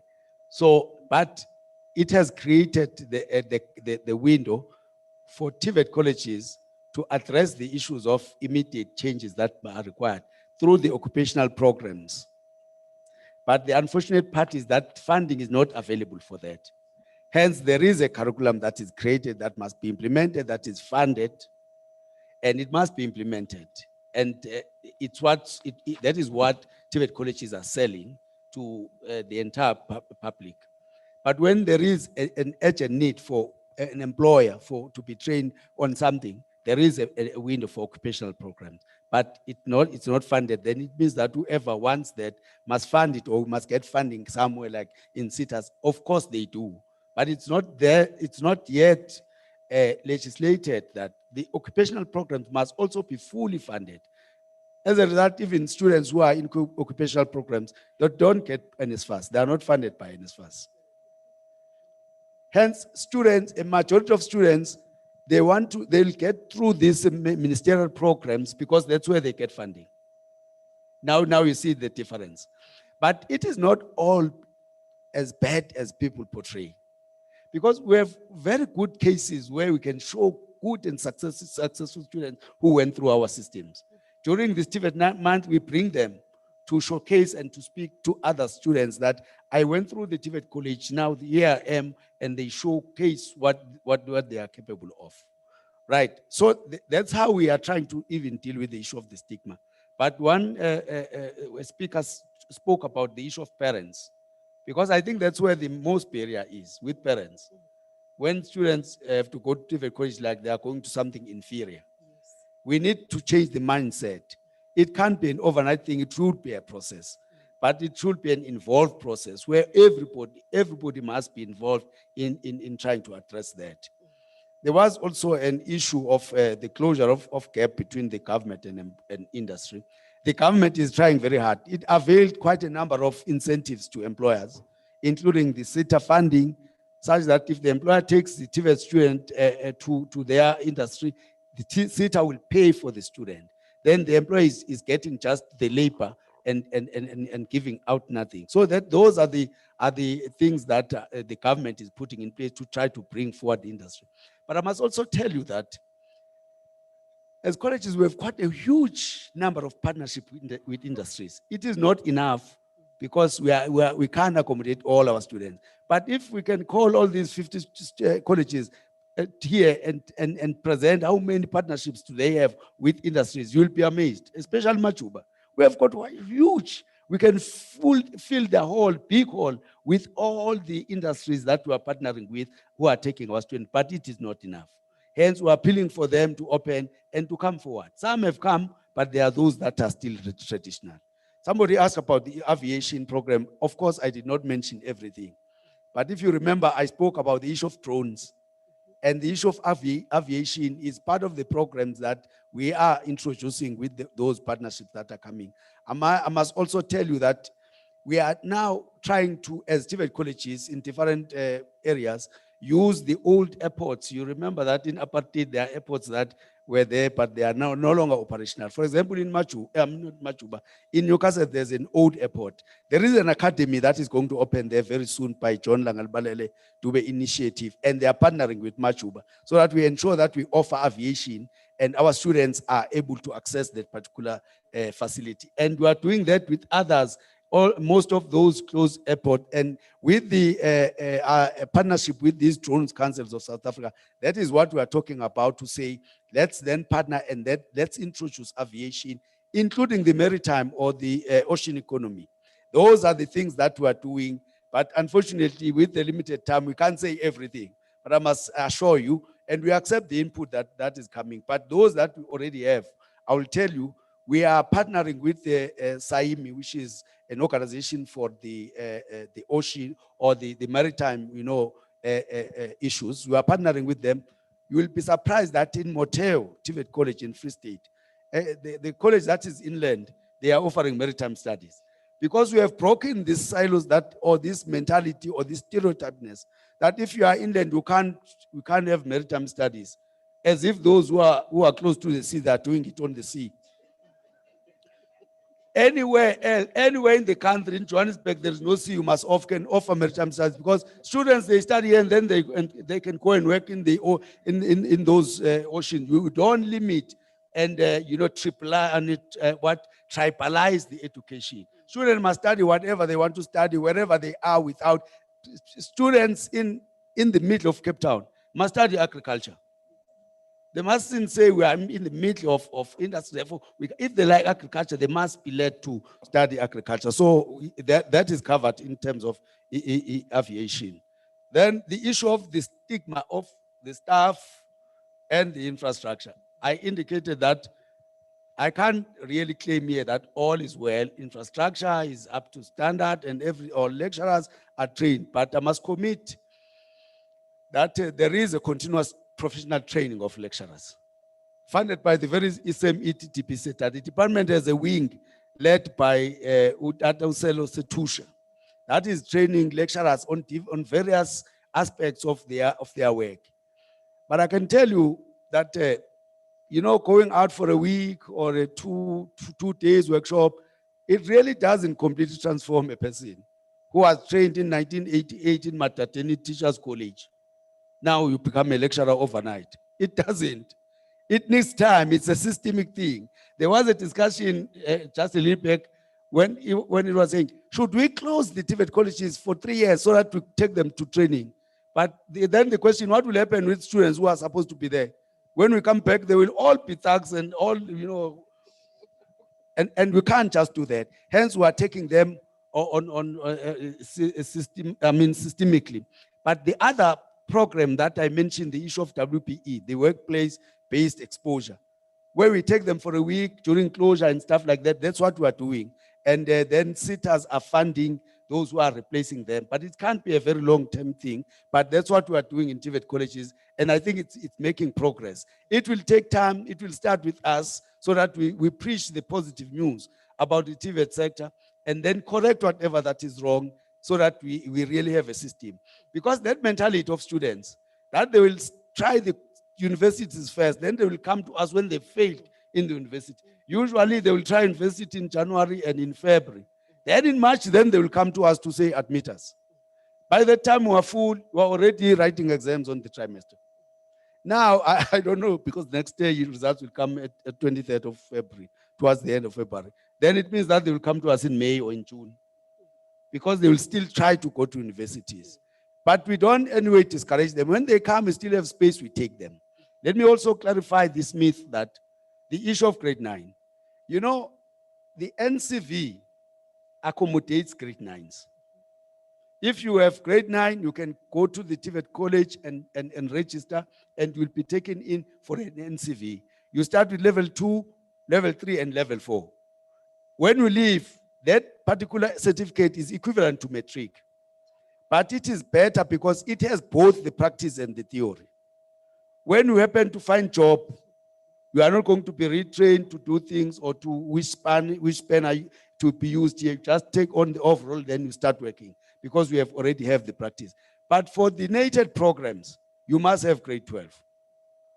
Then after N6, you must go and get the practical of 18 months, then you get your diploma.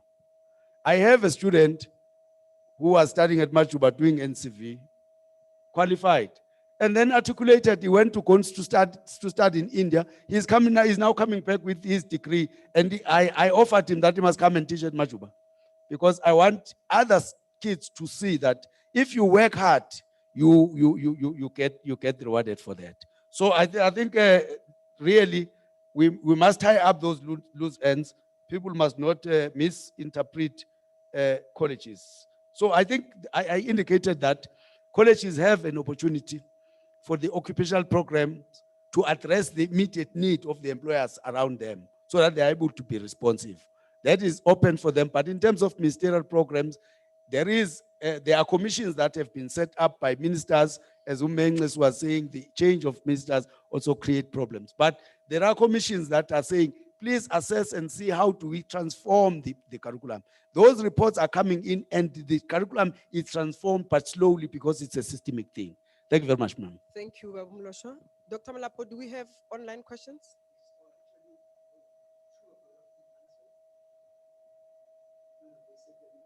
Okay, thank you very much. Let's give our presenters a big round of applause. Thank you.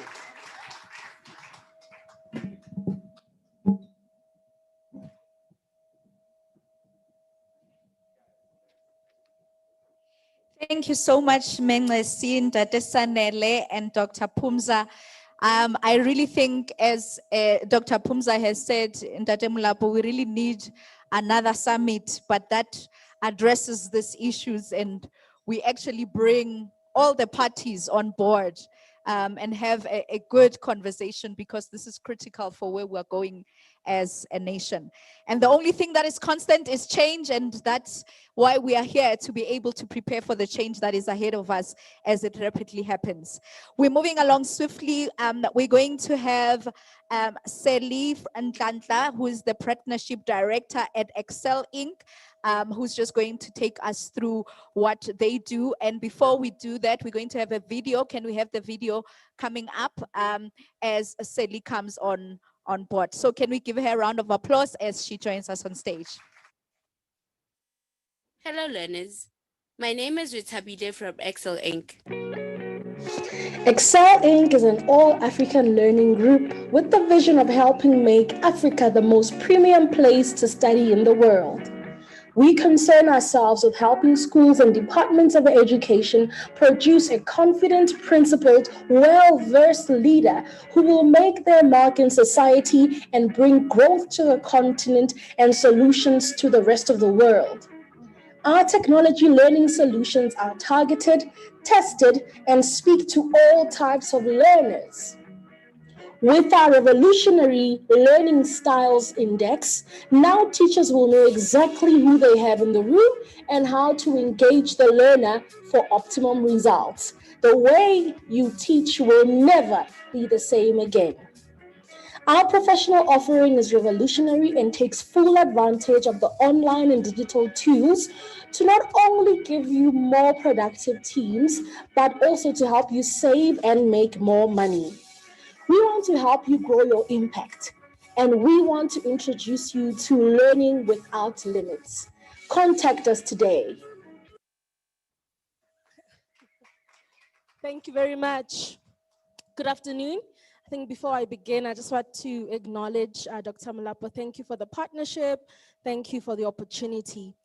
I think I'm going to start with, whenever I speak, I always start with the why. Why are we here? Why do skills matter? Why are we talking about e-learning at all? Why are we even talking about future technologies? So I want to tell you a personal story of mine. So I've always been an A student, like top of my class, no jokes. If I got 89%, I'd cry, like, 95%, all through primary, all the way to high school. Then I went to university. My first test, I did accounting, I got 65%. I was devastated. Moving from 95% to 65 can kill anybody's morale. Do you guys agree? Then it was June now. I'm doing my, the trimester exams and whatnot. I'm thinking I'm going to stay up all night. I'm going to do my best and I'm not going to sleep. I'm going to put water in a bucket, put my feet in, just see if this thing works. When the results came back, 65%. I'm thinking, wow, maybe I was never that clever in the beginning. I wasn't that smart. Something happened. I went through my university, my first degree. I was an average student. It bothered me quite a lot. When I did my postgraduate degree, I was exposed to visual learning. I was exposed to kinesthetic things like simulations, learning by doing, learning by seeing. And guess what? I'm back to being a top of my class, A+ student. I'm doing my MBA now. I'm running a business. I'm doing community work. I consult for other companies. But guess what? I'm still getting my A+. So what am I trying to say? When we're talking about e-learning, when we're talking about using technology to reach our learners, we need to understand the why. If we don't know the why, we're never going to do it. If we're doing it because policy says we need to do e-learning, we are never going to do it. So for me, the reason we started our business is because we understand the why, and I know there's so many other learners like me out there. So, who is Excel? Just gonna look for my pointer. Can I please have the presentation? Perfect. So, who is Excel Learning Group?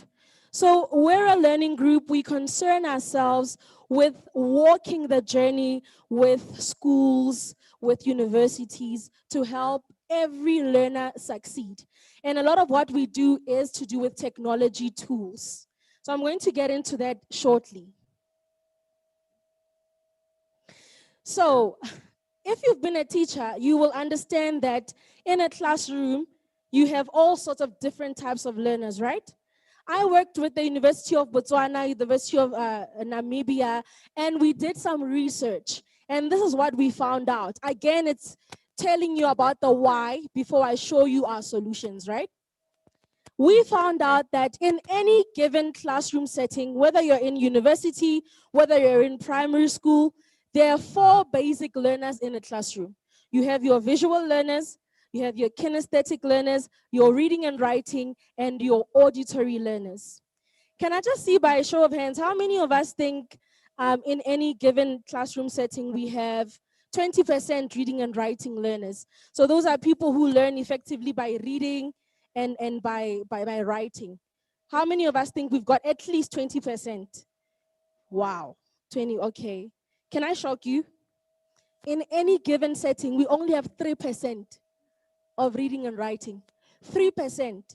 So all the lecturers in this place, all the teachers, if you're still giving handouts, if you're just showing a PowerPoint, guess what? You're only reaching 3%. Are we shocked that our students are not doing well? No. So the reason,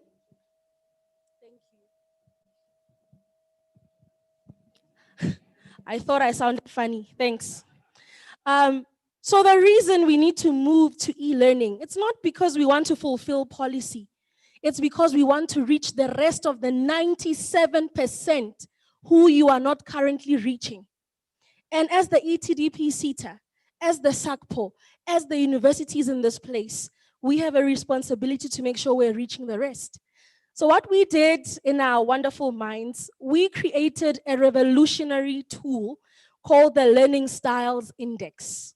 Now imagine this, at the beginning of the year, each one of your learners, they take a questionnaire, they answer a few questions, and it gives you an accurate result of exactly what the learning styles in your class are. Won't that change how you teach? If only 5 of your learners are reading and writing and the rest are kinesthetic, you will begin to do more simulations, you will begin to do more practical work so that your class can be successful. So that is one of the tools that we have created.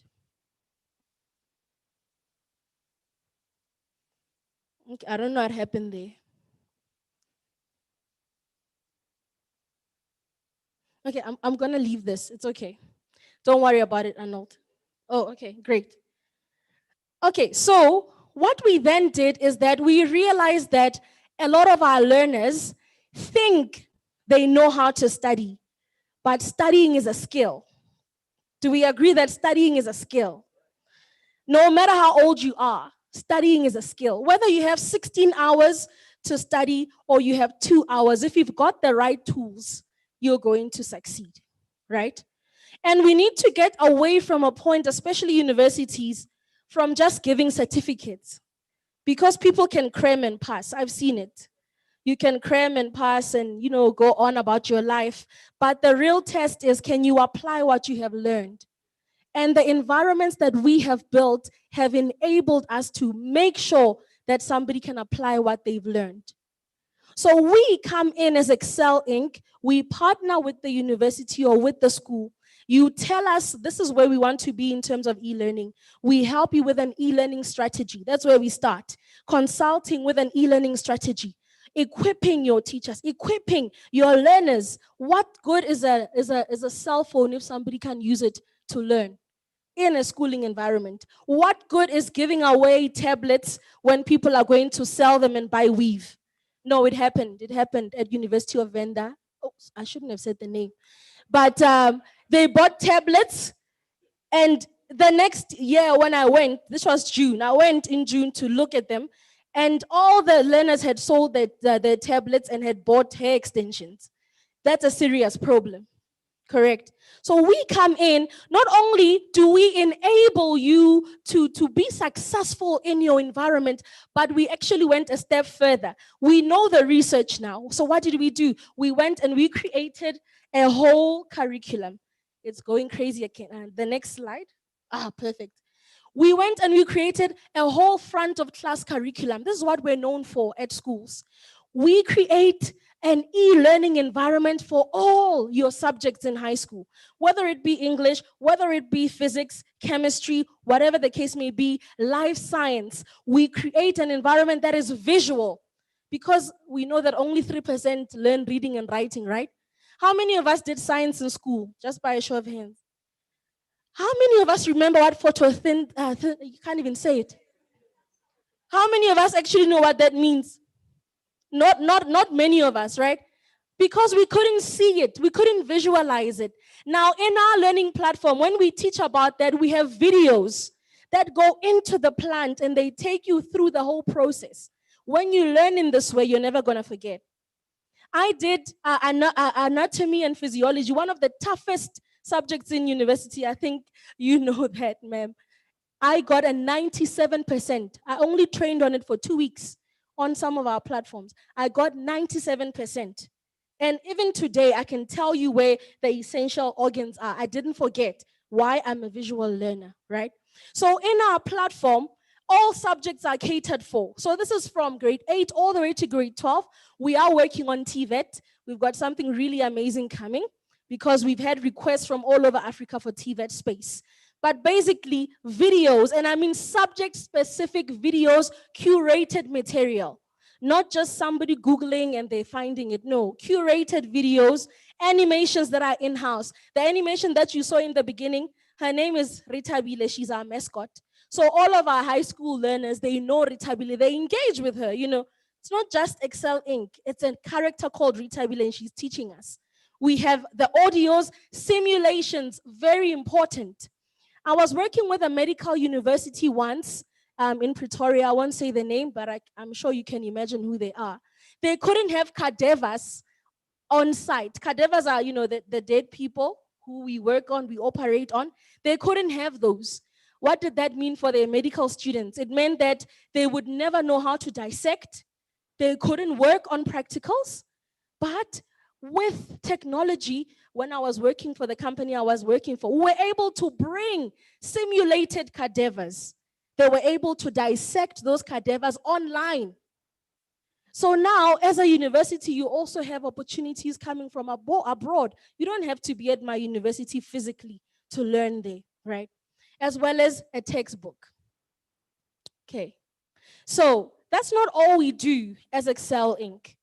We've had the pleasure of working with more than 29 schools in Gauteng and more than 14 other schools around South Africa. Like I said, we want to partner with the schools. So we look at ourselves as partners of learners right from primary school all the way till their professional careers. Now, if you don't mind, I just want to take 2 minutes to call up our director. He's in charge of our schools programs to just tell you what the thought process is around our schools solutions. He's Mr. Michael Khadise. Thank you so much. Ladies and gentlemen, thank you for this platform. You know, one of the things that we value when you get to schools are relationships, because within these relationships, we are able to understand where the school is at. And so one of the things that I remember, I'm a storyteller. So one of the things that I remember is one of the schools that we worked with in 2018, it was matric learners. A headmaster came to us and say, you know, we believe that you guys, you do the study skills. Are you able to help us? What was he looking for? He was looking for results. We believe that it doesn't matter how many times you fail or how many times you succeed. What matters is who you become in the process. Because who you become in the process is character. You are able to take on whatever challenges that comes your way. And this talks to what sort of learners in our country are we bringing forth. And so we were concerned about that. So we did a training. Yes, they managed to pass. But we went to the same school in January and said, sir, in your SGB, can we have a meeting? We need to journey with your learners at least for 12 months so that we can help them to plan as they work towards their, you know, their final exam. But it starts in January. This is for the matric. But we didn't just only end there. We went to them and say, your grade 8 learners, they're still fresh. They're still, you know, willing to learn. Let us run this, you know, study skills workshops with them. What are we doing? We were creating a culture within the school, a culture of learning. Not just learn when exams are coming, because this is what they do. There's a timetable, they start working through, they want to learn and, you know, just to pass. But we're saying, let learning be part of who we are. And so we've trained within the 4 schools just about 1,800 learners. This was from 2018, 2019. We didn't do much training this year because we're transitioning to online. But this is what we pride ourselves in. We journey with the school for the next 5 years because we want to create this culture of learning within our high school. Thank you. Thank you so much. Thank you, Michael. He was being modest. So, when we came into this particular school he was talking about, they had an 80% pass rate. By the time we're done within those few months, remember our programs are both online, very vivid, very visual and personal. Now their pass rate is at 97%. So that is the sort of work we do. We also arrange camps for schools. We do RCL training. We do SMT and SGB training, specifically looking at finance. Because we know that when we elect SGBs, they're just, normal people who might not have the background needed, right? These people hold power. They're going to make financial decisions. So we make sure that they're equipped to do that. And finally, our professional offering. Somebody talked about it. I'm not sure if it was Mr. Mlocha or who talked about it, but when we do training at companies, measuring the impact is very important. We don't just want to come here, give training and go away. Our system is so powerful that it is online as well. First of all, we do an index that shows us exactly where your skills gaps are, right? So that we can design a specific curriculum for you. And then we work with your employer. So when you employers here send your employees, they will be working with you on a weekly basis to check that all those things they came to train from us, they have been ticked off. And then we do a retraining if there were some gaps, so that at the end you have a fit person who was worth taking to that 5,000 Rand training that you send them to. So I just want to close with this. Our company exists to journey with the learner right from primary school all the way to their professional career. And we use powerful technology, learning tools to make that happen. And we've got powerful learning tools that are able to engage all types of learners in the classroom. And my challenge to you as I leave is, in the schooling space, in the learning space, wherever it is, whether you're a trainer, how do you make sure that your training, your teaching is reaching the other 97%? And we can partner with you to help you do that. Thank you very much. Thank you so much, Sally. We're about to wrap up with our presentation. Thank you so much. That was very insightful. And learning styles are very critical. Even in adult learning, we also talk about learning styles. And it's important that as our education system starts accommodating that. It was interesting. My son the other day says, I'm going to do a method of studying, mommy. It's called CPF. I was like, what method is that? It's like, wait, you'll see. I'm like, what is it? He says, no, it's cram, pass, and forget. That's a new method. So our children are doing CPF to make sure that they pass and move on, right? But we really need to change that style. I'm going to now quickly invite, can we give her a mic? I'm quickly going to invite Ulinda, Usis Lindi Nduli. We're just going to have a quick conversation. Let's probably use the couch. Mama said they are comfortable, so I think we'll use the opportunity to use the couch and be comfortable.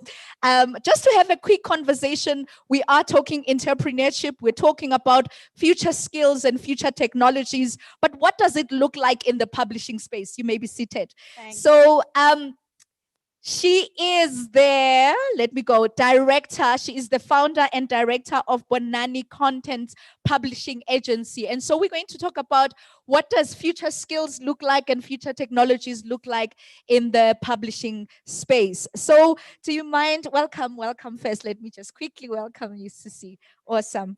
Can we have that? Switch on. Can you hear me now? Okay, awesome. Just quickly tell us about your publishing company. Okay, I'm Lindy Wentuli. I was born here in Pretoria and I moved to Cape Town. Just before we start, I'm a liker of things and I'm the person that flew from Cape Town that Dr. Figeni was talking about. I flew here. Wow. Wow. And, I'm also the youth that all the speakers have been talking about. So I'm here to represent the youth and to tell my side of the story and to just be sincere and honest with the current situation that we are facing in Africa, as much as we are planning or implementing the fourth industrial revolution. Okay, so Bonani Contents is a publishing agency, but it started as a marketing agency, and it was more of a side hustle to supplement my income. So before that, I had worked with other international publishing companies, and unfortunately this year in July, I got retrenched from that company. So instead of looking for another job, I decided, why don't I just start my own publishing company? You know? Wow. Yeah, because I figured I knew that I always wanted to be an entrepreneur. I knew that I wanted to run my own business, and I prayed about it, funny enough. And God reminded me, He said, well, you said you wanted to run your own business. This is the opportunity. So in the midst of the storm, there was an opportunity. So that's how it started. So what we do is that Bonani Contents is a publishing agency which helps writers in writing content to become published authors. And we also provide customized content solutions to universities. So there were quite a few interesting conversations that I used to have with lecturers across Africa.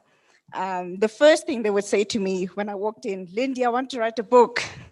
Okay. And obviously I was there to promote our own digital and print content. And the second thing was that, no, your books are too expensive. We can't afford them. The other thing that they mentioned was that we want content from this publisher, that publisher, that publisher. What can you do for us? Which is impossible because authors all have their own royalties, and to combine all that information would not necessarily be ethical. So those were the problems that I encountered when I was working for a publishing company. So I thought, well, why not change the narrative? You know, why not disrupt the publishing industry, especially after the fees must fall movement? The first problem was that students wanted free education and students want free books. So that's when Bonani Contents decided to say, okay, so if you want to have free books, why don't you, the lecturers in universities, write the content, whatever it is that you want to write about, and I help you publish it. So I work with a team of freelance experts. So from editors, proofreaders, designers, Excelink. So all the people that are involved in the publishing process, I would work with them to create the content that you're looking for. And then you would upload it on your university LSM or your library so that students can access it for free, because essentially that's what you're looking for. And that's how I disrupted the publishing industry. Wow. I want to say viva, Lindy, viva. So I think that a lot of That's quite publishers don't innovative. like me at the moment, Yeah. but unfortunately I saw a problem and I'm finding a solution for it. Because Awesome. students are not buying textbooks, that's the reality. Awesome. Students are not buying textbooks, they are sharing it via WhatsApp, via Facebook. Our books were roaming around all over the internet. You know, when NSFAS allocated funds, I heard bookstores telling us that, no, there's a bottle store where all the students go with their NSFAS money. Sure. Those are the things that we're dealing with currently. Sure. So I think that's how Bonani Contents decided to say, okay, so we will offer you self-publishing services. You own the copyright and you distribute it to whoever you want to distribute it Beautiful. to. Yeah. Beautiful. And- Wow. And then So- on the self-publishing side, so on the self-publishing side regarding the lecturers I would encounter with, so most of them were rejected by publishers because they didn't meet the criteria of publishing, right? So they would tell me about their journeys, about their personal developments, but unfortunately publishers want to work with people who will make money for them. And some people just want to write about their stories, you know, to leave a lasting legacy for their children and for their children's children to remember them with, right?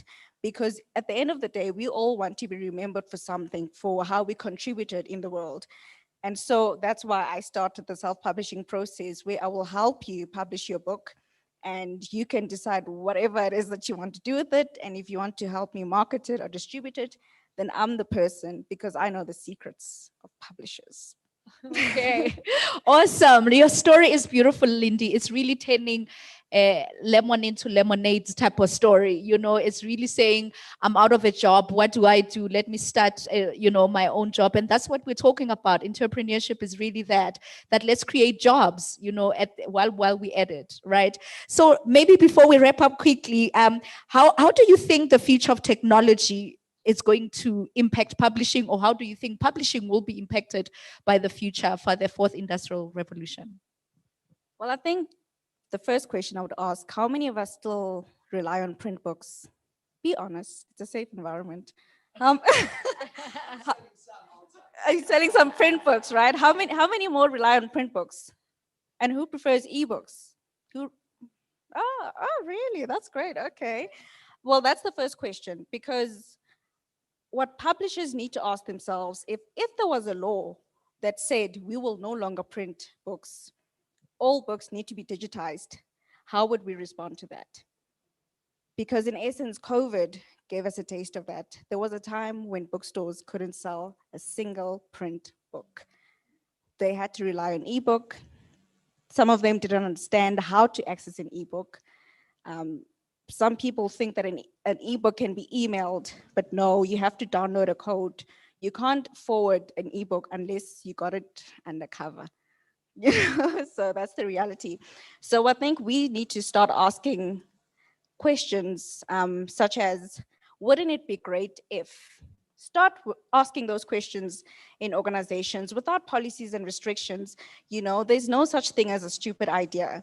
But the more we start asking those questions of what if we could do that? What if we could do this to break the current system that is happening right now?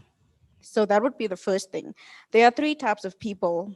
There's the dreamer who believes that all things are possible, full of ideas, full of vision, always want to implement. And then there's the realist who always wants to know, yeah, but how are you going to make it happen? There's no budget. That's the block that people face. Another one is the critic that always says, nope, it's going to fail, it's not going to work, and they shut down the idea. And that's why companies always fall behind when it comes to change. Whereas startups and entrepreneurs are way ahead, because by the time you're still approving, Bonani has already done it. That's what we're facing right now. So we need to start asking ourselves, what if we could do this? What if we could do that? And then take it from there.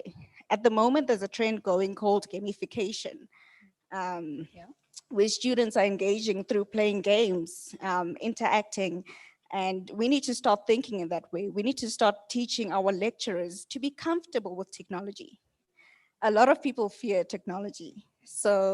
And that's another reason why I'm a publishing advisor, to help you to bridge the gap between the content that we're providing and you as the lecturer speaking in front of an audience that is well aware about what technology is. Awesome. Let's wrap up our conversation. If anyone wants to publish their book and they are in this place, just give us your details quickly as we wrap up. Where can we get a hold of you? Okay, so my website is www.bonanicontents, Bonani meaning C, .com. I'm available on Instagram. No one mentioned Instagram here at 4AR, but I'm available on Instagram as Bonani Contents, Facebook Bonani Contents, and LinkedIn as Lindin Tuli. So that's where you can get me. My website is currently under revamp, but it will be live again soon. And just before I close, I just want to leave you with something. In psychology, there's a term called the bystander effect, right? If there was an emergency in this room, if someone was shot, the more people there are, the less likely that that person who was shot would get help, because we'd all be looking around, hey, who's going to help this person, because you expect someone else to do it. But if it was just you and that person in that room and they got shot, you would instantly run to them and help them. And that's how it is with technology as well. We can't wait and say, no, this person will do it, this person will do it. We need to change for the better. We need to be active and position ourselves for where technology is headed. We can't always expect someone to do it on our behalf. It is our responsibility, because the time is now to do it.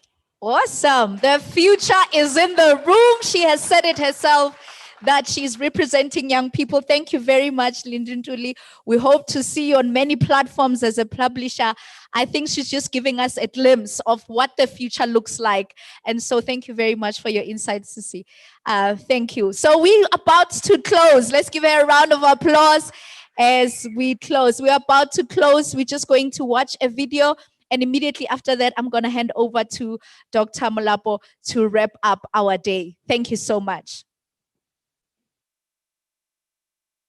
Now, all the way from Nigeria. He's got offices in Nigeria. He's got offices in the UK and offices in the United States. We have Dr. Olomide Emmanuel, the president and the CEO of the Common Sense Group. Unfortunately, due to time, he'll just motivate us for about 15 to 18 minutes on the 360-degree leader. There is no way during this time where you can be a linear leader. You must be a 360-degree leader. Hey, Doc, how you doing, my brother? Hey, I'm good. It's been an amazing time listening to the panel. Wonderful, man. Zunate is saying he wants you to be one of the mentors. So I told him you'll deliver the goods. So I've already sold you, man. No problem. Which part of Nigeria are you speaking us to from? I'm speaking from Lagos, Nigeria. And how is the situation there now, bro? Yeah, we're beginning to ease into things, and we're looking forward to things getting better. The airport should be open this weekend for international flight, and that will ease up things better. And how's business? Are people doing business already? Because with us, we're already on level number 2. Which level are you in there? We are still at level 1. We are preparing for level 2 because a lot of things in Nigeria requires the international borders to be open to move into the second level. You see, in South Africa, we do things around. Nigerians do things around. We are proud of you, man. But again, I want to say thank you so much for a friendship of many years. I'm going to give you the time. Yeah. You are live in South Africa and in 67 countries. Please encourage us. Share with us your thoughts on the 360-degree leader. Go for it, my brother. Okay, thank you very much, Dr. Molapo and the ICANN team for having me.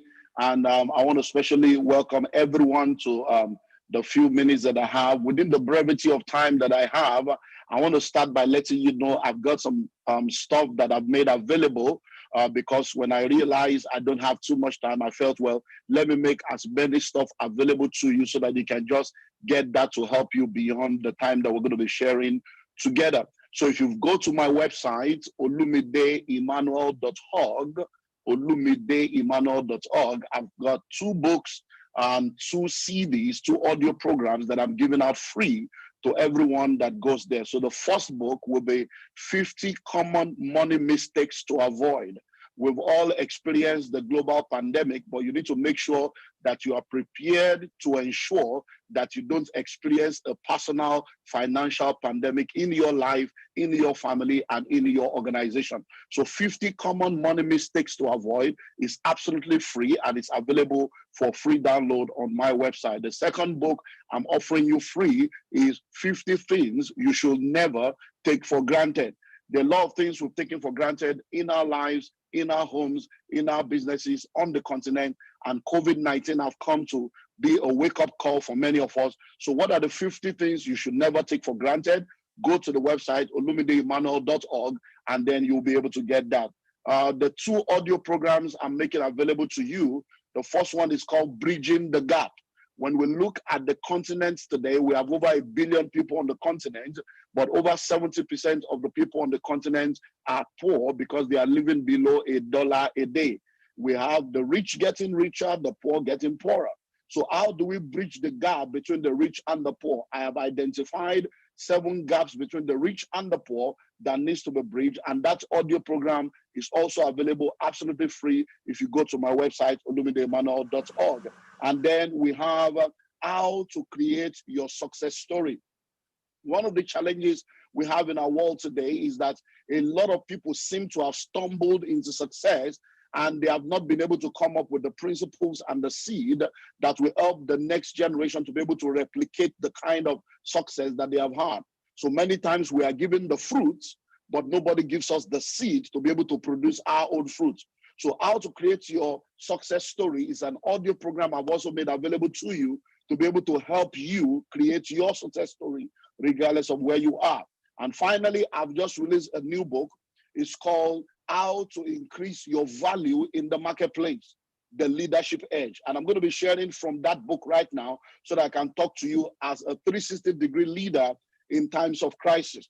The COVID-19 pandemic all over the world has come to become a wake-up call for us, and we need to learn how to lead in crisis times. We all know that everything rises and falls on leadership, but a lot of people seem to know how to lead when everything is going on fine, but when things don't go the way they want it to go, they don't know how to lead. So this new book is called How to Increase Your Value in the Marketplace, The Leadership Edge. So the book is available, and there's also an audio program, masterclass on the same topic how to increase your value in the marketplace. Those ones are not for free, but they are available on the website, olumideemmanuel.org. You go there and you get it. So I want you all to listen to me all over the world. If you are connected to me right now, listen. You need to realize that being a 360-degree leader is all about giving leadership regardless of where you are in your life. Whether you are at the top, you are at the middle, or you are at the bottom, you need to understand that you need to have personal leadership. And when you have personal leadership, whatever position you find yourself, you need to do everything you can to influence everyone in every dimension. However, how do you lead in crisis times? I want to share with you briefly just 7 things that I would like you to note.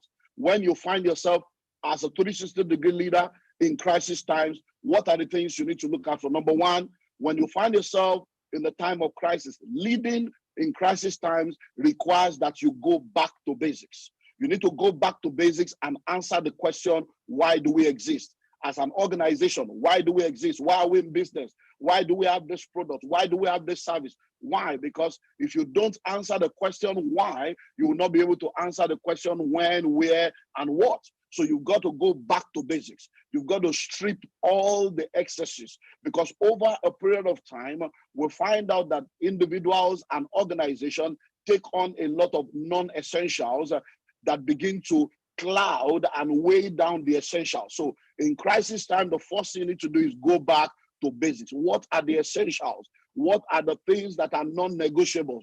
Those are the things you go back to, because that's what you started with and that's what made you who you are. Number 2, in order for you to excel in leading in crisis times, you need emotional intelligence. We have emphasized for decades the place of intelligent quotient. It's time to begin to look into emotional quotient. You know why? Because when you are in crisis times, you need emotional intelligence, because you are going to be balancing between lives and livelihood. And that balance between life and livelihood requires you to have a very strong emotional intelligence to be able to manage things. Number 3, because of the brevity of my time, when you're leading in crisis time, you need to be proactive.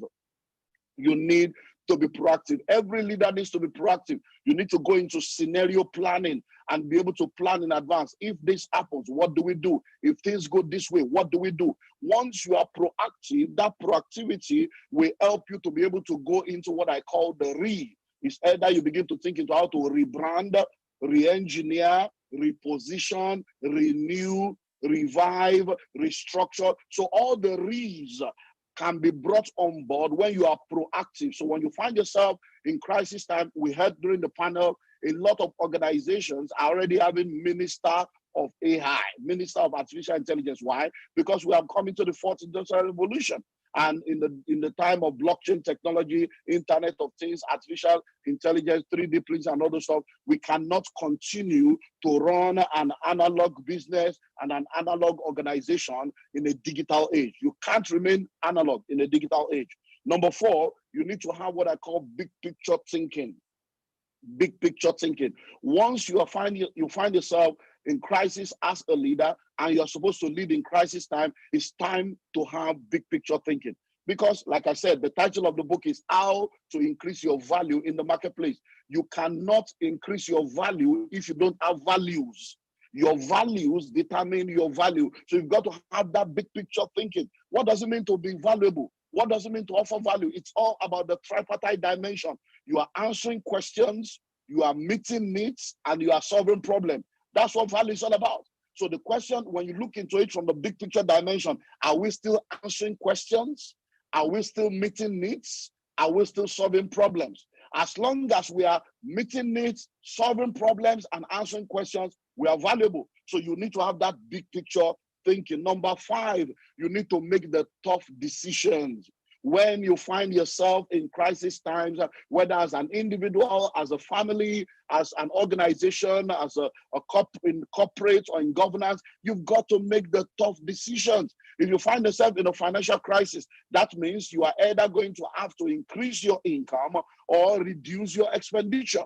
Most of the time, when people have financial crisis in their individual, family, organizational life, they are thinking of how do we get more income? No, sometimes you need to make the tough decision of reducing your expenditure. And that's a tough decision because you may have to cut some things and make some tough decisions that will not be comfortable for everyone involved. But that's what leadership is all about.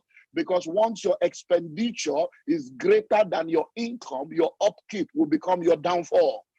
You need to make the tough decisions. Sometimes in crisis time, you need to let some people go. In crisis time, you need to make adjustments in your budget. In crisis time, you need to make adjustments in your goals and your target.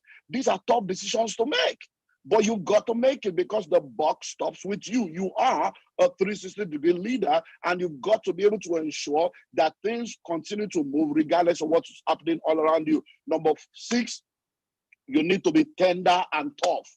Tender and tough. You know, I said earlier on that it's all about the balancing of lives and livelihood. So in the midst of tough times, you need to be tough, but at the same time, you need to be tender, because you've got to understand that the reason why you exist is to make a difference. The reason why you exist is to make impact. As an organization, it's all about ensuring that you offer quality products and services to your customer. If you are a leader, you are in government, it's all about ensuring that the people that you have the privilege to be able to serve in leadership have the best lives. So you make sure that their livelihood, their security, and you create an enabling environment for them to be able to thrive. So you've got to be tender, yet tough.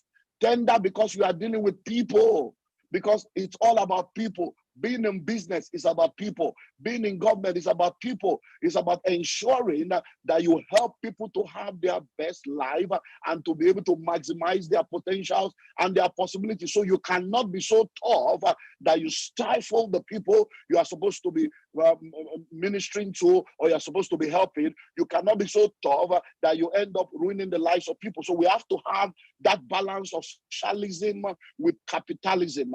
And that's why no matter who you are, no matter how consistent you are in the pursuit of capitalism, there must be a spice and a dose and ingredients and spices of socialism. That's why we talk about corporate social responsibility. That's why we talk about giving back. Why? Because it's all about people. And then finally, as a 360-degree leader, if you are going to excel in crisis time, you've got to be resilient.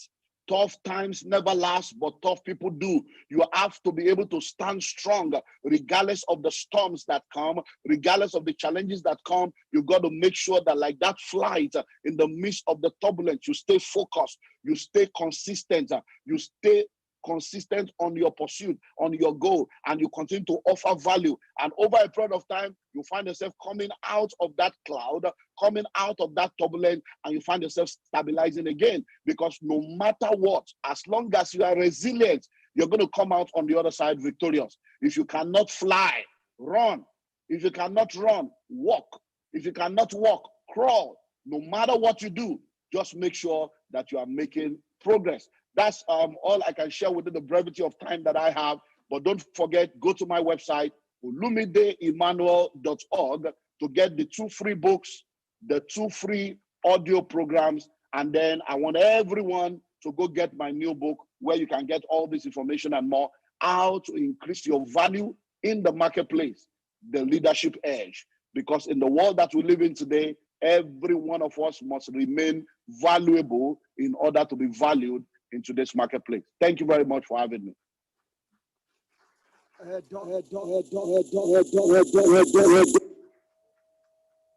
Thank you, ladies and gentlemen. I hope testing. I hope you had a wonderful day today. As you normally know, we start on time so that we finish early. Tomorrow we'll start on time, 9 o'clock. By 2:15 we'll be done. So please, let's be sure tomorrow we start on time. I want to say to the people live here and those online, thank you for today. Those that are present today, we have a little something for you, but please, as you leave, we just want you to give us just your input today. I must warn you, that will be on television, okay? So please be smiling, make sure there's no spinach, and things like that, okay? Akir, it's your image, it's your brand value, Akir. So to the speakers, let's give all of our speakers a wonderful round of applause. And to all of our sponsors, let's give them a wonderful round of applause. Thank you so much. And again, Dr. Olumide, we've got his latest book, The School of Money, thick book. It's available there. Come and visit the bookstore.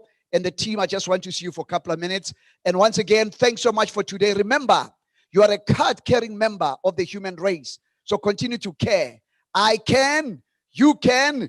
Together, let's embrace future technologies and future skills. God bless you.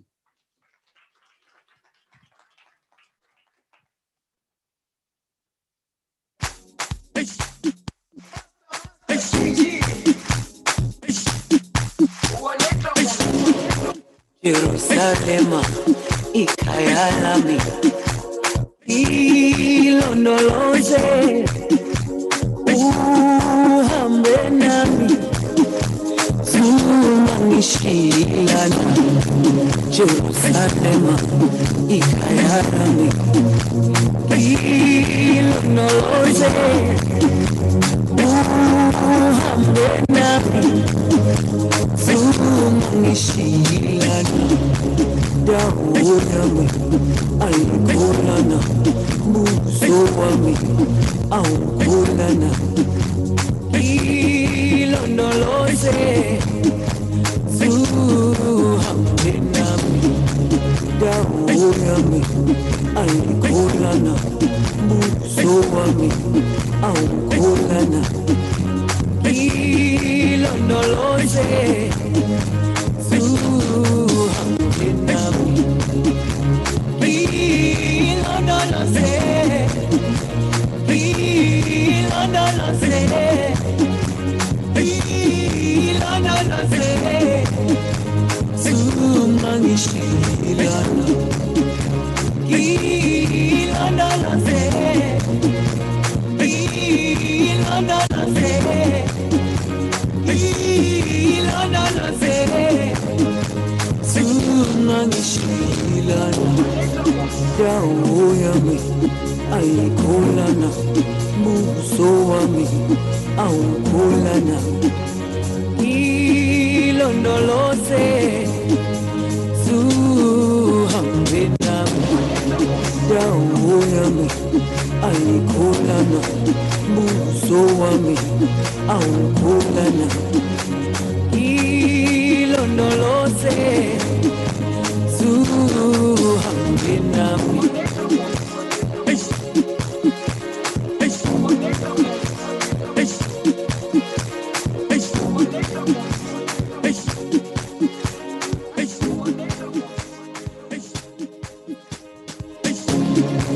Jerusalema, ikhaya lami,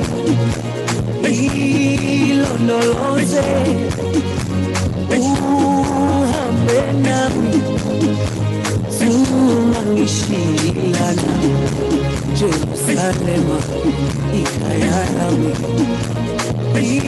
ilondoloze, uhambe nami, zungangishilana. Dawo yami ayikholana, buso wami awukholana. Ilondoloze, zuhambe nami.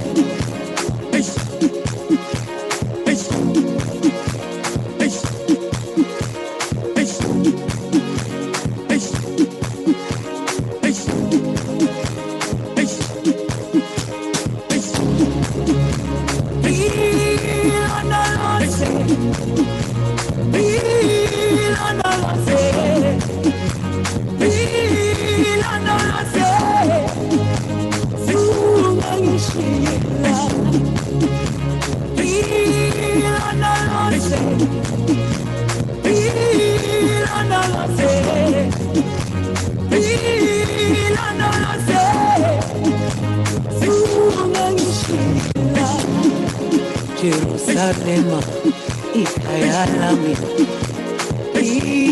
ilondoloze, uhambe nami, zungangishilana. Jerusalema ikhaya lami ilondoloze uhambe nami zuma ngishiye